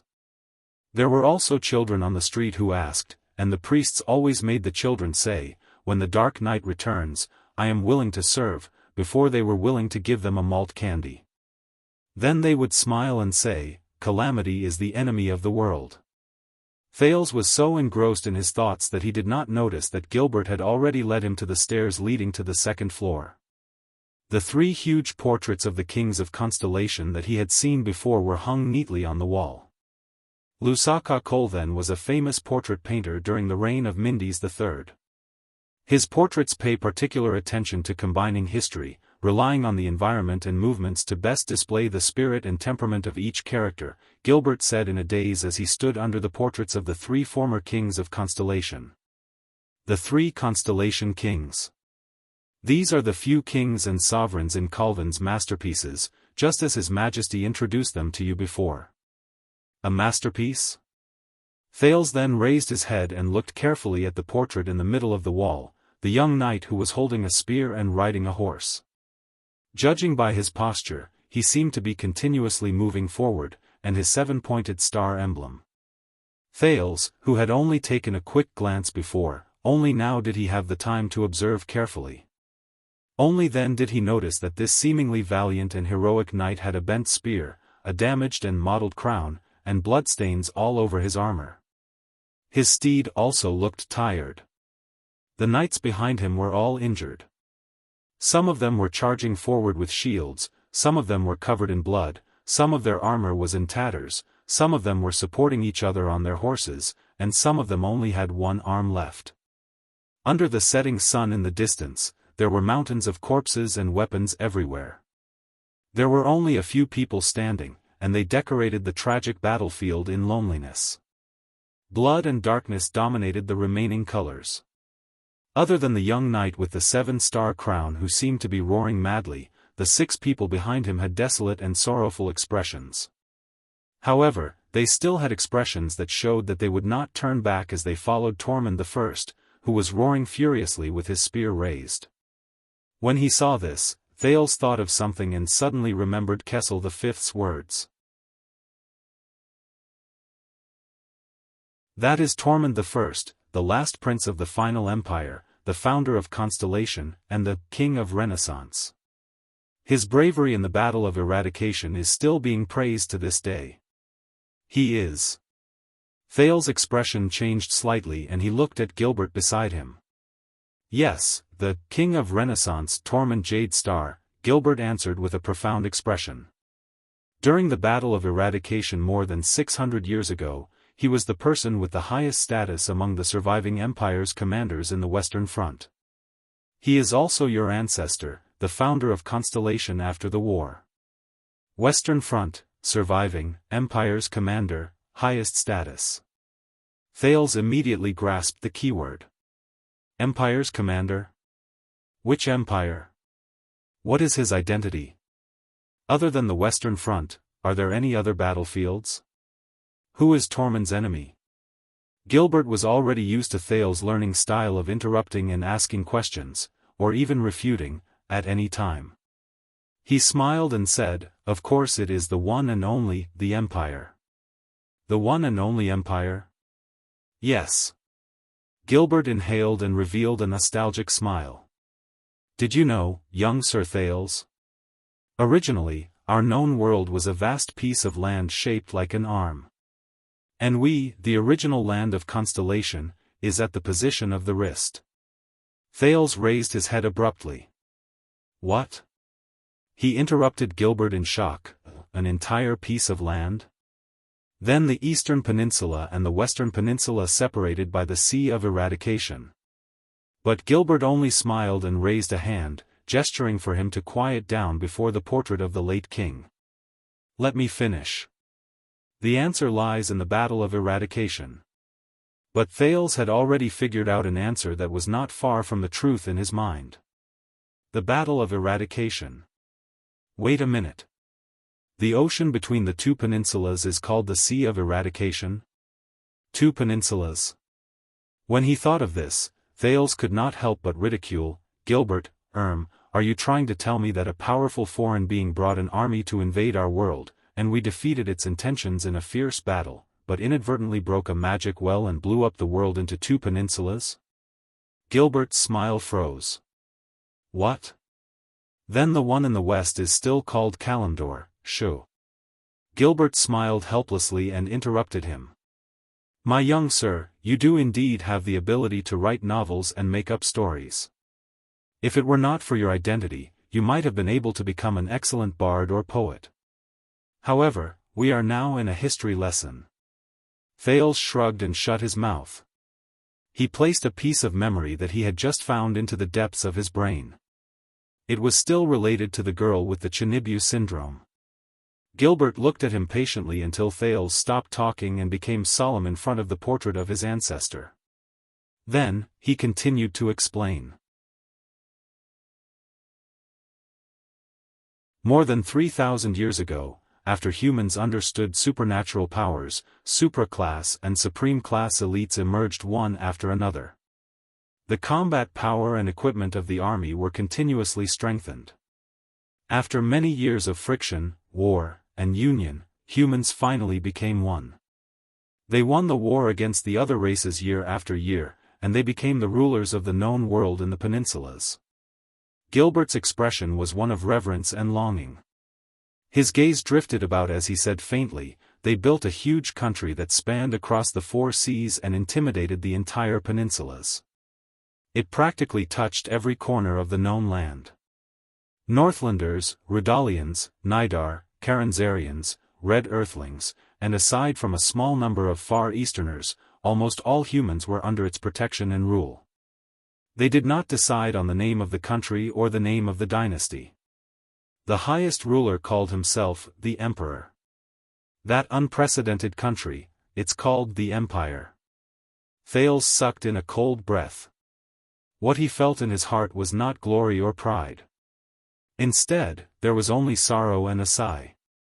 War creates the country, and the country creates war. He quietly added a sentence in his heart. It was a sentence that he learned from the master's book in his previous life. Integration and war. It's easy to say. How many wars, how much blood, and how many massacres were needed to create a huge country that was unprecedented in history? However, Gilbert's expression immediately became gloomy. At the height of the Empire's rule, a new race that was so powerful that it was almost terrifying was born among the humans without a sound. They were immortal, indestructible, and had peerless strength. Even supreme-class elites were powerless to fight against them. Even the true gods and demons were no match for them. What was even more terrifying was that they had a completely different way of thinking and way of doing things compared to humans and even the other races. They were unreasonable, wild, and crazy. They were difficult to communicate with. Thales froze slightly. That neurotic figure in blue robes with brown hair seemed to have appeared before him again. He opened and closed his mouth, they stood above the heavens, surpassed the gods, and looked down on all life. Thales snapped out of his daze and saw Gilbert sigh. They were like calamities. When they descended upon the world, they continuously brought chaos, disasters, blood, and massacres. The once great empire gradually declined under the heavy blows, and in the end, it was destroyed. A new race? Born among the humans? Unreasonable? Calamities? Thales thought of something. His heart began to beat irregularly. During Tormund I's era, which was the era when the Empire calendar and the calendar of eradication alternated, the Empire had already been destroyed for more than 300 years. The world of humans and other races returned to chaos and division. The final Empire, where Tormund was only built by the survivors. It was a remnant of the Empire's name, but its system, territory, and people were completely different. Historians are used to calling the former Great Empire the Ancient Empire, and the latter Weak Empire the Final Empire. In the year 1609 of the Empire calendar, which was the year the Battle of Eradication took place, the Final Empire was just a middle-sized country in the world. The Ancient Empire's spiritual legacy and orthodox name did not bring glory and inheritance, but burdens and hatred. The former vassal lands were full of ambition. The vassal races were restless, and the numerous countries were eyeing them covetously. Although it inherited the ancient empire's glory, the final empire had enemies everywhere. There were endless wars, and its tax burden was heavy. There were years of civil strife, and the emperor was muddle-headed, and his rule declined. The empire's glory was about to end in the year 1609 of the empire calendar. But in that year, that race, those calamities, had already bewitched many believers and followers all over the world. With unprecedented power, they officially declared war on the entire civilized world. Thales shuddered slightly. With his clear logic, he had already caught a few logical errors in this narration, but he did not immediately say anything. Instead, he endured it. What exactly are calamities? What does it mean to be born from humans? Since they had that kind of power, why did they not continue after destroying the ancient empire? Why did they wait until the final empire to officially declare war? Since they are completely unreasonable, why did they recruit followers and believers like a true god? If they have a completely different way of thinking from humans, why did they still declare war? To conquer the world? What a joke! This is a story full of loopholes. But Thales realized that Gilbert was not deliberately misleading him. There was a lot of information that the current Thales could not understand at all. It was just like the secret of the bloody year. What are those calamities? Thales gulped and asked a little nervously, what are they? Gilbert was not surprised by Thales' question, but he did not notice that compared to usual, Thales' tone was less confident and steady. He sighed. After the Battle of Eradication, all information and sources related to the calamities were sealed and forbidden. This was a secret agreement between the gods, demons, and the human world. It was also a countermeasure to prevent their numbers from increasing. As many years passed, the terror of the calamities gradually faded away. Their names and existences were also gradually forgotten by many. However, as the king's only blood descendant, you will know about these sooner or later. Gilbert took a deep breath and said with a serious expression, those calamities were once humans or members of other intelligent races. But desire, greed, and ambition drove them to become something that lost its essence, an alien. Even though they are no different from us most of the time, and even hide among us, they are truly an alien race. In the eyes of the people and most people, these calamities have a common name. Gilbert cleared his throat. His expression was solemn as he enunciated each word clearly. Mystics. At that moment, Thales used all his strength to suppress his body so that it would not tremble too much. In their eyes, mystics are just another type of psionic who appears to be on the same level as the Knights of Eradication, psionic warriors, and other powerful fighters.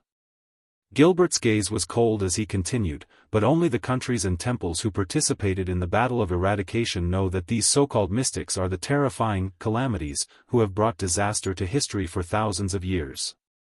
They have accumulated blood debts, ended 2 generations of empires, and almost destroyed the entire world. Only when they try to kill a mystic will they realize that something is wrong. Only then will they realize that something is wrong. By then, it is usually already too late. Because mystics, those calamities are immortal, indestructible, and indestructible. Young sir, Gilbert said solemnly, if you are unfortunate enough to meet a mystic in the future, protect yourself first.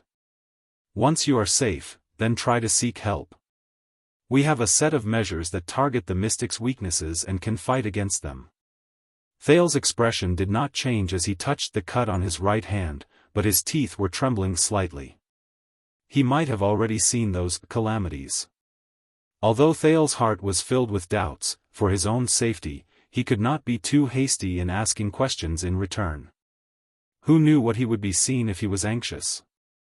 But it's still not right. If mystics are such a terrifying existence, why would they fight over a small gang? Did Constellation just let their blood bottle gang grow stronger in Constellation? Another doubtful point. So many doubtful points. Gilbert paused for a moment, as if he was wondering why Thales did not speak and ask questions. However, he did not have too many doubts. Instead, He closed his eyes and thought about something. A few minutes later, he spoke softly, "There is no need to doubt how terrifying they are. Those calamities are too powerful. More than 600 years ago, under the leadership of a powerful fighter, our most powerful army and their minions fought endlessly in blood and madness. After breaking through the outer perimeter, our most elite knights and warriors surrounded those calamities, but they could only die in battle in droves." Thales recalled the play in Dark Knight Temple. On the stage, the actors fell one by one on the path that the calamities walked on. Gods descended to the world one by one and fell. The demons also crawled to the ground and were destroyed. The powerful fighters of various races rushed to the battlefield and sacrificed themselves. The war lasted for many years. After paying a terrible price, we studied their weaknesses and finally defeated those calamities. Thales clenched his fists tightly. Asda's lonely words seemed to ring in his ears, "We lost." Gilbert's words interrupted his memories of Asda. "But the power of those cursed calamities is too strong, it's just too terrifying. In the final decisive battle between those above supreme class, those cursed calamities, those bastards who could almost destroy the world." Thales, who was carefully observing Tormund's charge, shuddered. He suddenly knew what was going to happen next. Gilbert calmly said the next sentence. "They sank the weakest piece of land in the center of the continent, which was connected by 4 directions. All living beings and matter on it were destroyed. After the land sank, the aftermath of the energy spread and pushed the entire continent in 2 directions. In a short 5 years, the ocean that was formed was so deep that the bottom could not be seen.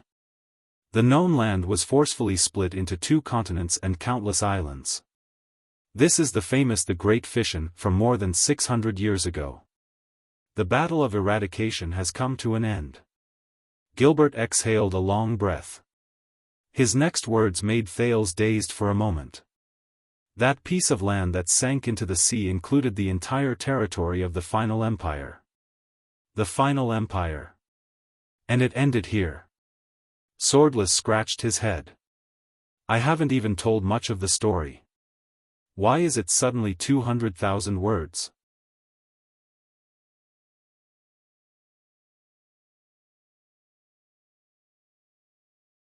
Chapter 41.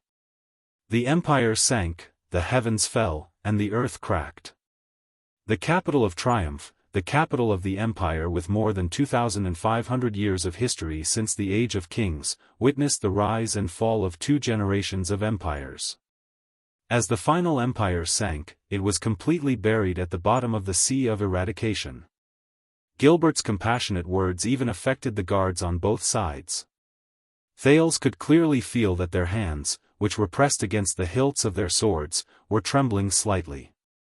Gilbert pressed down on Thales' shoulder and looked at the young knight on the wall, who was forever roaring and charging forward, but looked as if he would never reach the end. Thales could feel the weight on Gilbert's hand. He heard the former Foreign Affairs Minister quietly recite a poem from Cahill's Yellowhammer's collection of poems. "The hero raises his flag, the king raises his spear, the empire has fallen, and the world has lost its light. 10 years of blood and fire, we return victorious, but we can never return to the homeland we fought endlessly for. The emperor no longer exists, and the nobles are all black." When he said this, Gilbert said absent-mindedly, "Thales, my young sir, can you imagine that feeling?" Thales stared at Tormund, who was charging forward with an indomitable will. The young knight looked so brave and fearless. Even on the horrifying battlefield, he still shone brilliantly. At that time, will he know that he can never return to his hometown? Gilbert did not wait for Thales to reply before he sighed, "No, at least I can't." Thales did not say anything, but there was a strange feeling in his heart. Living beings in fear, desolate, with nowhere to go. Thales calmly recited the last 2 lines of the poem. Living beings in fear. In his imagination, a majestic and magnificent city appeared, but it was slowly sinking. Everyone was running for their lives, shouting in panic, and panicking, but they could only watch helplessly as the seawater drowned everything. At this moment, Thales suddenly raised his head and asked with a solemn and slightly resentful tone, "Who are you?" With a heavy and slightly resentful tone, he asked, "Where are those people?" While immersed in the memory of the King of Renaissance, Gilbert turned his head and looked at Thales in puzzlement. Thales also looked at Gilbert. He calmed himself down, and his gaze was calm. Not only the royal family and nobles, but also the knights and soldiers. They were participants in the war. But there are also countless people who live in that land, farmers, merchants, the elderly, and children, the boy said calmly.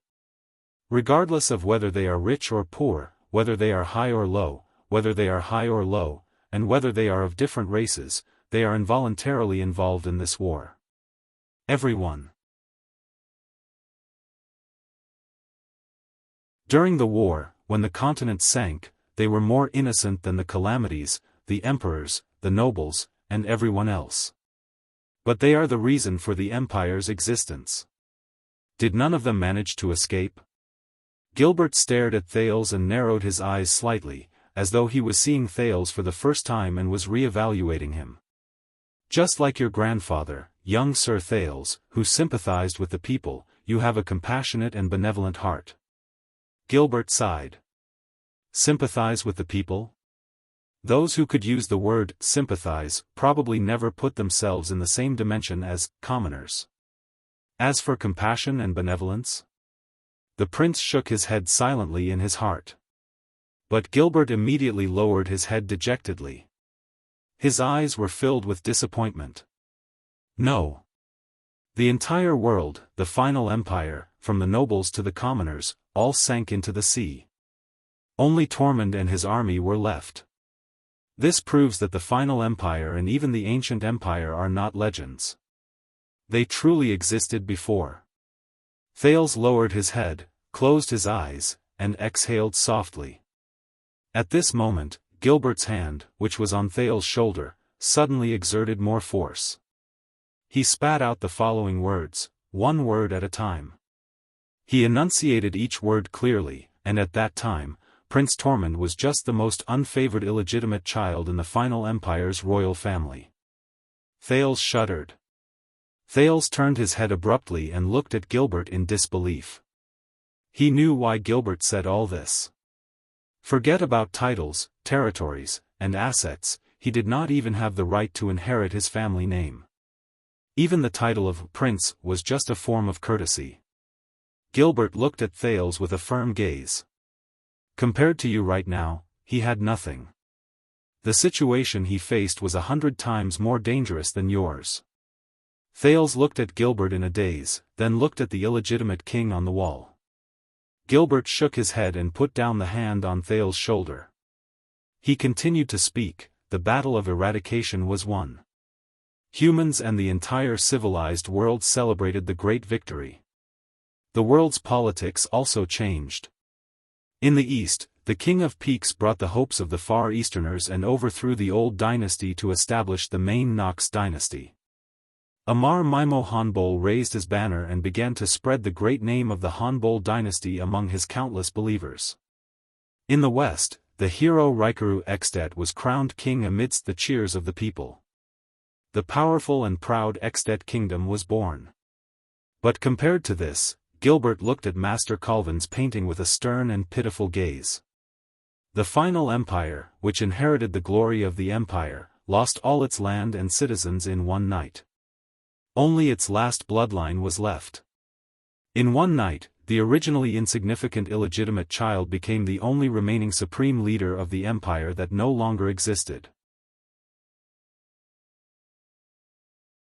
Regardless of whether it was land, people, supplies, or wealth, Tormund had nothing.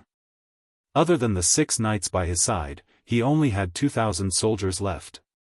They moved in fear in an unfamiliar land. Their hopes were cut off, and their future was bleak. At the age of 24, he moved between many forces of power and suzerains.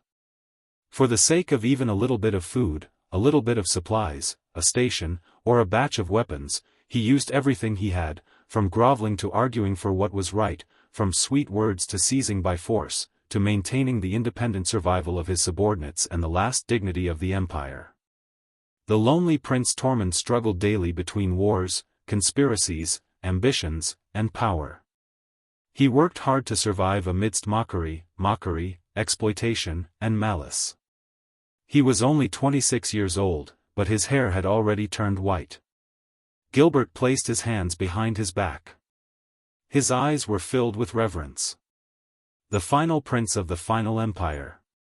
This was how the people of the two peninsulas mocked and ridiculed him at that time. Thales stared fixedly at the valiant prince and did not say a word. 10 years passed. Their numbers dwindled, and their hopes dwindled. Finally, after a battle with heavy casualties, the despairing subordinates carried the corpses of their comrades and surrounded the haggard Prince Tormund. They wept and interrogated him. What was the point of continuing to fight like this? The empire was destroyed, and not a single inch of its land remained. They were like rootless duckweeds, the ashes of history. They would eventually disappear without leaving a trace. Why did they still fight? Why did they not give up? Thales was slightly shaken. He looked at the prince. The ancestor's gaze was no longer the same. When you have nothing, when everything no longer exists, what are you fighting for? Gilbert looked at Thales' expression and sighed in pity. However, he immediately put on a determined look and expression. Thales. For the first time, he called Thales' name in a serious and unceremonious manner. You must listen carefully to what I am going to say next. That night, in the face of his subordinates' reproach, Tormund shed tears. He removed his battered armor, pointed at the stars in the sky, and recited his oath. At that moment, Thales saw the guards on both sides stand up straight with their heads held high. The sound of armor clashing against each other instantly came from the spacious hall. Gilbert's expression was firm, and his tone was solemn as he spat out a few words. As long as the stars exist, so long as the stars exist. The Empress shall last, so long as the stars be. Thales took a deep breath. Stars. As long as the stars exist. The Empire. Thales pondered over the meaning of this sentence.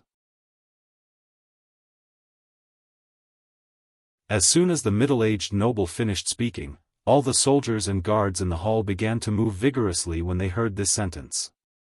Thud. Then, they swung their fists at the same time and punched the gold and silver 9-pointed star shield. Boom. The spacious hall was instantly filled with a clear echo. Thales, who was shocked by history and in a daze, took a step back in fear. Thales. Before he could react, Gilbert suddenly squatted down and held the boy's shoulders with both of his hands. He looked at him at the same level and said sternly, he looked at Thales at eye level and said sternly, please do not underestimate yourself, your bloodline, and the meaning they represent. The existence of you and Jade Star is the golden age of mankind. It is the strongest proof that the great ancient empire and the heroic final empire still exist in the world. At this point, Gilbert's eyes were filled with excitement. His hands were trembling, causing Thales to feel inexplicably anxious. He continued to speak loudly.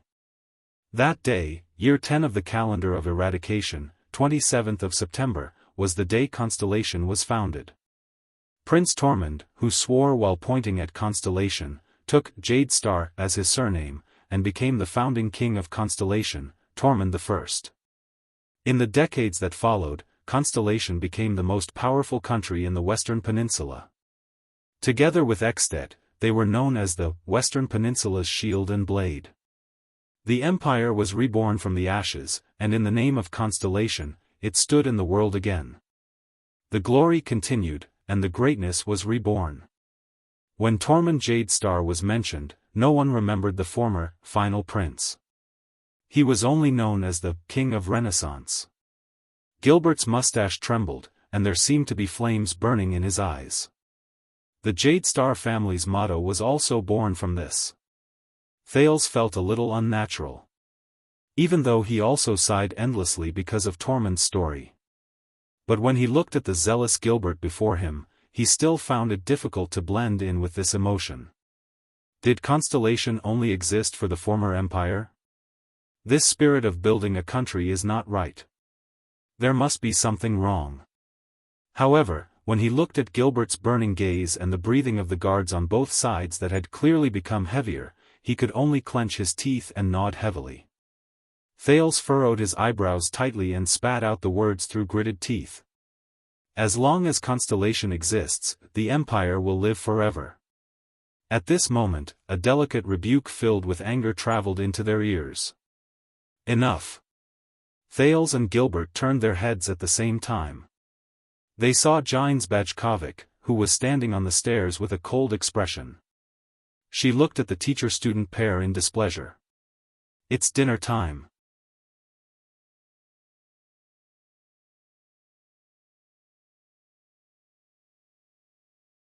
Chapter 42.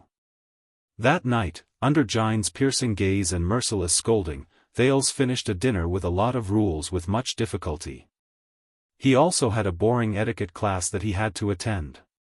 After all, etiquette was a code of conduct, and also one of the standards to distinguish social classes. At least he could use the table knife and fork in accordance with the rules with his trembling hands. However, Thales could feel the anger and dissatisfaction hidden in Jines' beautiful eyes. He vaguely knew that it was related to the history of Constellation that Gilbert was talking about in the afternoon. As long as Constellation exists, the Empire shall exist forever. Even for someone like Thales, who was not familiar with the legend of Tormund I's founding, he could not help but feel his heart beat faster and his blood boil with passion. Gilbert and the guards in the hall, Thales only found out later that they were all descendants of the final Empire's remnant army, were such representatives. However, Thales could keenly sense that Jines hated this sentence, and even the meaning behind it. However, he did not dare to ask. He did not know what attitude this female official, who claimed to be his father's lover, had towards him. When Jines looked at him, Thales saw a flash of disgust in her eyes. He also saw her forcing herself to endure it, as well as her repeated hesitation when she approached him. However, he did not see a sincere smile on her face. So, the entire etiquette class was unusually dull. That was until Jines, with a burning gaze, broke the silence, contrary to Thales' expectations. You don't like these rules and etiquette, do you? As she watched Thales bend his wrists with all his might to avoid exceeding the standard arm swings during a meal, Jines suddenly said coldly, "Your expression is even uglier than a horse that has just been shaved." Thales was shocked by the sudden question. In a flurry, he tried his best to answer appropriately, Madam Jines, I know that these are necessary. I am still trying my best to get used to, however, his words were interrupted by Jines again. Of course you must learn these etiquette, she said coldly, but her voice was filled with mockery and disdain. But it is best not to become their captive. Walking, sitting, or lying down in a so-called noble manner does not mean that you are really noble. Similarly, bearing those glorious and proud histories does not mean that you are really, Jines did not continue. She subconsciously bit on the second half of her sentence. Thales felt a chill in his heart. It seems like this lady has a different opinion about Gilbert's teaching method. Madam Jines, he cautiously probed, Gilbert's history lesson in the afternoon, you don't seem to be, not, what kind of joke is this? That is their great and ancient kingdom. How would I dare to have any opinions? Jines snorted and denied Thales' words. However, the latter could clearly see the mockery and sarcasm in the female official's eyes. Thales fixed his gaze on Jines, his father's lover. Madam Jines, Thales said carefully and softly, you were not father's female official from the beginning, right? Jines raised her eyebrows, and the beauty mole beside her lips trembled slightly. And you don't like these etiquettes and rules either. You don't even like them. Thales hesitated for a moment, but when he looked at the knife and fork in his hand, he still asked, "You don't like this country?" His voice fell. Jianghu stared at Thales in a daze. This child. How sensitive. Jianghu turned her head and looked at the gold and silver 9-pointed star symbol above the fireplace in the study room. She did not speak for a long time. Just when Thales stuck out his tongue, thinking that he had asked the wrong question, and was about to lower his head and continue fighting with his knife and fork as if nothing had happened, Jianghu sighed. She stared at the knife and fork in Thales' hands in a daze. She said softly, "I was born in Bajkovic City in Sud County. It is a small city near the sea in the eastern part of the kingdom. It is not a prosperous trading port, but it is self-sufficient by fishing. It is considered a good place in Constellation. The city master is my father. He is quite famous in the eastern counties. All this while, he has strictly trained us to obey the rules, conform to etiquettes, and become ladies. He hoped that one day, our family could also become a famous family with a long legacy." Thales' gaze became solemn. He quickly exercised his already stiff wrist while Jianghu was not paying attention. "But I just had to be a rebellious daughter. I hated these rules and etiquette since I was young.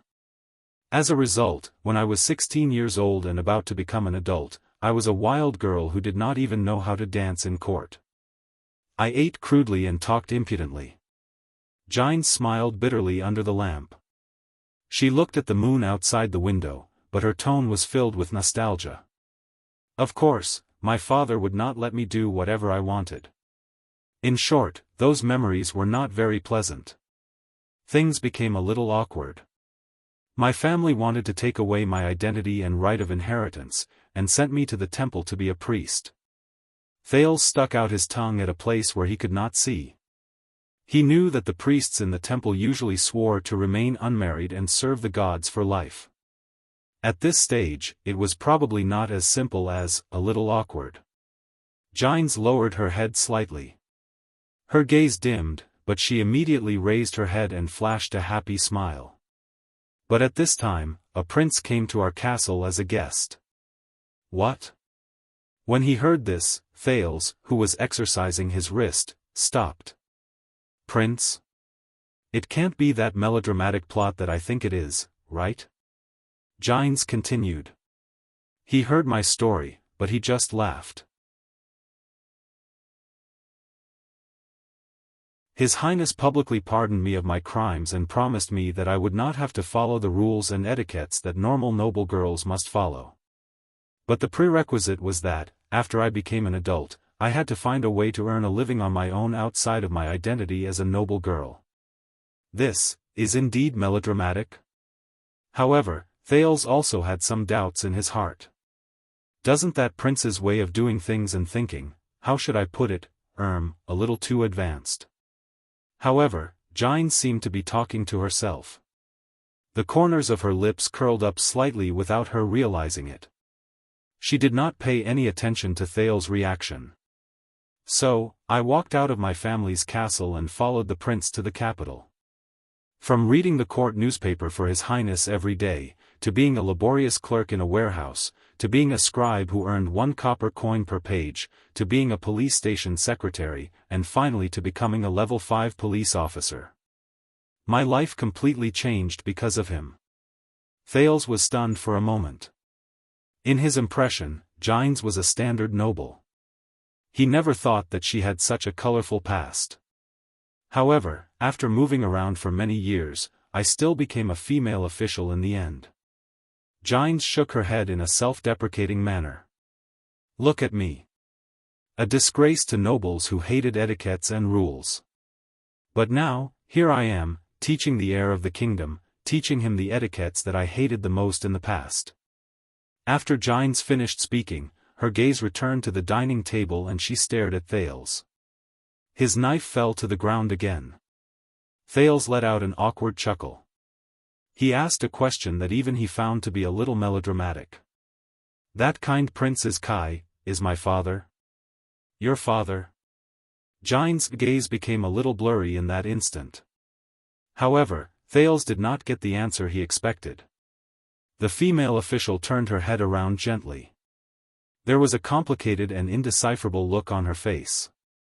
"No, it's not him," Jianghu said softly. "Even now, I still remember the smile on His Highness' face when he pardoned me, a girl who was shackled, dirty, crying and throwing a tantrum. That warm, accepting, and sunny smile. It was as if he was experiencing all the beauty in this world at every moment.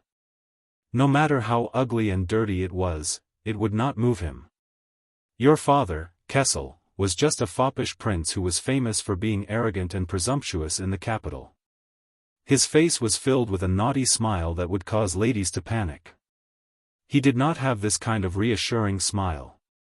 Thales looked at Jianghu in surprise. King Kessel. Arrogant, presumptuous, foppish prince?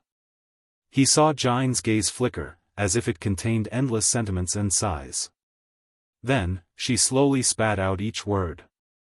"That day, the one who came to our castle was the late king's eldest son. King Kessel's eldest brother, Meteor Jade Star, the former crown prince. So, we thought that the Corleone family had come to help us as promised. The so-called three elites." Duke Zayan furrowed his brows and put down a letter with the emblem of a black fang as wax. He crossed his arms under the tricolor iris flower. They were merely losers in the family's internal strife.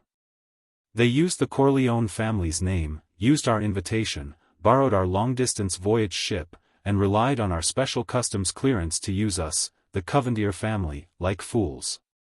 They sailed across the Sea of Eradication, escaped from the Hill of Pain, and hid in Eternal Star City. They stayed in our manor for so long, and even took away a lot of blood. Is that so? The two supreme class knights standing in front of his study table, Lord Cassine and Lord Seychelles, did not say anything. They only stared at the middle-aged bald man between them, who was sweating profusely and kneeling on the floor, with complicated expressions. Cassine remembered that the bald middle-aged man was a fellow member of the Tower of Eradication who came under the old Duke's command with him and served Covendier's tricolor iris flowers. Unfortunately, the middle-aged man was not skilled enough and was heavily injured in a battle. From then on, he could only handle civil affairs. But even so, the old Duke still pitied his situation and trusted him to manage the long-distance voyage. What was his name again? Cassine tried hard to search his memory, but he could not remember it. The kneeling middle-aged man's head was almost touching the ground as he stuttered, "Yes. Yes." They showed the sacred blood emblem that only the Corleone family's direct descendants have. That golden-haired one also threatened us with a terrible attitude. They also had your handwritten letter. Enough. Duke Zayan sighed and rubbed the space between his eyebrows. Beside him, Butler Ashford immediately took the opportunity to pour a glass of fine wine from Sarah Dukedom. Zayan forced a helpless smile. "This matter is not your fault. You may leave. Remember to be more careful next time." The middle-aged bald man felt as if he had been pardoned. He kept nodding and apologizing. Under Seychelles' urging, he only left the study while trembling. "He was once a talent, but he is useless now," Zayan said with a pained expression and raised his wine glass. "Immediately send him to the Eastern Peninsula again. Get rid of him on the high seas. Don't do anything within the borders and territorial waters. I do not want to commit murder." Hearing this, Cassin's heart skipped a beat. "Your Grace," he could not help but say, "if you let him stay, I'm sure he will only be more dedicated in the future." Cassine did not notice the secret signal that Seychelles gave him. "Forget about the usual matters, but I do not want to make any mistakes when it comes to such a crucial secret matter." Duke Zayan sighed. He made a mistake once. There is already a grudge and a shadow in his heart. Especially, his doubts about his future will only deepen with time. And he knows about our contact with the Corleone family. This is related to that plan. All of you know how important that plan is. Cassine finally noticed Seychelles' secret signal. So, he lowered his head and did not speak again. The next time we set sail, get someone new. Duke Zayan took a sip of wine in disappointment. When father was still around, they were far less lax in their work. Ashford replied calmly, loyalty and caution both require time to settle. Zayan shook his head and sighed. Unfortunately, what we lack the most is time. That matter is within a month, and our men cannot participate in it. It's best that nothing goes wrong. Seychelles nodded slightly.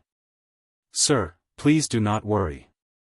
The mercenaries we hired at such a high price will have enough chances to assassinate His Majesty. Lord Cassine trembled slightly. He did not know why his colleague was so bold and reckless. Zayan paused for a moment. After a while, he shifted his gaze to Seychelles. Do not speak nonsense, the young duke said coldly. Seychelles lowered his head and apologized, but he was secretly sneering. It seems like the duke is not dissatisfied. All of you should depart. The Cullen family and Nanchester family will send people over. Do not clash with them at this juncture. Zayan's gaze was cold as he cautiously said to Cassine and Seychelles, when those mercenaries succeed, get rid of the people who did it. Cassine was shocked. He raised his head in disbelief. Sir! Get rid of those people? Didn't we hire them under another name? Some of them are from the Tower of Eradication. Zayan suddenly looked at him. His gaze was as sharp as a sword. Cassin's throat trembled. This supreme-class knight could not say the rest of his words. Then persuade your friend to go back, Zayan said calmly.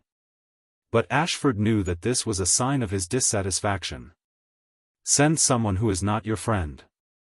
Seychelles abruptly tugged at the back of Cassin's clothes, causing the latter's words to be stuck in his throat. As you wish, sir. The astute Seychelles nodded. He pulled the ashen-faced Cassine and left after receiving the order. Zayan slowly exhaled and calmed himself down. He looked at the portrait of the old duke in the distance. Cassine is old. He said plainly. After this, send him back to Jadeite City or to his own territory. Ashford's expression was calm as he nodded slightly. As for the matter regarding the Corleone refugees, Ashford, you will personally handle it. Start with the investigation of the Cavaliers who suddenly broke into Vine Manor that night. Zayan spilled the red wine at the bottom of his glass. His gaze was cold. Contact the Corleone family. Write a letter directly to the Night Queen herself. Tell Katerina what happened here. Find the opportunity to increase our bargaining chips. Ashford nodded. As you wish. I remember that Mindy's Hall's probing was handed over to Blood Bottle Gang. Or did you not find Nikolai? Zayan narrowed his eyes and looked at Ashford. No, sir. Ashford bowed slightly. Blood Bottle Gang is now leaderless and in chaos. There are rumors that he went abroad to search for the Blood Mystic. Blood Mystic? Zayan shut his eyes tightly and exhaled through his nose. His upbringing compelled him, with all his might, to swallow the ungraceful words he so desperately wanted to say. Duke Zayan opened his eyes. There was no emotion in his pupils. He put down his wine glass and said, if there is no other way, then we will directly send our men to take control of Blood Bottle Gang. Within these 2 months, I want to control all the rumors and news from civilians to soldiers, nobles to merchants in Blood Bottle Gang's territory. Ashford nodded slightly. The messenger sent to Extet should also return. Let's see if the Archduke of Black Sand region is willing to seize this opportunity. Zayan leaned back into the comfortable recliner and narrowed his eyes. Just wait, father. Tricolor iris flowers will soon advance further. If everything goes well. Let me tell you something.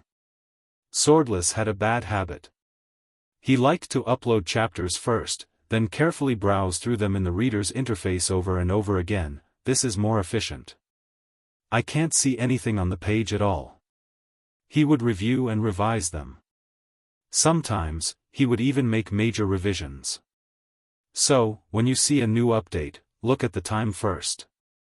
If it is an update within 20 minutes, then Swordless is most likely still holding his notebook and revising it. He will only make the overall revision in the background after a while. Don't rush. Wait a while. After half an hour, look again. By then, it will be the final version. So, at this time, just smile. Don't rush. What if you read a draft chapter and are poisoned to death by typos and bad logic? Wouldn't that be Swordless' fault? Advertise the book group again, 3971471168. Currently, there are only 4 people. It feels so miserable. You're tuning into the UnparalleledSwordWill YouTube channel. Don't forget to subscribe and join us on this journey to catch the most captivating stories.